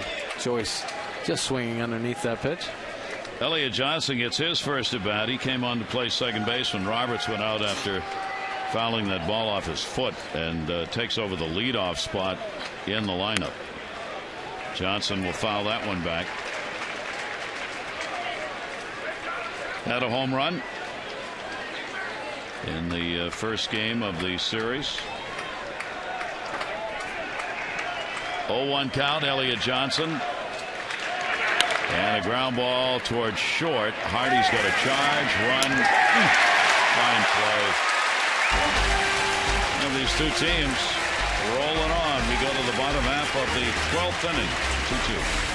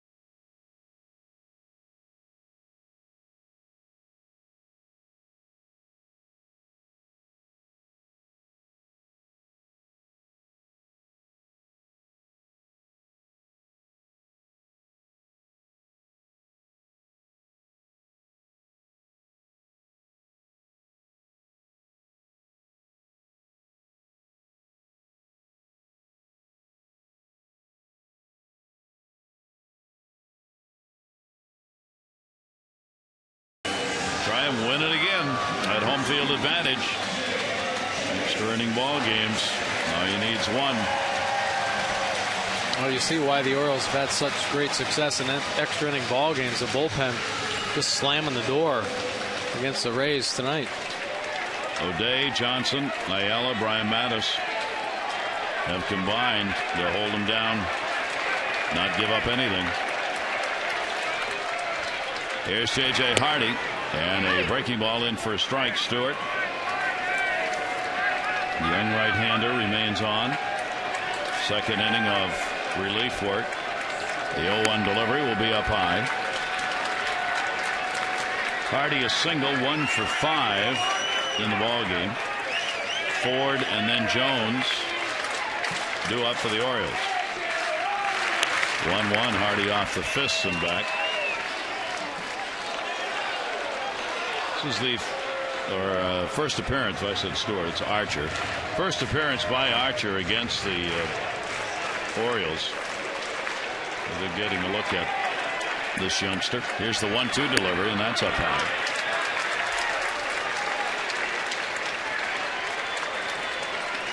Well, he's got a nice live young arm here. Fastball getting up in the mid-90s. See some life on a little two-seam fastball. Able to get inside on some hitters. And then that good breaking ball right there. Yet another young pitcher in this Tampa Bay organization. He was originally selected by the Indians, acquired by the Rays in a deal with the White Sox. 2-2 delivery, and he went around.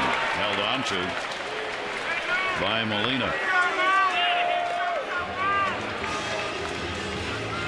So Hardy, a strikeout victim, one away here in the 12th. A real tight rotation on this breaking ball down in the zone, 86 miles an hour. So it's coming in there hard. J.J. Hardy can't let up. I believe that is the 12th strikeout recorded by the Major League leading Rays staff in Ks. Here is Lou Ford. And Ford takes the fastball for a strike. Ford came on in the 6th inning. He's 1 for 3, a single. He has struck out and grounded out.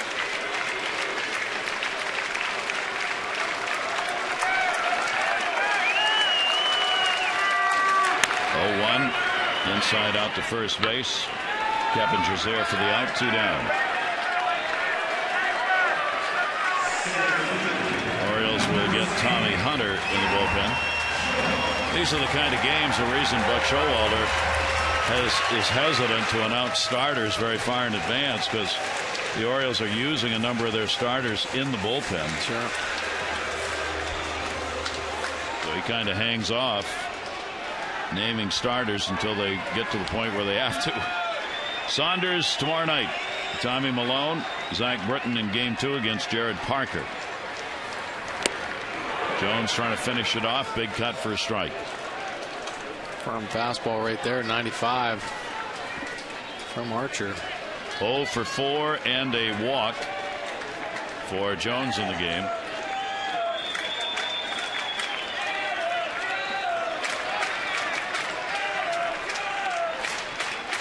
Here's the 0-1 pitch to him. Jones check swing. Molina up. Gets it. So a good inning. Archer sets the Orioles down in order. We've completed 12 here at Camden Yards. We head to the 13th on the 13th. Tied at 2.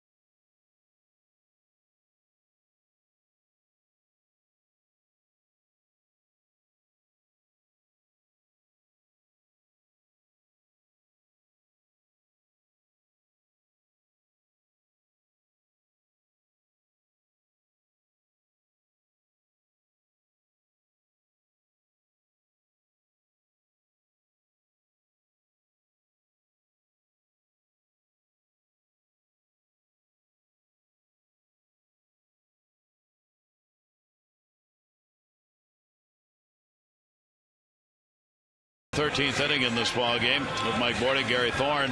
Orioles had obviously still going after the sweep here, and this is what Buck Showalter's talked about. Not the most pleasant time to be playing a 13-inning game, and you're going to take off for Oakland. But it's as big now as it was when it started. It sure is, and that's the key. The guys in the dugout right now still have to push through, even though there's a long 9-game road trip coming up. And every game is important. Every pitch is important. That's why this ball game is so tight. Relievers have come in after a great performance by Chen and really slammed the door and given the Orioles offense an opportunity to put a run up on the board, but unable to this point. Once again, going to Tommy Hunter in the bullpen, try to seal the deal here and give the offense another chance. It is pretty amazing that for either of these teams, we've not had a home run. I mean, there are enough long ball hitters on either of these ball clubs that you think of the ball game in 13, but we have not seen a homer. Yeah, not many opportunities, though. The pitchers have done a good job, you know, pitching to the perimeter and the outside corners, really not making many mistakes. Not many balls really hit hard. Taylor Teagarden, of course, that big double in the gap, but really that's about it. So Tommy Hunter on, you see the lefty-righty numbers. A lot of home runs surrendered. 1-0 delivery to Upton. Upton batting second in the order is 0 for 5 in the game and 1 for 13 in the series. That was the leadoff home run he hit. 1 ball, 1 strike count. Brian Mattis 2/3 of an inning with a strikeout. Ayala 2 1/3. 1 hit, 3 strikeouts. Jim Johnson an inning, a hit, an intentional walk. O'Day 2/3 of an inning with a strikeout. That's the work done by the bullpen so far today. Here's the 2-1 delivery to Upton, and he'll loop it back. Take a look at B.J. Upton. Home runs by month, certainly on the increase. Started off slow. August really hit a peak, but getting off to a good start in September as well. So his bat heating up with the home run power at the right time for Tampa. 2-2 delivery to him is going to be outside. And a full count, 3-2. Upton against Hunter, 3 for 13 with a home run. 3-2 pitch, and Upton goes to second. And Dino. It's a big out. Yeah, real important to keep that speed off the bases. Even though Tampa hasn't had many opportunities to really push it offensively with stolen base attempts, if Upton gets on, they would certainly take a chance there. One down in the top of the 13th inning. Ben Zobrist has had a 3-hit ball game. He's 3 for 5. And will take the pitch for a ball. Zobrist 4 for 12 lifetime off Hunter. So Tommy Hunter continues to be important swing pitcher for the Orioles. And that's in there for a strike. Hunter's 26th game, 6 out of the bullpen. Well, I will say this about Tommy Hunter coming out of the bullpen. He definitely has better velocity on his fastball. He's been working his last outing. He threw a couple pitches 97, 98 miles an hour. So much stronger. Doesn't have to save himself as a starter right now. Certainly in his mind he wants to be back out there in that starting role, but doing what he can to help his team right now. And Zobrist will fight that one off. Count will stay at a ball and 2 strikes. Extra inning ball games for Tampa Bay. They have gone 5 and 6. The Orioles with that extraordinary 12-2 number, winning their last 13 extra inning games. 1-2 delivery and dismiss. 2-2. Pretty good pitch here from Tommy Hunter. Great location, 96 miles an hour down and in.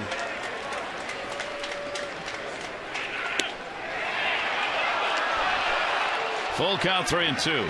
Zobrist to be followed by Longoria.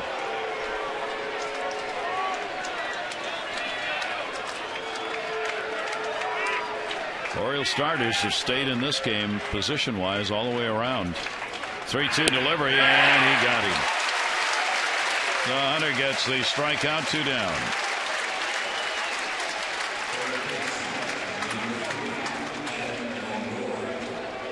What we were talking about, Oriole pitchers today, extraordinary. Yeah, really, WEIYIN CHEN, a great performance. Just the 2 earned runs, worked himself into the 8th inning. But look at that bullpen, the numbers, all zeros. O'Day, Johnson, Ayala, Mattis, and now Tommy Hunter on. It's been their rock and their most consistent piece all year, that Orioles bullpen. Once again, living up to their expectations.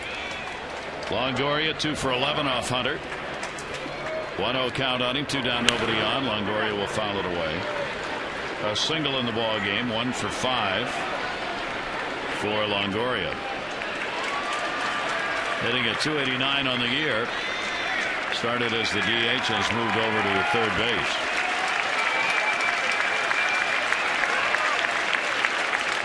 One pitch to him, put up in the air, center field. Jones. Tommy Hunter gets it done. 1-2-3 inning. We go to the bottom half of the 13th. Still tied at 2.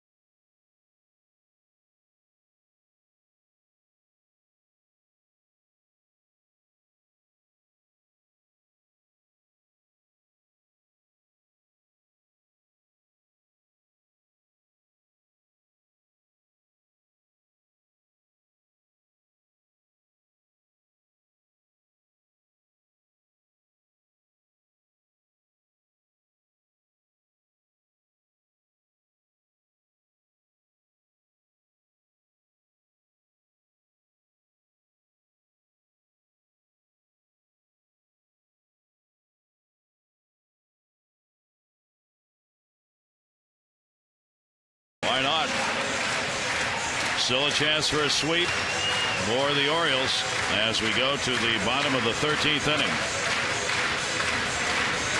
With the ball game tied at 2. Yeah, not many fans have left. Nope. Still a great group here, cheering on their O's. Chris Archer will be working his 3rd inning, a starter, making his first bullpen appearance. Youngster. Chavez throws bunt, taken up high. Andy Chavez got a single, 10th inning in his first at bat.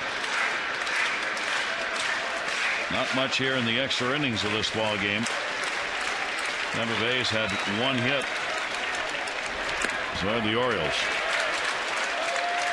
2-0 count on Chavez. Chavez, Machado, and Reynolds. Chavez is the only position player who didn't start the game that's in there. Still McClouth, Jones, Machado, Hardy, Andino, and Reynolds, and Teagarden. And that pitch will be taken, and the count goes to 3-0. Tried to aim a strike in right there just off the outside corner, but it would be a big walk here if he can't come back on Chavez. Taking all the way, strike. Oh. Bring it on back. Pretty questionable, Buck Showalter thinking the same. The 2-seam fastball looks like down bottom of the zone. Pitch track says it caught, but didn't look good from Endy's vantage point. 3-1, that one's a walk. That'll be walk number 2, surrendered by Archer. Leadoff walk, and that will bring Longoria over to talk to him.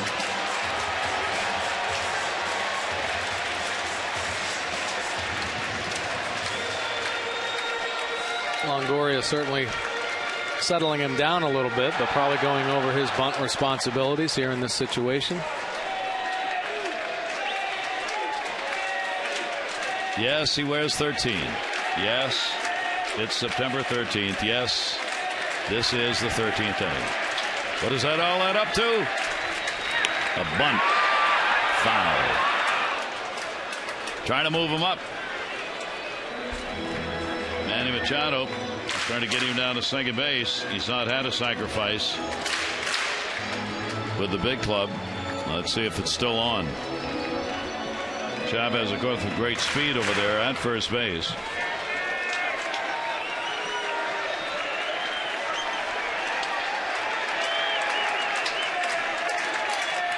Longoria stays in at third. Keppinger holding the bag at first. Longoria charging. One of the tough situations. Now, Manny, obviously a very young player, and I'm sure has had to bunt as a younger player, but even in the minor leagues, he'd either hit 3 or 4, so not really called on to do much bunting. But as Buck Showalter talked to his younger players in spring training, he said, when you come up to the big leagues, you better be able to handle the bat, because we're going to be calling on you crucial times to get bunts down. So even the power hitters that come up through the minor leagues better be able to bunt. Buck Showalter hoping he can execute right here. Keppinger over there at first in the sun, keeping the glasses on. Those throws coming over aren't easy. 0-1, squares around, pulls it back. 1 ball, 1 strike.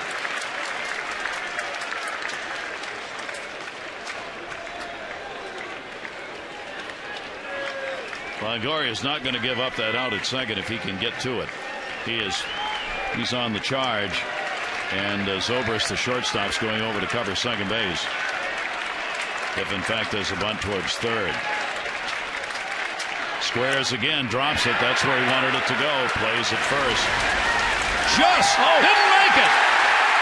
You can see him freeze up on that as Chris Archer bounces it to first base.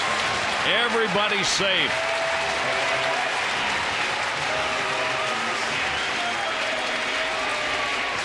Great job by Manny Machado getting that bunt down. And anytime you do, you put the ball in the hands of a pitcher. Defensively, pitcher's just not comfortable making this throw, and you see Archer kind of choke up a little bit right there. Spikes the ball in the dirt, and Johnson unable to come up with it.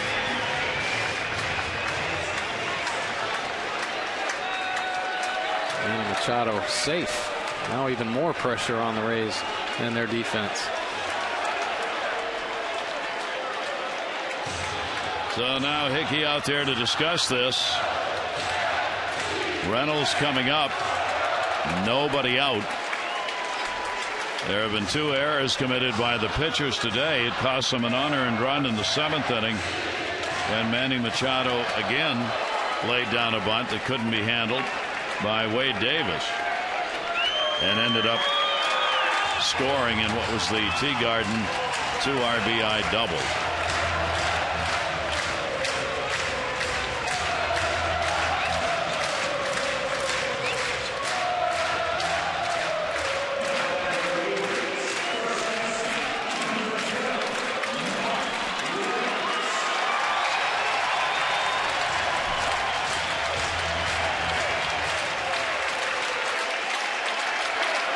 Let's see what Buckshot wants to do with this. Mark Reynolds up.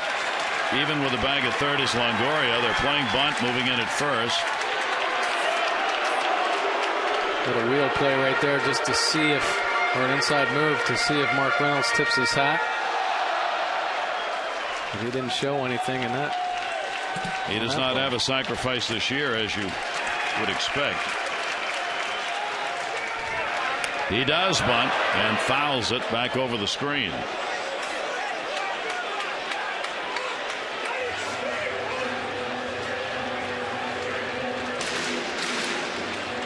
Mark Reynolds has not had a sacrifice bunt since 2008. And he's had a grand total of 2 in the majors. Well, when he started hitting home runs, you know, he's had years where he's hit 40. Last year, of course, 37. He's been on a home run roll. You don't typically have those type of power guys lay down sacrifice bunts. When one swing of the bat, they can win a ball game. This situation a little bit different. They take the bunt off after that first attempt, and a 1-ball, 1-strike count.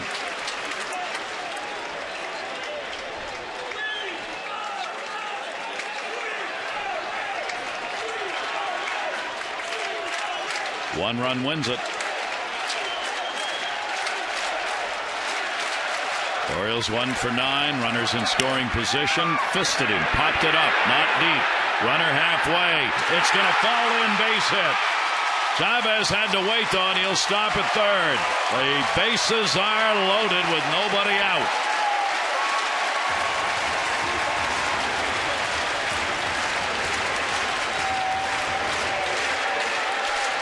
Elliott Johnson tried, but that was in the Bermuda Triangle. This pitch running in on the hands of Mark Reynolds, just fisted out there. Pretty good effort by Johnson, but just off the end of his glove. Chavez, boy, a tough read by Chavez. Potentially could have gotten thrown out at third base. Right fielder holds on to the ball, though. Bases loaded. Joe Madden talking with the home plate umpire, Fieldon Culbreth. Looks like he wants to make some sort of a change here.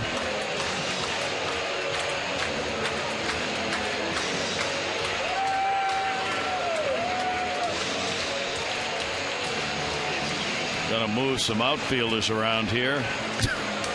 Shorten up the outfield and have a loaded up infield. Try to cut the run down at the plate. That's Brignac who went out there, who was talking to Joe Madden. Reed Brignac. Looks like Fold is coming out of left field. He may play that 5-man infield here. Yeah, definitely. So I think that's what he's going to do. So there'll only be 2 outfielders. It will be Upton and Joyce. Fold is out. Brignac will play in the middle of the diamond.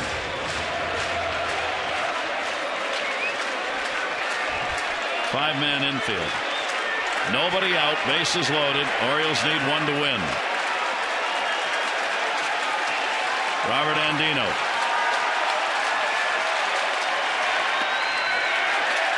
Really does look like the charge of the Light Brigade when you look out.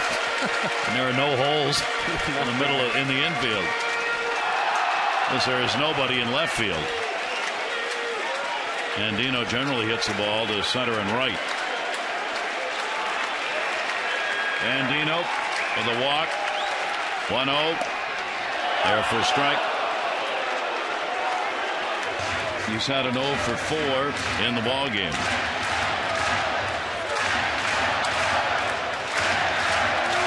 Longoria, Zobrist, Brignac, Johnson, and Keppinger on the infield. 1 ball, 1 strike delivery. Andino to second base. Knocked down. They got to force at the plate. There's 1. Relay to first. Will not get 2. But it works for the moment. 1 down. Bases remain loaded. Here's Matt Wieters.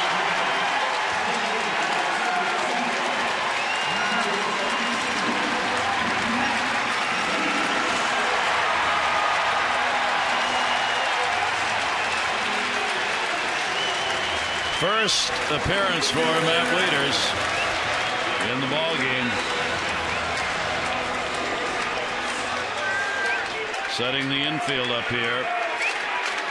Again, the 5-man infield. They'll put 3 on the right side. Longoria is going to stay close to third. And Molina's going to go out to talk to the young right-hander, Chris Archer. Quite a bit of strategy involved here. Now they're talking about possibly what to do up the middle. Matt Wieters not able to run so much. If a ball takes a guy to the left or right towards second base, they might just try to turn it there at the middle of the diamond instead of coming all the way back into home and cut the run down.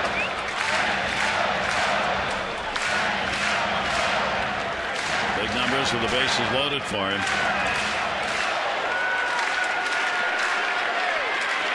Manny Machado now the lead runner. Orioles trying to win it. 13th inning, 2-2. Wieters will take the pitch inside for a ball. Matt as a pinch hitter, 1 for 2. Left-handed, hitting just 221, but with 15 home runs, 322 batting right-handed. Upton and Joyce splitting the outfield. Here's the 1-0 delivery, and that'll be inside, 2-0. A lot of pressure on the young pitcher Archer. Just messing up that bunt situation, and now this jam here with the bases loaded. Seeing how he responds in this pressure cooker situation. 2-0 count. 3-0.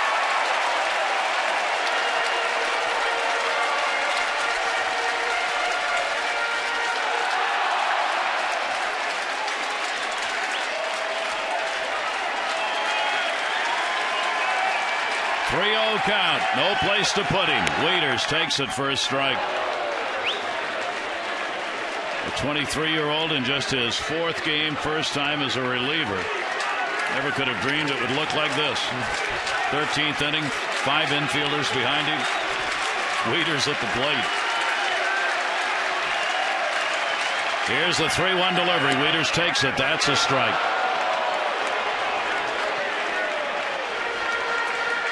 And they will try and get 2 on a ground ball in the infield. They've backed Brignac and Zobrist up right around second base. In fact, they backed everybody up now. Here's the 3-2 delivery, and that's fouled into the screen. Nice job of protecting there by Matt Wieters. Just too close to take. Nice pitch by Archer.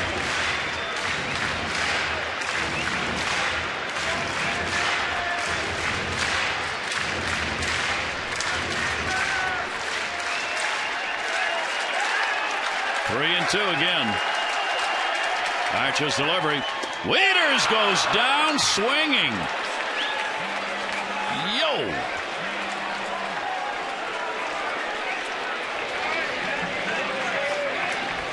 Wieters chasing the high fastball here, top of the zone. Probably would have been called a strike anyway. Able to get the bat on it. Let's see what Joe Madden wants to do now. Now he's going to go with 3 outfielders. Zobrist will move from shortstop to right field. And Brignac will stay in the ball game. Joyce will move over to left field. It's a lot of managing.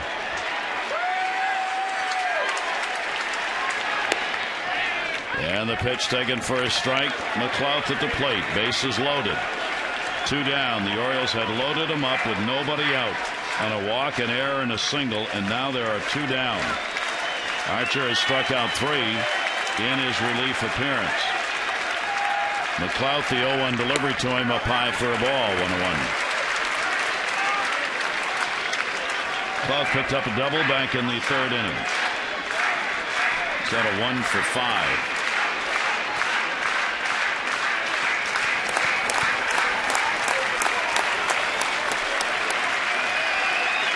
Machado, the run that matters, on at 3rd base.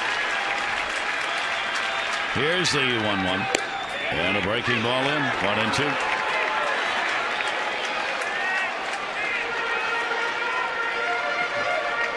Whatever happens, Archer's doing a lot of growing up as a major league pitcher right here. Sure is.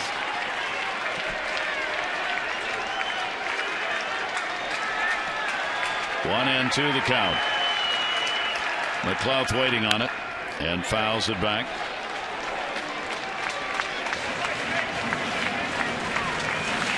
House is up here at Camden Yards.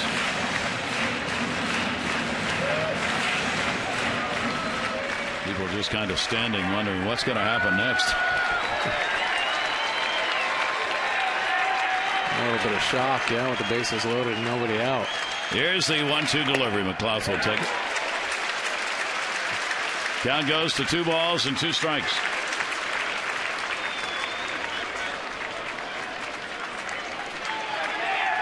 Sixth hitter for the Orioles in the inning. McLouth's done a little dancing around, just trying to get Archer's attention. Here's the 2-2 delivery to him, and he struck him out. An unbelievable 13th inning. The Orioles load the bases with nobody out, and they cannot get a run. And Archer gets it done. It's 2-2. We progress.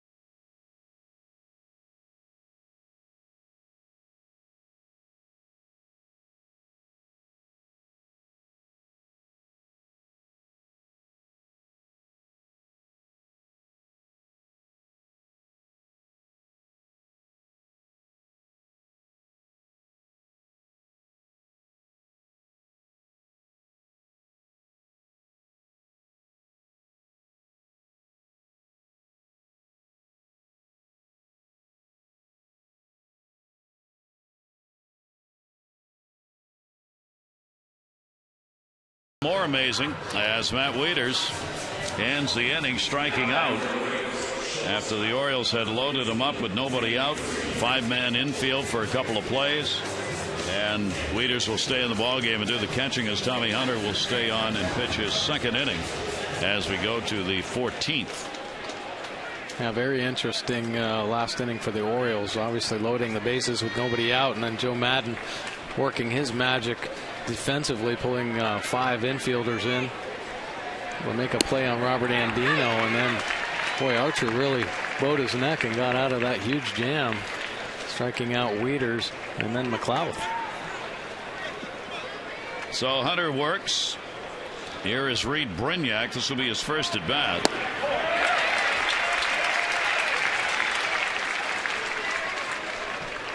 Take a look at how many runners have been on base in this game. Rays 8, Orioles 14. Big number left on base. Some opportunities all throughout the ball game. Brignac on a swing and a foul ball. 2-strike count. Reed Brignac was the 5th infielder who came out in that situation. Stays in the ball game, playing at shortstop.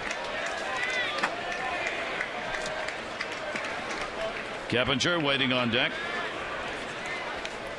Here's the 0-2 delivery. The pitcher is due up third in the inning. Remember, there is no DH now for the Rays. They lost that when Longoria moved from DH to third. 1 ball, 2-strike count on Brignac. And a swing and a miss.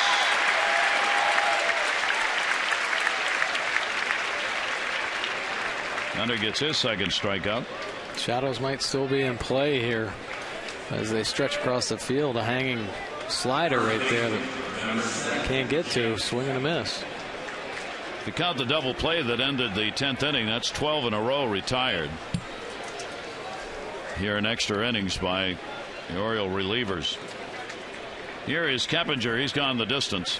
Up the middle, he's got a base hit. That'll end the streak of retired hitters.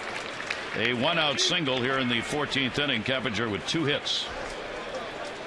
One of them came at 1:15. The other one at 5:27. And that'll be hit number 11 for the Rays.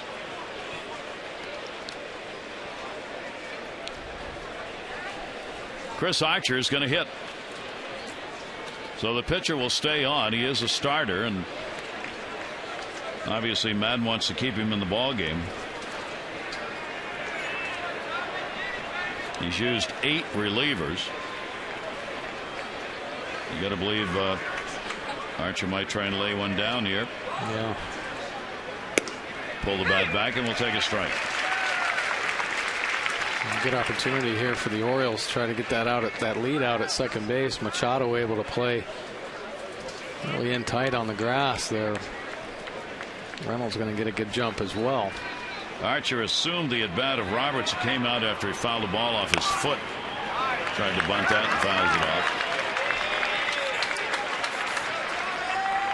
So he did take the strikeout in that at bat back in the 11th inning. So he's 0 for 1 as a hitter in the game, and now 0 for 3 this year in plate appearances. 2-strike count. He may still try and bunt here. Don't know what kind of a hitter he is. Machado still in at third base. He squares real early, takes the pitch outside. The Orioles charging the corner, sending Andino over to first base. 1 ball, 2 strikes.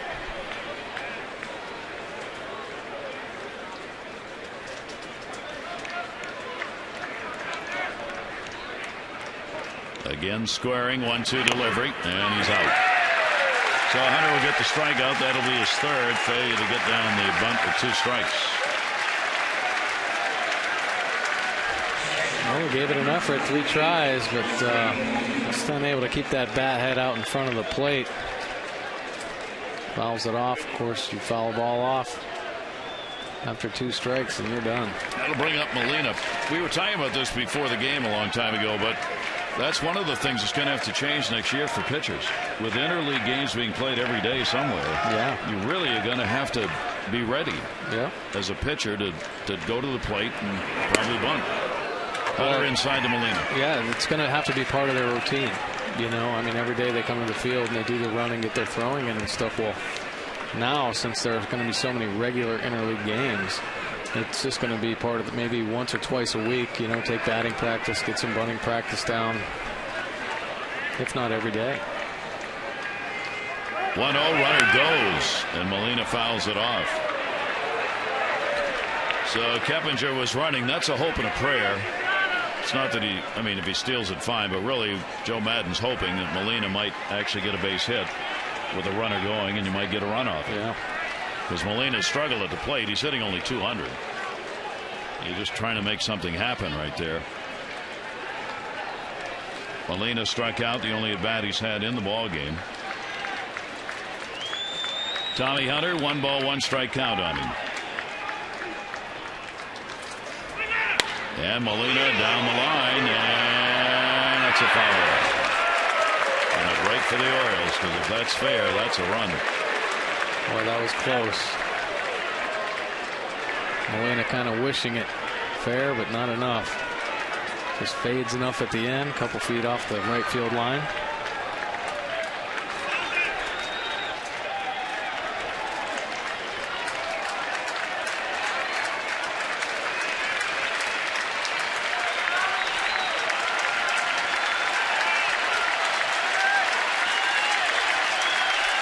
Fans wanting another strikeout.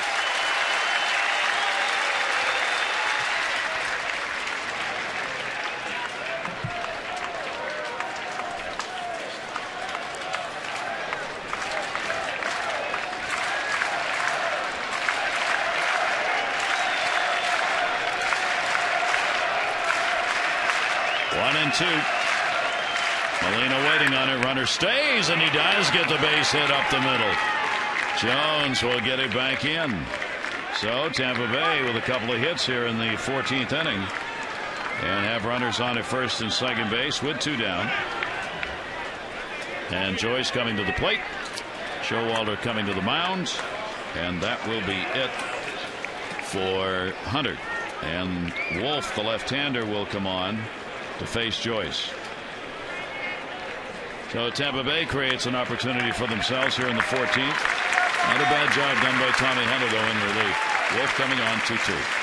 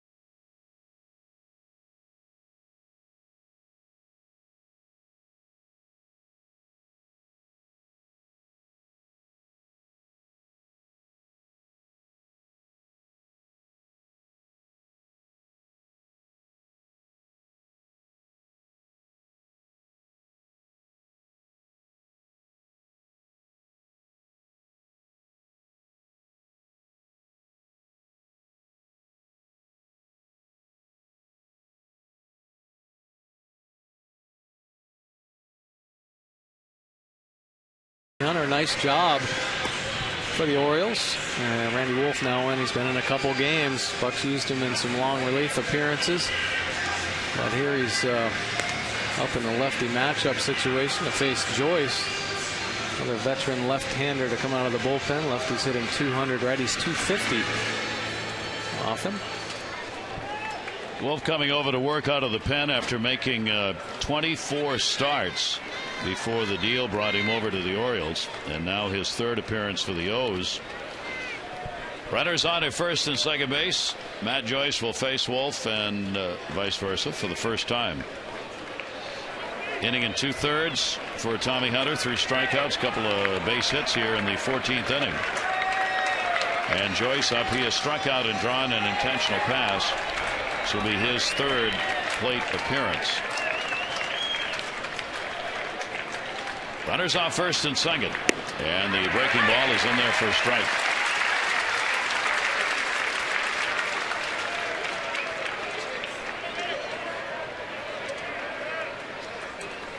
Joyce just 217 off lefties, 264 off righties this year, and he'll foul that away, and Wolf gets ahead of him 0-2. Keppinger got the 1-out single. Molina followed up, base hit with 2 down. And now Joyce, a 2-strike count. 253 on the year, 16 doubles, 15 home runs.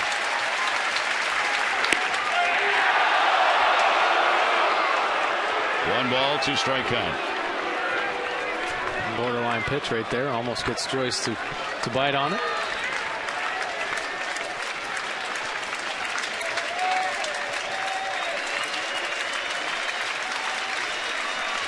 Hold the runner close. Hardy at second. They got him. Kept it at the knees. Joyce not happy. Just drops the bat. So the Rays, no runs, 2 hits, no errors, 2 more left on. We go to the bottom of the 14th.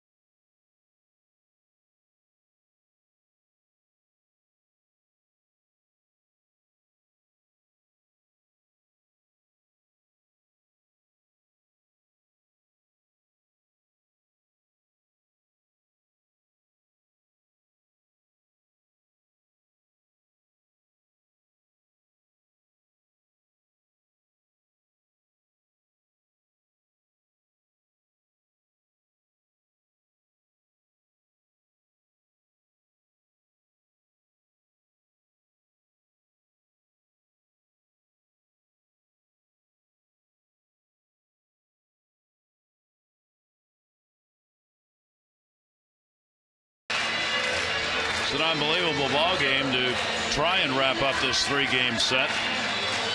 Tied at 2-2. The Orioles are heading out to Oakland. The A's right now playing against the Angels are trailing. They are going to the 8th inning of a ball game that started 3 hours after we did. Torrey Hunter has had a home run in that ball game. And it's now a 4-0 lead. 4-0 Angels leading Oakland. And Oakland's offensive star Cespedes has come out of the ball game with an injury. Wow. He had a collision at second base. Sprained right wrist is what they're saying. Oh my. He has been a leading offensive force for Oakland. Well, he's the total package. The series he had here against Baltimore. Nobody had seen him play, and he impressed with his speed, his athletic ability in the outfield, and obviously his power. So he will certainly be missed if he has to be on the DL or miss an extended period of time for the A's. So the Angels lead at 4-0 8th inning. Pitch will be taken inside as J.J. Hardy leads it off. Bottom half of the 14th, Hardy. A single and 6 times up. And the pitch will be taken inside. Yeoman's work being asked of Chris Archer, the young right-hander, 23 years old, coming out of the bullpen. First time out of the pen. 2-0 delivery. Hardy takes it for a strike on the inside corner. JJ knows all about that inside corner. He thinks that pitch was inside. Call goes Archer's way there. Archer's thrown 54 pitches in relief. Here's the 2-1 delivery. Hardy going for the downs. Pimlico fouls it back, and a 2-ball 2-strike count. Going back, 4th inning, sac fly. Keppinger put Tampa Bay on the board. The Orioles 2-run 7th inning on the Teagarden double. Tampa Bay came back to tie at 8th inning. ZOBRIST RBI single. Tied it up at 2-2, and that has been it. Teams here in the extra inning have done very little. A couple of hits have been picked up in the extra innings by Tampa Bay. The Orioles have only one extra base hit, one hit, 2 hits in the extra innings so far. 3-2 delivery on the way, and that'll be swinging fouled off. Caught the home plate umpire, Culbreth, that time. Yeah, got him pretty good, but he shakes it off. Tells Molina he's all right. As though he hasn't had a long enough day. All right.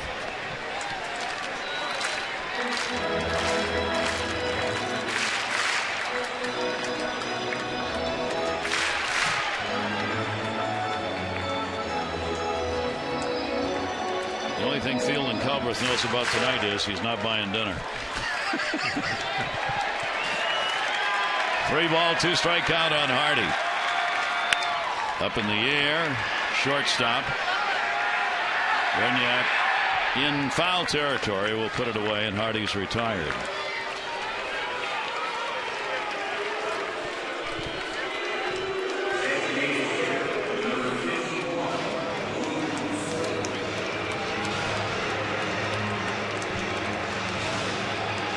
That'll bring up Lou Ford. Ford came on in the 6th inning. He's now going to have his 5th at bat. 1 single, 1 for 4. 2-9-0 for the Orioles, 2-12-2 for the Rays. One of those errors resulting in an unearned run in the 7th inning for the Orioles. The Orioles are after a sweep in this 3-game set. First sweep against Tampa Bay here in Baltimore since '07, if they can get it. 1-1.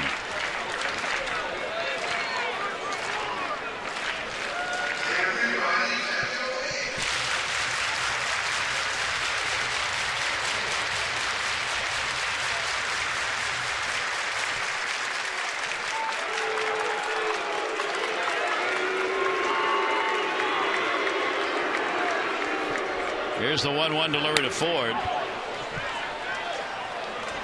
Foul back and a 1-ball, 2-strike count.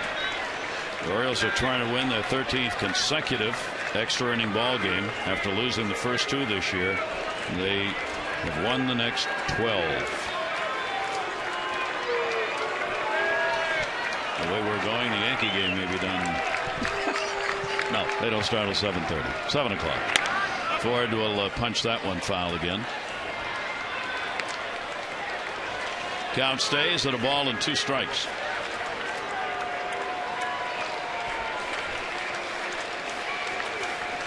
Joe Madden basically telling Archer that this is his ball game. Yeah. No action on the pen at all. Here's the 1-2 delivery on the way, and that's foul back. Going to look here. Archer, since coming up in the 3 starts, he pitched 18 2/3 innings. So it's 6 innings average per start for him. 1 ball, 2-strike count.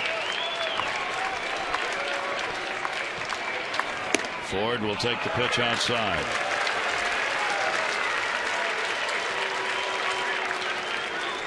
He certainly has looked very confident on the mound. Pitching with a great deal of presence. Here's the 2-2 delivery. And Ford in the air to left field, not deep. Choices there. 2 down.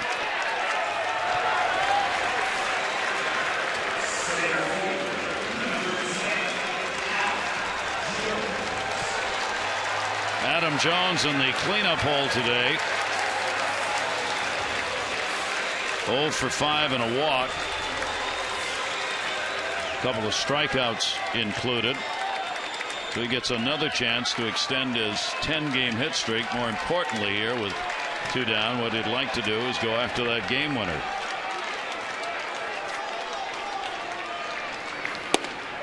And the fastball is in there for a strike.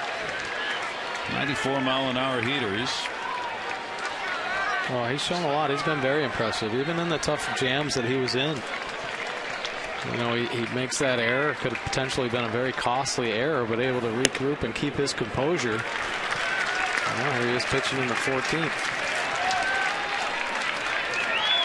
1 ball, 1 strike count. He pops the mitt on Molina when you're listening. I mean, he's got that It's alive, that fastball.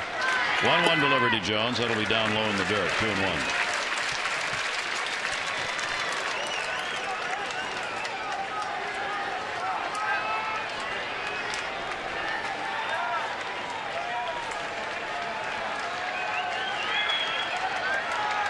See that pitch count up to 68 now. A lot of strikes, though. Jones, the 2-1 pitch to him. And clearly the book's back on Jones. We've seen this in this series and in the series before. They're back to throwing those sliders down and away out of the strike zone to go after Adam. Yeah. And he started swinging at those again. He did. Well, he's been great all year, and he went through a little stretch there where he started exposing himself to those sliders down and away. Pretty good pitch right there from Archer. Nasty one. 2 balls, 2 strikes, 2 down. And it'll go full, 3-2. Tampa Bay heads up to New York to start the series with the Yankees after this one. Archer and Jones. 3-2 delivery. A hearty hack. Yeah, that was an aggressive hack. He went after that. Archer tried to go down and away again with the breaking ball. And just says, you're not getting there. He used his whole body to try to go down and get that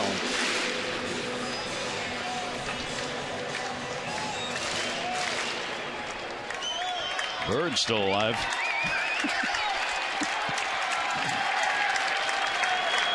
Here's the 3-2 again, and Jones will take it inside and draws the walk.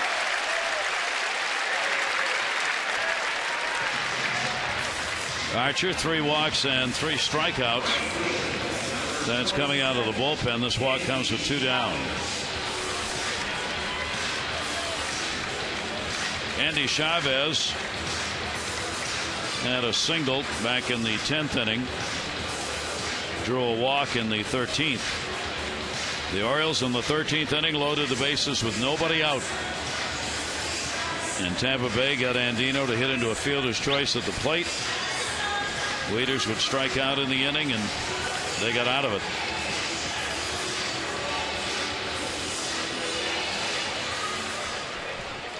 Now Chavez with 2 down. Jones on at first. Still have to recognize his speed, and Longoria will even it up with a bag at third.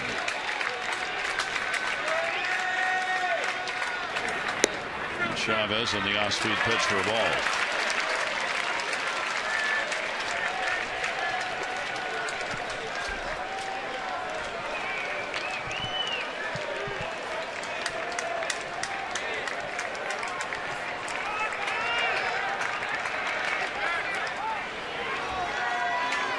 Back to the bag.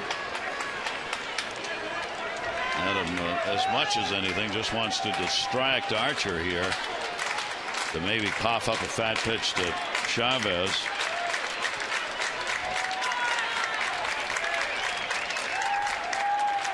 One-0 count. Chavez will take it away. 2-0. Kind of surprised at this point there's nobody else up in the bullpen. I know. I agree. Archer may be wavering a little bit here. It's not easy. I think when managers weigh, or they look at their starting pitchers, if Archer was in that starting role, nice job, Andy. That's going to be a base hit into left field. Jones will have to stop. Joyce will get it in. So Chavez has his second hit. 2 for 2 in the ball game. The Orioles get the potential winning run down to second base here in the 14th inning with 2 down. Another good opportunity for the Orioles and Machado. What I was saying about managers and starting pitchers, especially a young pitcher, it isn't even. Well, it's a couple things. It's the pitch count that obviously they get concerned about, but it's also the innings. What kind of mental, stress are they going through to fight through innings? And he has been in the pressure cooker since he came on. So another reason why there's a little bit of surprise that there isn't another arm up in the bullpen. Higgy, the pitching coach, out, making sure. Manny Machado. Boy, Seems though every chance Machado's had, every at bat has been about RBI possibility. He had it in the second inning. Runner at second struck out. Fourth inning. Runners on at first and second, hit into a double play. Came up in the eighth inning. 2 on, 1 down, struck out. Came up with a runner on in the 10th inning and flied out. Then reached on the air his last at bat, but was stranded.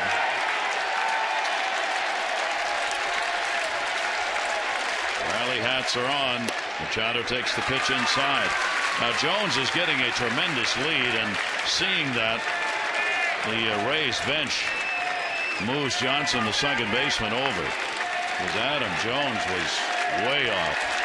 Rally hats right there. They touch as they wait for the pitch. And that'll be taken down low. 2-0 to Manny Machado. It's kind of like synchronized swimming. Oh, that bullpen. What a crazy bunch. Here's the 2-0 delivery. Boy, Archer looks like he's running out of gas. 3-0 count.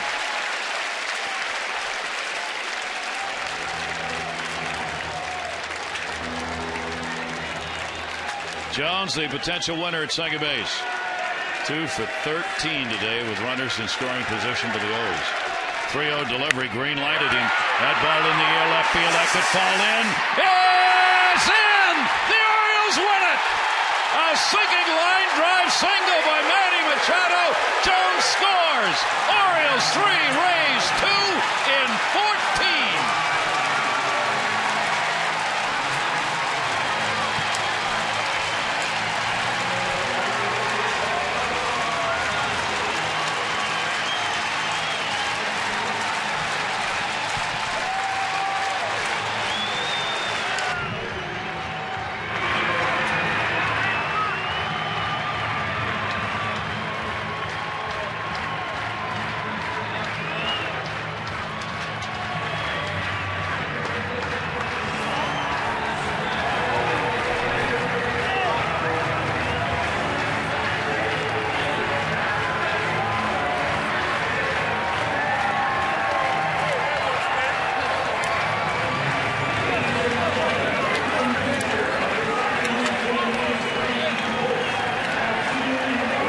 Have swept the Rays for the first time here in Baltimore since '07.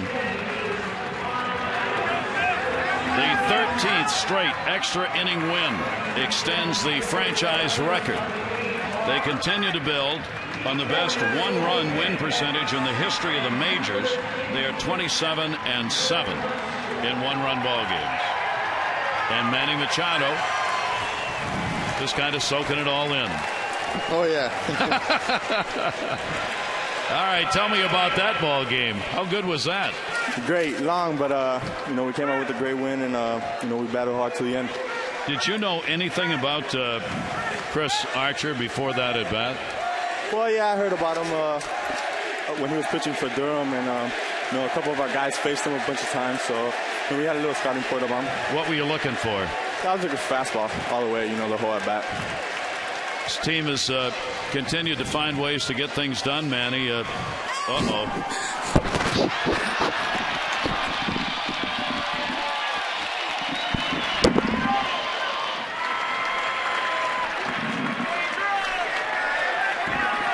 Well, that's 2 in 2 nights.